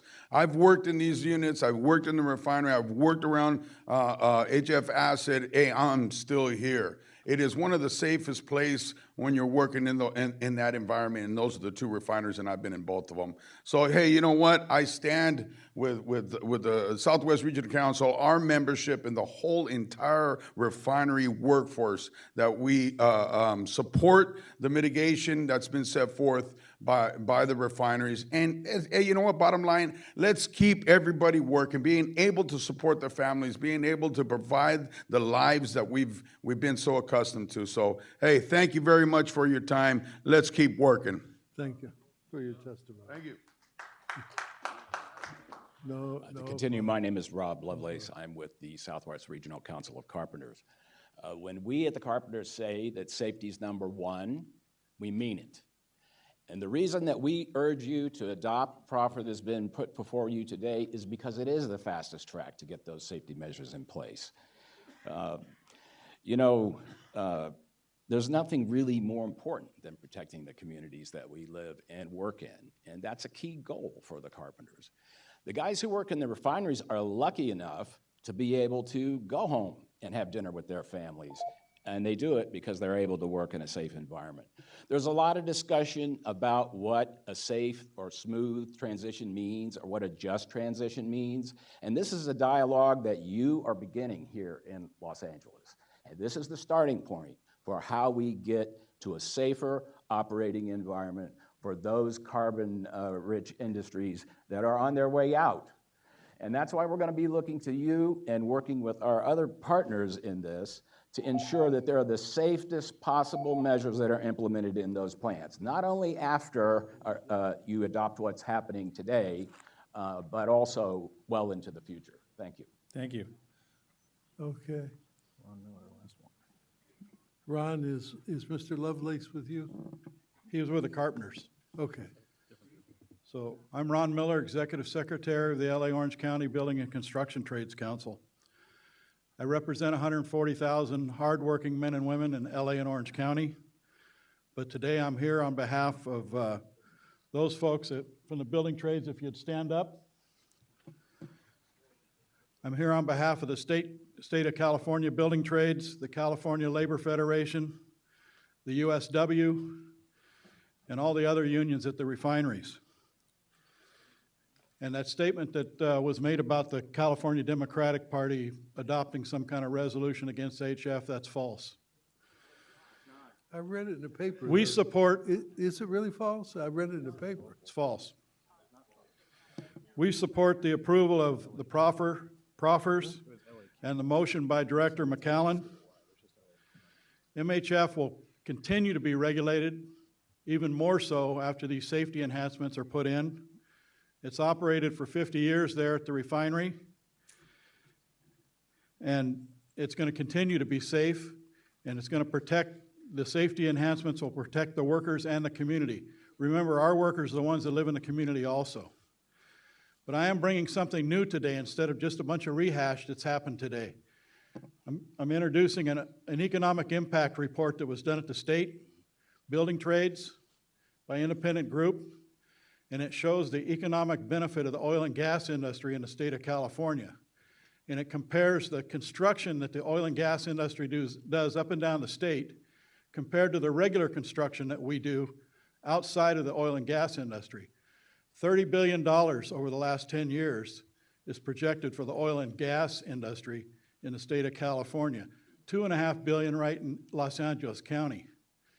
And that's just the oil and gas industry. That doesn't count the Inglewood Stadium, which is 11.5 million man-hours, or the Wilshire Grand Hotel, which is 5.5 million man-hours. The oil and gas work is 10 times that much. So we need to keep the economy afloat, and I don't have to preach that to you guys. You're all public servants related with cities and counties, and budgets are very important to you. So you know the economy has to stay afloat.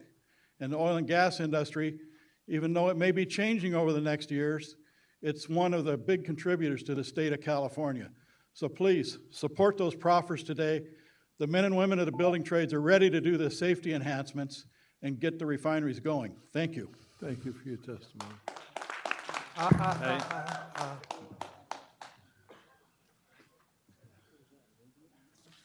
Is there anyone else who wants to testify on item 17?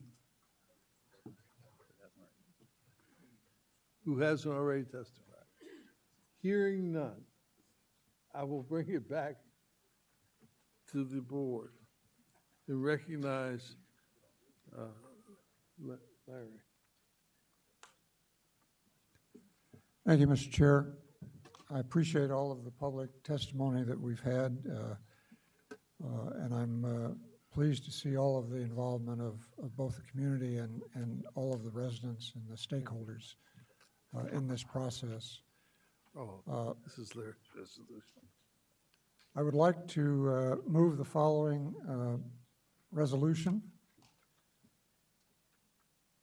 Whereas modified hydrofluoric acid alkylation is used at the Torrance and Wilmington refineries within the South Coast Air Basin for the purpose of producing alkylate, a critical blending component of California Air Resource Board reformulated gasoline.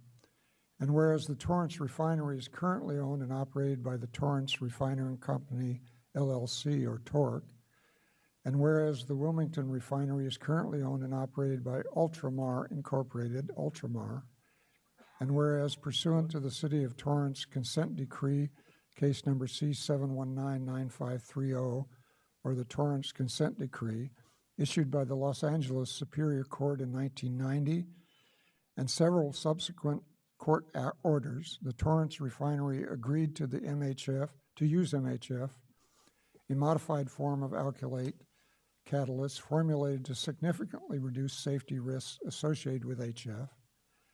And whereas pursuant to a memorandum of understanding between the South Coast AQMD and Ultramar dated February 12, 2003, or the 2003 MOU, the Wilmington refinery agreed to use MHF.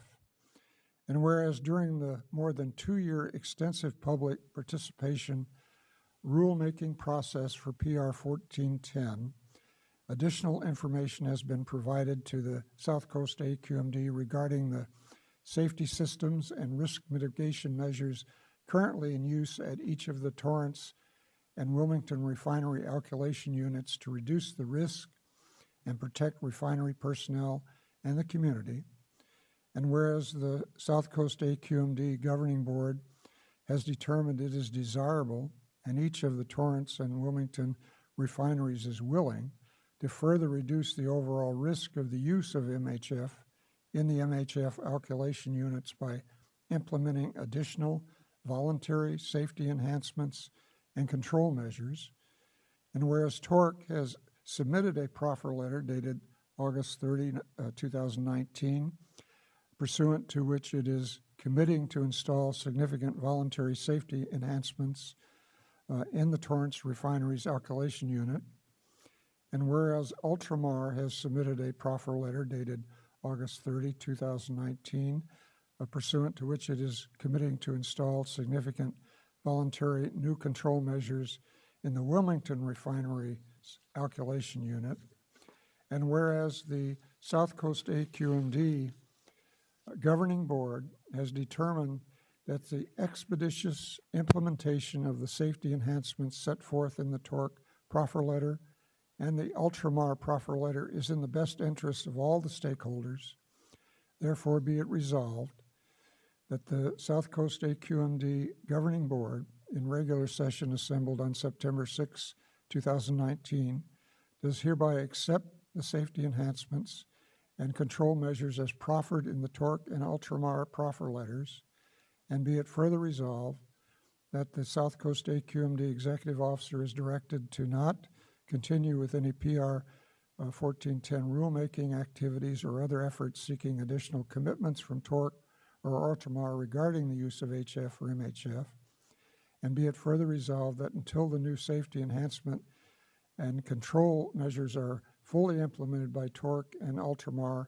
as set forth in the respective proffer letters, the South Coast AQMD Executive Officer shall report back to the Refinery Committee annually on the progress of the implementation of the new safety enhancements and control measures at the Torrance and Wilmington refineries, and be it further resolved that nothing in this resolution or in the South Coast AQMD Governing Board's acceptance of Ultramar's or TORC's respective proffer letters shall modify or alter the 2003 MOU or the Torrance Consent Decree.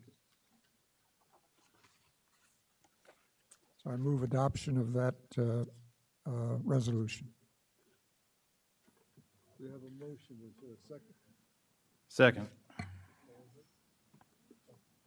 Okay, we have a number of people to speak to the motion. With Mayor Mitchell.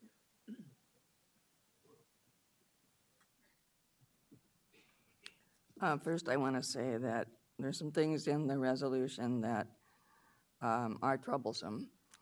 The reference to the 2003 MOU, we don't have in front of us, and probably many of us don't know what is exactly in that.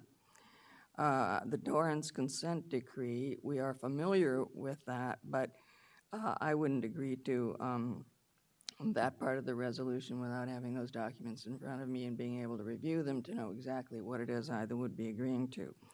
The other thing that's concerning here is in the second to last resolution, further resolved paragraph, it asks the executive officer to report back to the refinery committee annually until the safety mitigations are in place, which implies that this would be a multi-year process. That is very troublesome as well. So those are immediate objections to this resolution. I wouldn't agree to it. And there are a number of other issues that have been raised here today that are concerning, I think, to all of us. And I may have more to say on this, but I think one thing that we should be concerned about is the process and where we are in the process. And the other thing I want to ask staff about is this, and this probably goes to Dr. Fine. The mitigation measures that are put forth in the proffer letters, how do they stack up and compare against the mitigation measures we are considering as part of an MOU? There's definitely a lot of overlap, but I'll refer to Susan, who's been more involved in those discussions with refineries. So the focus on the mitigation for both in terms of what they have in the proffers are on their acid settlers. But one concern for Torrance is the south side of the unit, which they describe as that they don't say that it's open, but it says that there's a viewing. So I think that we would probably want to see more mitigation on that side because it is open. And then what we had discussed was other areas. So any area where you have pure acid that's being used, where Valero provides some additional mitigation. Torrance was silent in regards to that additional mitigation for the rerun line, for the boot and rerun lines. So if I understand you, there's a few areas where this would be, where there could be problematic. Yep. Because the other thing I'm wondering is if we are that close to ironing out the differences that we've had on mitigation, is there any reason why we wouldn't continue and just go forward with the MOU and not accept a proffer where we give up Rule 1410?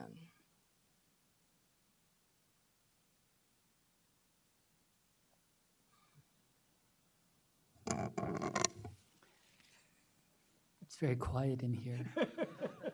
So with regards to your question, Mayor, I think there are a couple of issues that are at stake. As you just noted, that the variation in terms of the mitigation measures is fairly similar in terms of what we've described. And what we've talked about, what Susan Nakamura just described, was perhaps some additional aspects. I think that as you look at the process overall, what we were looking at was a performance standard. And part of the challenge you have is going through the actual refinement of that standard, then the actual running of that standard. And so the process has been a lengthy process. I think that from an implementation of mitigation measures, sooner is always better than later. And in this particular aspect, we do have the opportunity to at least consider the additional mitigation measures right away.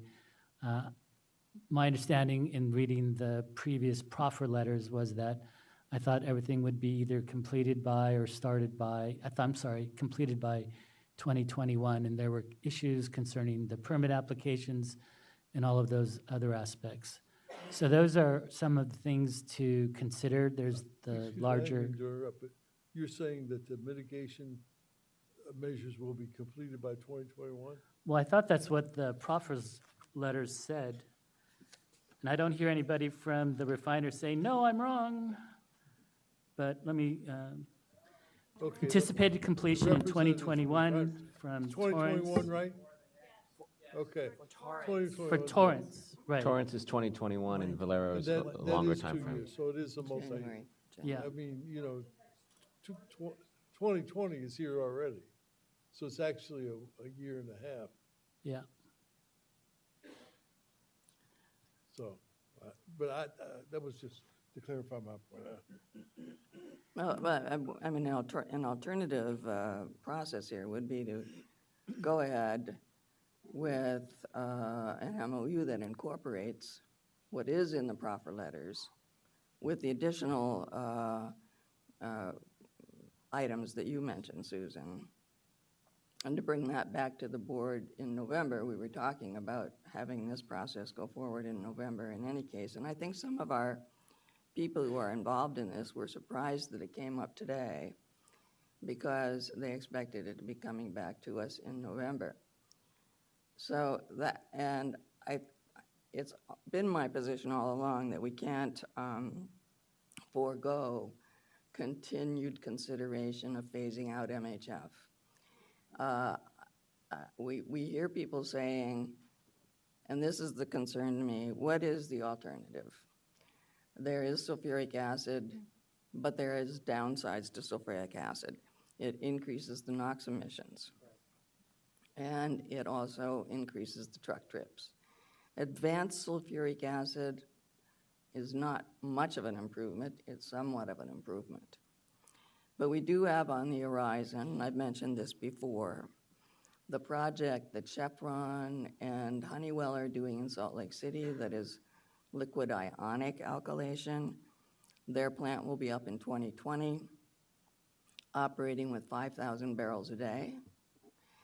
And there's also KBR that is working with solid acid alkylation, and they have a plant in, I'm not sure where it is.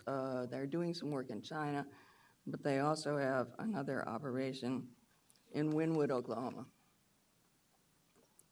The problem is that they're not readily available. We cannot say this is proven technology, but I believe we could say in another 5 to 6 years whether or not it's proven technology. And some of the pathways we've been looking at, in any case, in this whole endeavor, are pathways that are that long, that you put in mitigation and test the mitigation, and then we look at alternative alkylation methods to phase it out. What I would like to see happen is that we adopt mitigation measures now that protect the public, and that we continue to review the newer technology, that we ask our staff to come back with us to this board annually with a review of the newer technology. And when technology becomes proven in 5 or 6 years, and I understand that refineries have to do their own analysis within that period of time too on newer technology, that we sit down and have a consultation with the refineries on where that technology is and whether we can move forward with phasing out MHF. I think we have to keep that on the horizon, that we will phase out the use of this alkylation method. And I think the refineries recognize that too. There's a movement in this nation and across the world to phase out the use of MHF as an alkylation method. And we have to face up to that. And I see that we can't do it tomorrow. It's going to take time. But I think we need to put in mitigation measures now that provide additional safety to our residents, to our population. Some of those are laid out in the proffer letter, and I think those are good. And be patient about looking at that new technology. Technology, as you know, can move very fast. We've seen it in the last 10 or 20 years. And there's political will now and movement now to move away from MHF. I think we have to keep that in our sights and keep reviewing that in the next couple of years, 3 to 5 years, on where we are with that newer technology. It's never been about the jobs. We want to save our jobs. The jobs are really important. Janice and I have said that all along, and I don't think we will lose jobs. I think whatever we do here, enhanced mitigation will create jobs, and even transformation to a newer, safer technology will be one that preserves and creates jobs. So that's where I am on this. I will not agree to this resolution, but I ask this board to consider this alternative path where we keep our residents safe, but we look to the future for newer technology to phase out MHF. Thank you. Supervisor Hahn? Thank you, Mr. Chairman, and thank you, Mayor Mitchell, for those comments. I think that lays out a little bit of a better pathway. Yeah, I have a lot of concerns about what we have before us today. But I'll start by saying to my workers in my labor unions, you know that I have spent my entire political career, as well as my father and my brother, in being champions for the working people of Los Angeles County.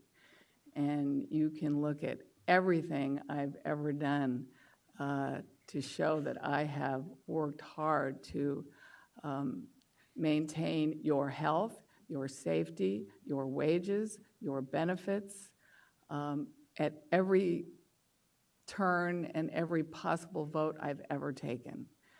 And this, for me, everything I'm going to say is in no way diminishing the jobs the jobs in the refineries or the jobs anywhere else. But, one of the greatest tenets of labor is workplace safety.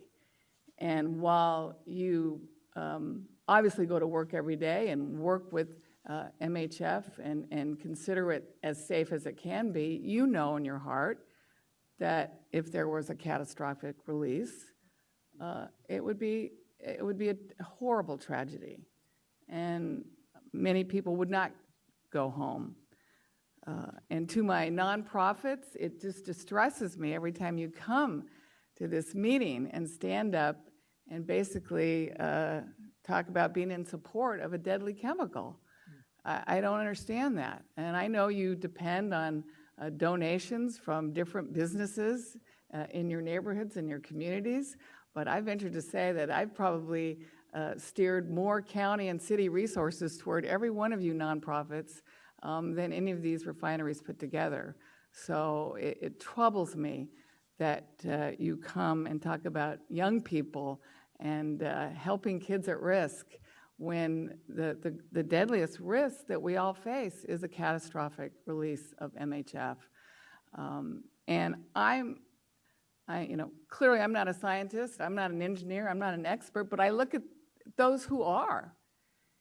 And my own Department of Public Health in the County of Los Angeles has worded a very strong letter to us, colleagues, that this is a serious threat and that no amount of mitigation will protect our communities from a deadly catastrophic release of MHF. And we don't even have the preparedness. Our hospitals wouldn't even be able to handle a catastrophic release. And in my opinion, the only way to remove the risk is to eliminate the use of this chemical. I mean, that's just common sense. We can mitigate all we want, but you will never remove the risk.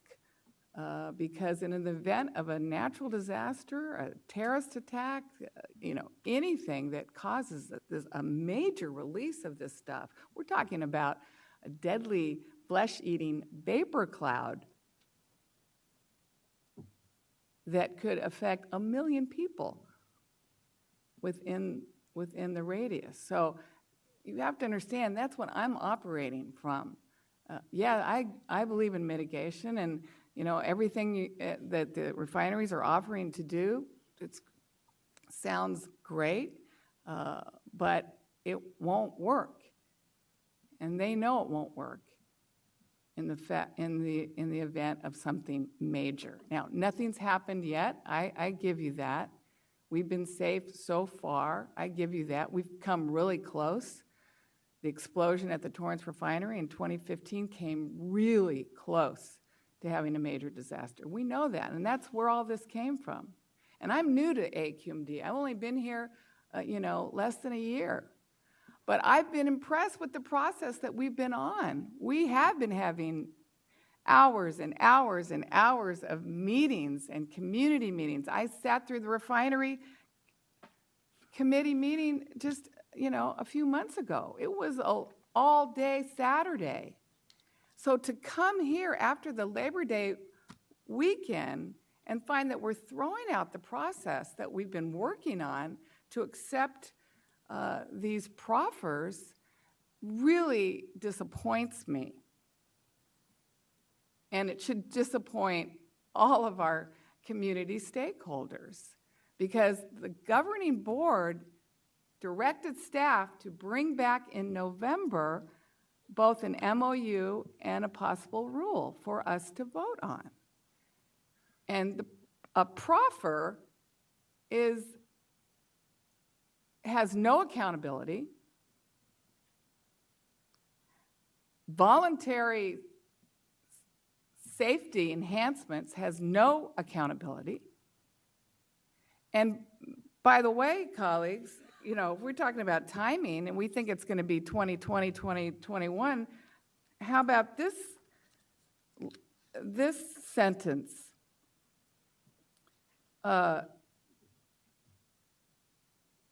in the event of delays in completing the implementation of the voluntary safety enhancements due to circumstances that are beyond TORC's reasonable control, we'll notify the district as soon as it is aware of the delays. And then what? I mean, how do we know what circumstances could cause a delay? I was against the MOU, and I agree. I honestly, in my heart of hearts, believe the only way to eliminate the risk is to eliminate this deadly chemical. I'm just going to say that. So even the MOU was woefully inadequate, in my opinion, but at least the MOU was an agreement. It was a contract. It was, you hold up your end of the bargain and we'll hold up ours. This basically says, accept the proffer, drop any future proceedings which even look at an MOU or look at a common sense phase out. You know, I can't accept that. I won't accept that. I think that is really skirting our process. It's an end around. And I think we could have gotten somewhere that would have been reasonable, and it would have been in my opinion, years, 4 or 5, 6 years where we actually could have moved toward phasing out this chemical while preserving our jobs and maintaining the health and safety of our communities. So I'm certainly not going to accept this proffer. I think it's a sad excuse for the agreement that I thought we were working towards. Thank you. I had promised myself that I wasn't going to say anything today on this item, but I guess here I go. I'm not clear on what Larry's motion does to prohibit you from looking at technological advances. Can someone show me that? If there was a technological advance tomorrow, what would keep you from using that? There's nothing in his motion that prohibits that. Now, everybody knows that I've been as quiet as a church mouse on where I was on this issue because it's my role as chair to get the best deal for the public that I can possibly get. But I have to make a decision on when I think that best deal has been achieved. And with no process that is viable inside here, because everybody in this auditorium drove here today. There's no one who walked here, even Caciotti, took some kind of vehicle, which ran on fuel. So you got to have it. I know we need to phase it out, but now's not the time. So I will be supporting Mr. McCallum's resolution because I think it's, yeah, I know, shame on me. You gonna walk home? Yeah, right. So I am, and if there's no further comment, yes, Mr. Caciotti. Thanks, Chair. And I'm with you. And I think we're not far apart from Larry's. And I want to, just recognize the hard work the committee's put together for 5-hour meetings just a few months ago. So I'd like to make a substitute motion that pretty much incorporates what Mayor Mitchell said and a lot of what Janice said, which I think we get these mitigation measures up front. Staff is working together over the next few months to address what staff has said. We're not far apart. We're very close. There's modest differences. This preserves the jobs that we care about in the region.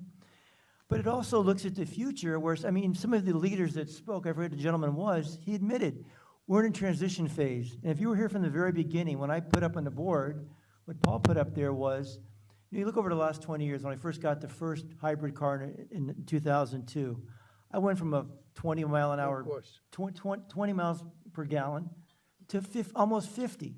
I've saved about $15,000 in money over the last 18 years. Most of the time I'm riding my bike.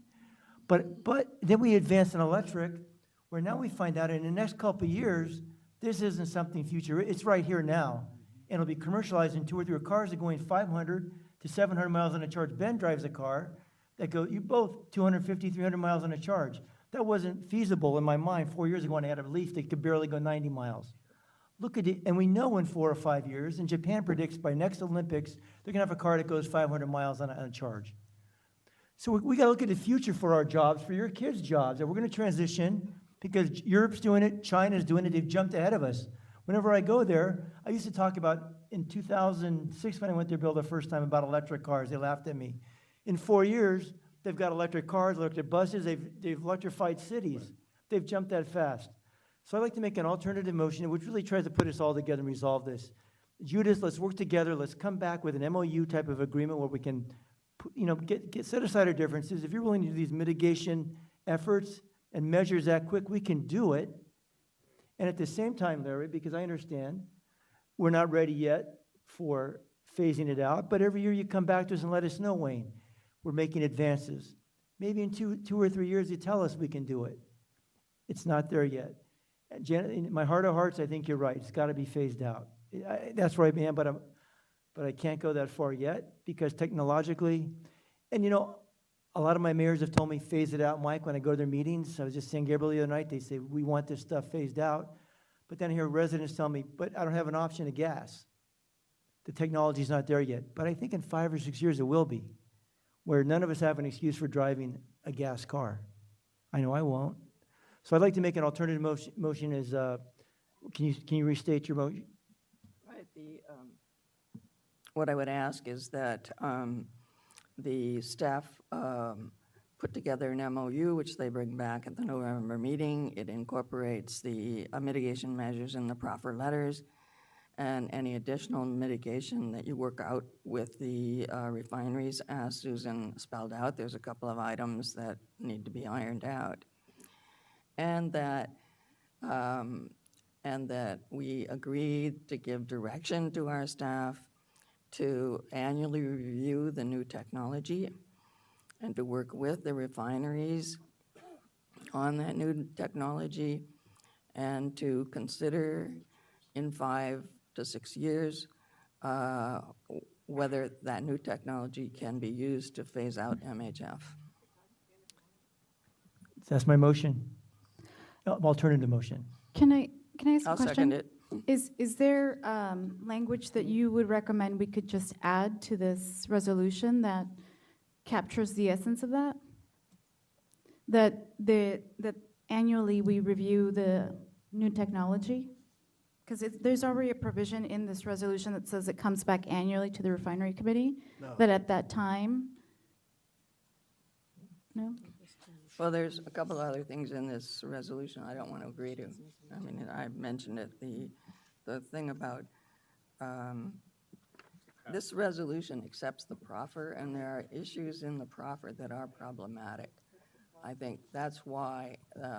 We need the lawyers to sit down and come back with an MOU where they've gone through it. An MOU. And we got 2 months to go over it. If you need to December, January is fine. Try for November, but other things come up, as Wayne knows. He's got 617 breathing down his neck. You can't do everything. So hopefully November, but if you can't, we come back a little later. We put it in writing so we have time to look at it. It's not given to us, at 2 minutes before the vote. So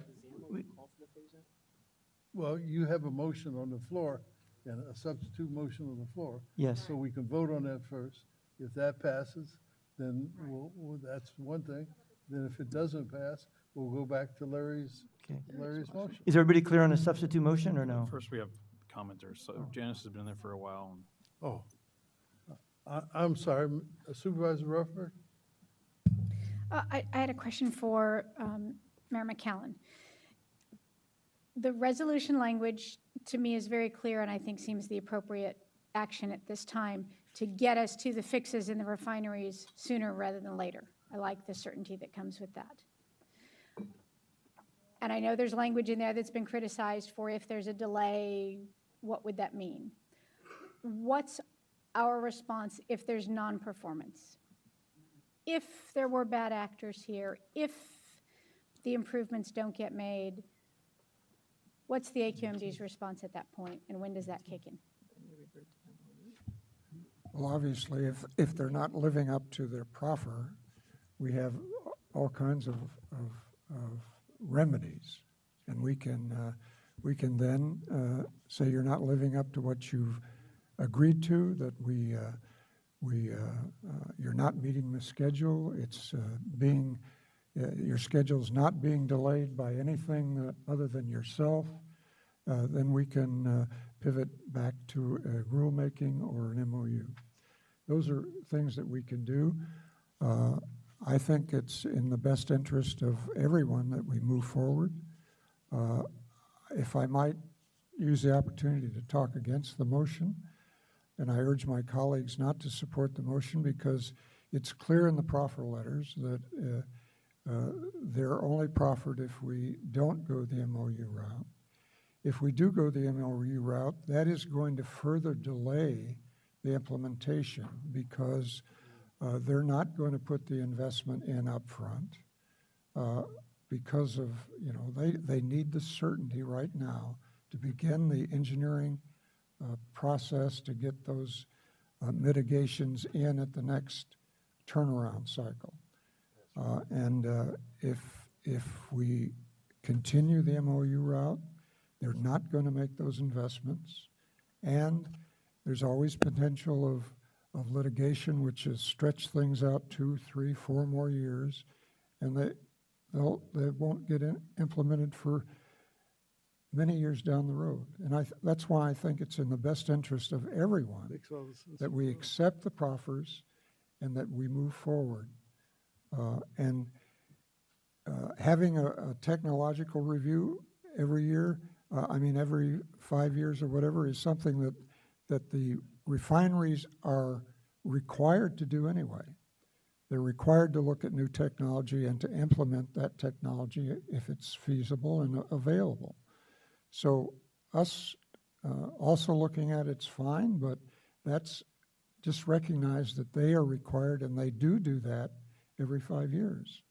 So, as soon as there is more viable technology that is proven, they will definitely implement it. It's in their best interest to implement it. So I would urge my colleagues not to support the substitute motion and support the original motion that I made. We have a motion and a second on the floor from Mr. Caccioti and Ms. Mitchell. Mr. Chair, did I hear you say, Mr. McCallum, that when new technology becomes available, they will definitely implement it? The refineries? If it's available and feasible. They will definitely implement it. That's what I heard him say. I said that, yes. I can't commit them to it. Everybody that believes that, raise your hand. The refiners are raising their hand.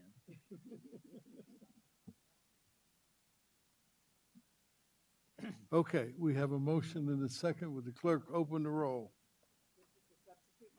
Yes, this is Cacciotti's and Mitchell's substitute.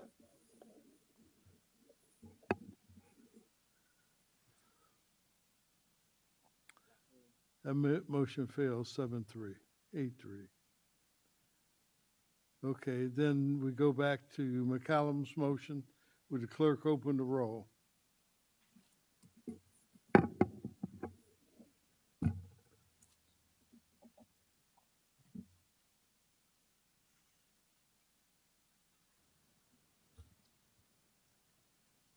Mayor Mitchell, can you walk in? That motion passes 8-3.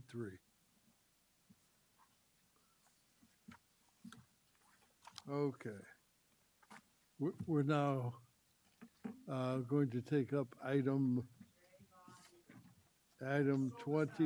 23.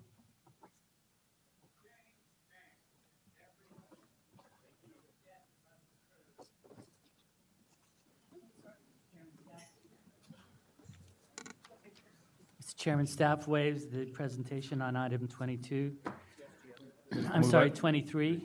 This is the new source review. It's a status report. It's fairly form, so staff waives presentation. I'll move item 23. Second. Is there any public comment? Anybody opposed? Hearing no opposition, that item is carried. Do we now go to closed No, we session? have item 26. Item 26, can you waive the presentation? Staff waives presentation for item 26. It's also a formal We have a report. speaker. Huh? Harvey Eder. Harvey, are you still here? We just did that. No. No, I'm not I think there might be public we comment do on item 24? 26. Huh? Oh, It was we continued. need to continue it. Second, the motion to Oh, no, continue. staff pulled it. Staff pulled it? Okay. Yeah, staff already pulled it. Yeah. Okay, just need So somebody to say. we're on the last one, right? 26. Harvey Eder for speaking on 26. He's not here. All right. So I'll accept a motion from you, Mr. Move on 26. I'll second. Anybody opposed to 26? Hearing none, so We carried. have public comment. There's nobody for public? Well, there's Oh, you mean people for listed. public comment, public. Yeah. Any public comment? Can we read the list? You said you wouldn't mess it up this time, William Burke.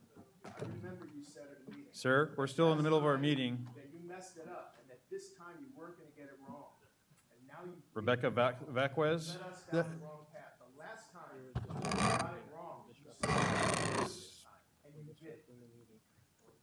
That's a shame. Albert Robles. You didn't keep your promise. You didn't keep your word, and you David know- Poster. know you got it wrong. Diana from the Sierra Club. Courtney Smith. Harvey Eder. Alex Winchelbit. Winchelbert. Yassi. Mario Vasquez. Maximilio Ochoa. Items of public comment. Would you like me to sign in? Go outside and sign in? Yvonne Watson. Anna Vargas. Al, if you're going to speak on public comment, go ahead. This is for public items for items not on the agenda.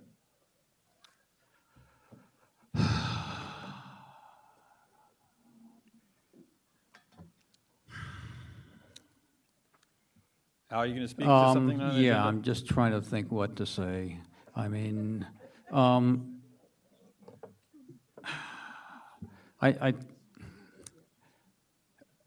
I think that the board has gone through better days. I remember there being some people on the board who were much more caring about public health for the areas that were represented. And I just see, I'm just so sad and disappointed. There have been, all right, with respect to we didn't have to come back, but misrepresentations, lack of accountability, to say that a voluntary measure is enforceable, it's sad. Thank you for your testimony. Notice I'm not yelling. Harvey Eder. Mr. Postman, do you want to speak on something not on the agenda? Yes. Yeah. So this is on 26? This is on items not on the agenda, Harvey. We're already past 26. This is public comment? Yes. You get 3 minutes on public comment. Straight up. Okay. My name is Harvey Etter. Good afternoon. I'm speaking for myself and for the Public Solar Power Coalition and for the 80–90% of American folks that want to see an equitable and just immediate total solar conversion. The rest just don't know yet. The climate numbers, the real numbers I've mentioned before are double what the district, CARB, and the federal government are using. They're using like 450 parts per million. This is outrageous, okay? AR5, IPPC 13, they use 86 times instead of 20 global warming potential for methane. Okay, instead of 100 years, methane lasts in the atmosphere 12 and a half years. They have it now on a basis 20, and that comes out to 86. Okay, a lot of it's in the plan. There's been a 30% increase in the last 12 years, according to Aaron Katzenstein. I worked with Aaron. That was good. You wouldn't take him in the head of the lad. And now I worked somewhat with another new doctorate on the 617 plans, and they put 3 people in between me and him. Anyway, we're heading up a study group not only on methane, but nitrous oxide, and we want to incorporate everything that we submitted in the reference into response from the Federal Register of June 17th to EPA, John Dombrowski, and this includes all those numbers and numbers on nitrous oxide. Okay, there are at least 100 times global warming potential, plus the 400 from we're at 1,000 right now. You folks are talking about a lot of other stuff. I don't know, apparently doesn't concern you. But, 20% of the Amazon presents, they say 20% of the oxygen we breathe. These kids are freaked out about it. I've heard that number might not be so, but after it's gone, what happens is when the land dries out and effects on that are even greater. I don't know, man.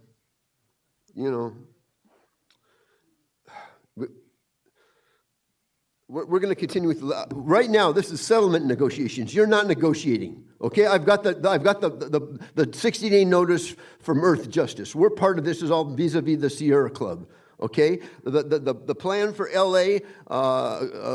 Andy Schrader is meeting with the club on Sunday to go with our solar New Deal, okay? Look. I don't know. I'm pissed. We're litigating. See you in court. To hell with y'all. Diana Cortez? And Bay, do we have to do 3 minutes on public comment or 1 minute? No, it's at the board's discretion. All right, I'm sorry, we're going to be back to 1 minute. Thank you, Paul. Chair, members of the board, thank you for having me speak today. I just want to thank Michael Kashoni and Janice Hang for standing up today for the vote, and shame on Larry for making that second motion. Ma'am, you have something that's not related to today's. But let me go to this other part. Public comments not related to today, please. So another part, Or I'm items here on the to speak agenda. about the Eastgate development in the San Bernardino County International Airport. And I'm talking. That item was on the agenda, ma'am. We already went past that item. Okay, so why This am I is for items that are not on the agenda. If you have But some it's other public new- comment, correct? Public comments for items that are not on the agenda, so that the public can bring them forward, so that the body can consider But them they in the didn't future. talk about the Eastgate project earlier today. What's that? I'm talking about the Eastgate development. Wasn't that part of the San Bernardino discussion we talked about earlier?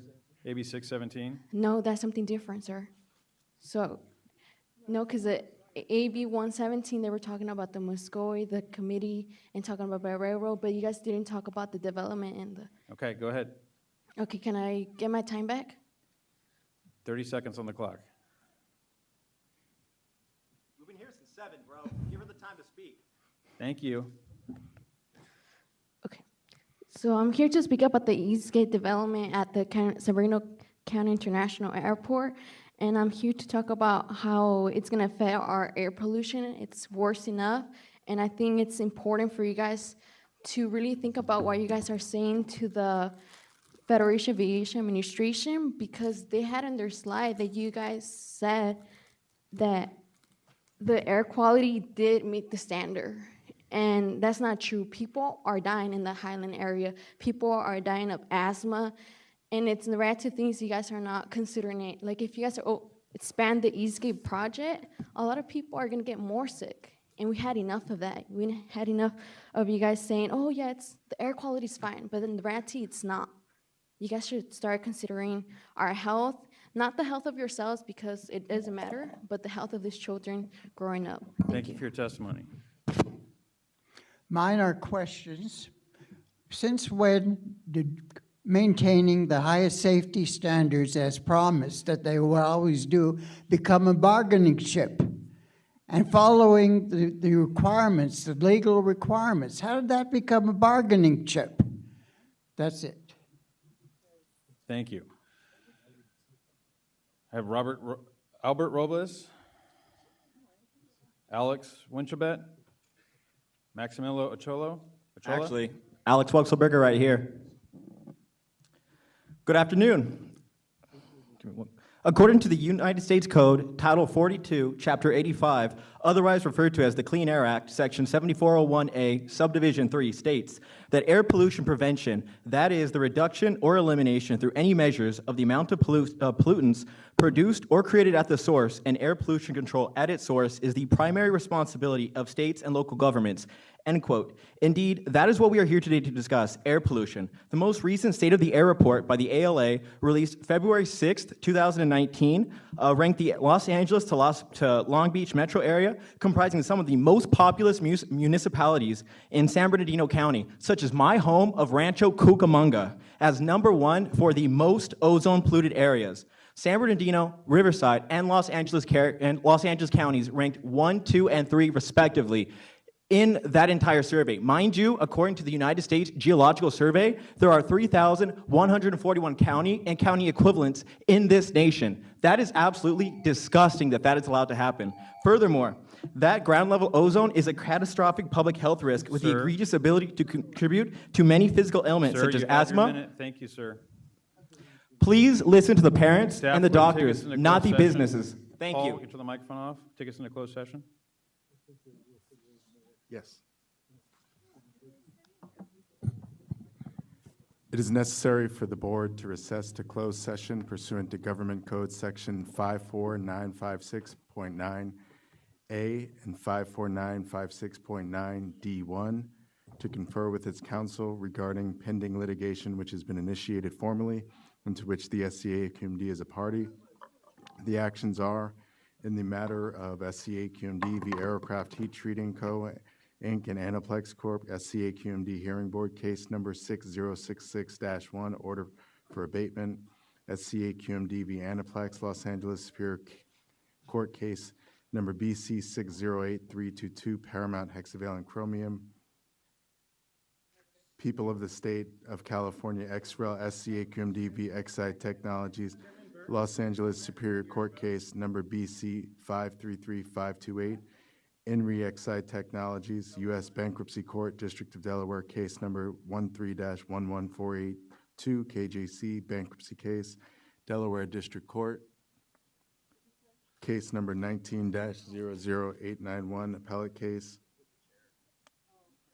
SCA QMD v. City of Moreno Valley et al., Riverside County Superior Court, case numbers RIC 1511213 and RIC 1601988, World Logistics Center, Center for Community Action and Environmental Justice et al. v. City of Moreno Valley et al., California Court of Appeal, 4th District, Division 2, case number EO67200, Albert Pawlak et al. v. City of Moreno Valley et al., California Court of Appeal, 4th District, Division 2, case number EO71184.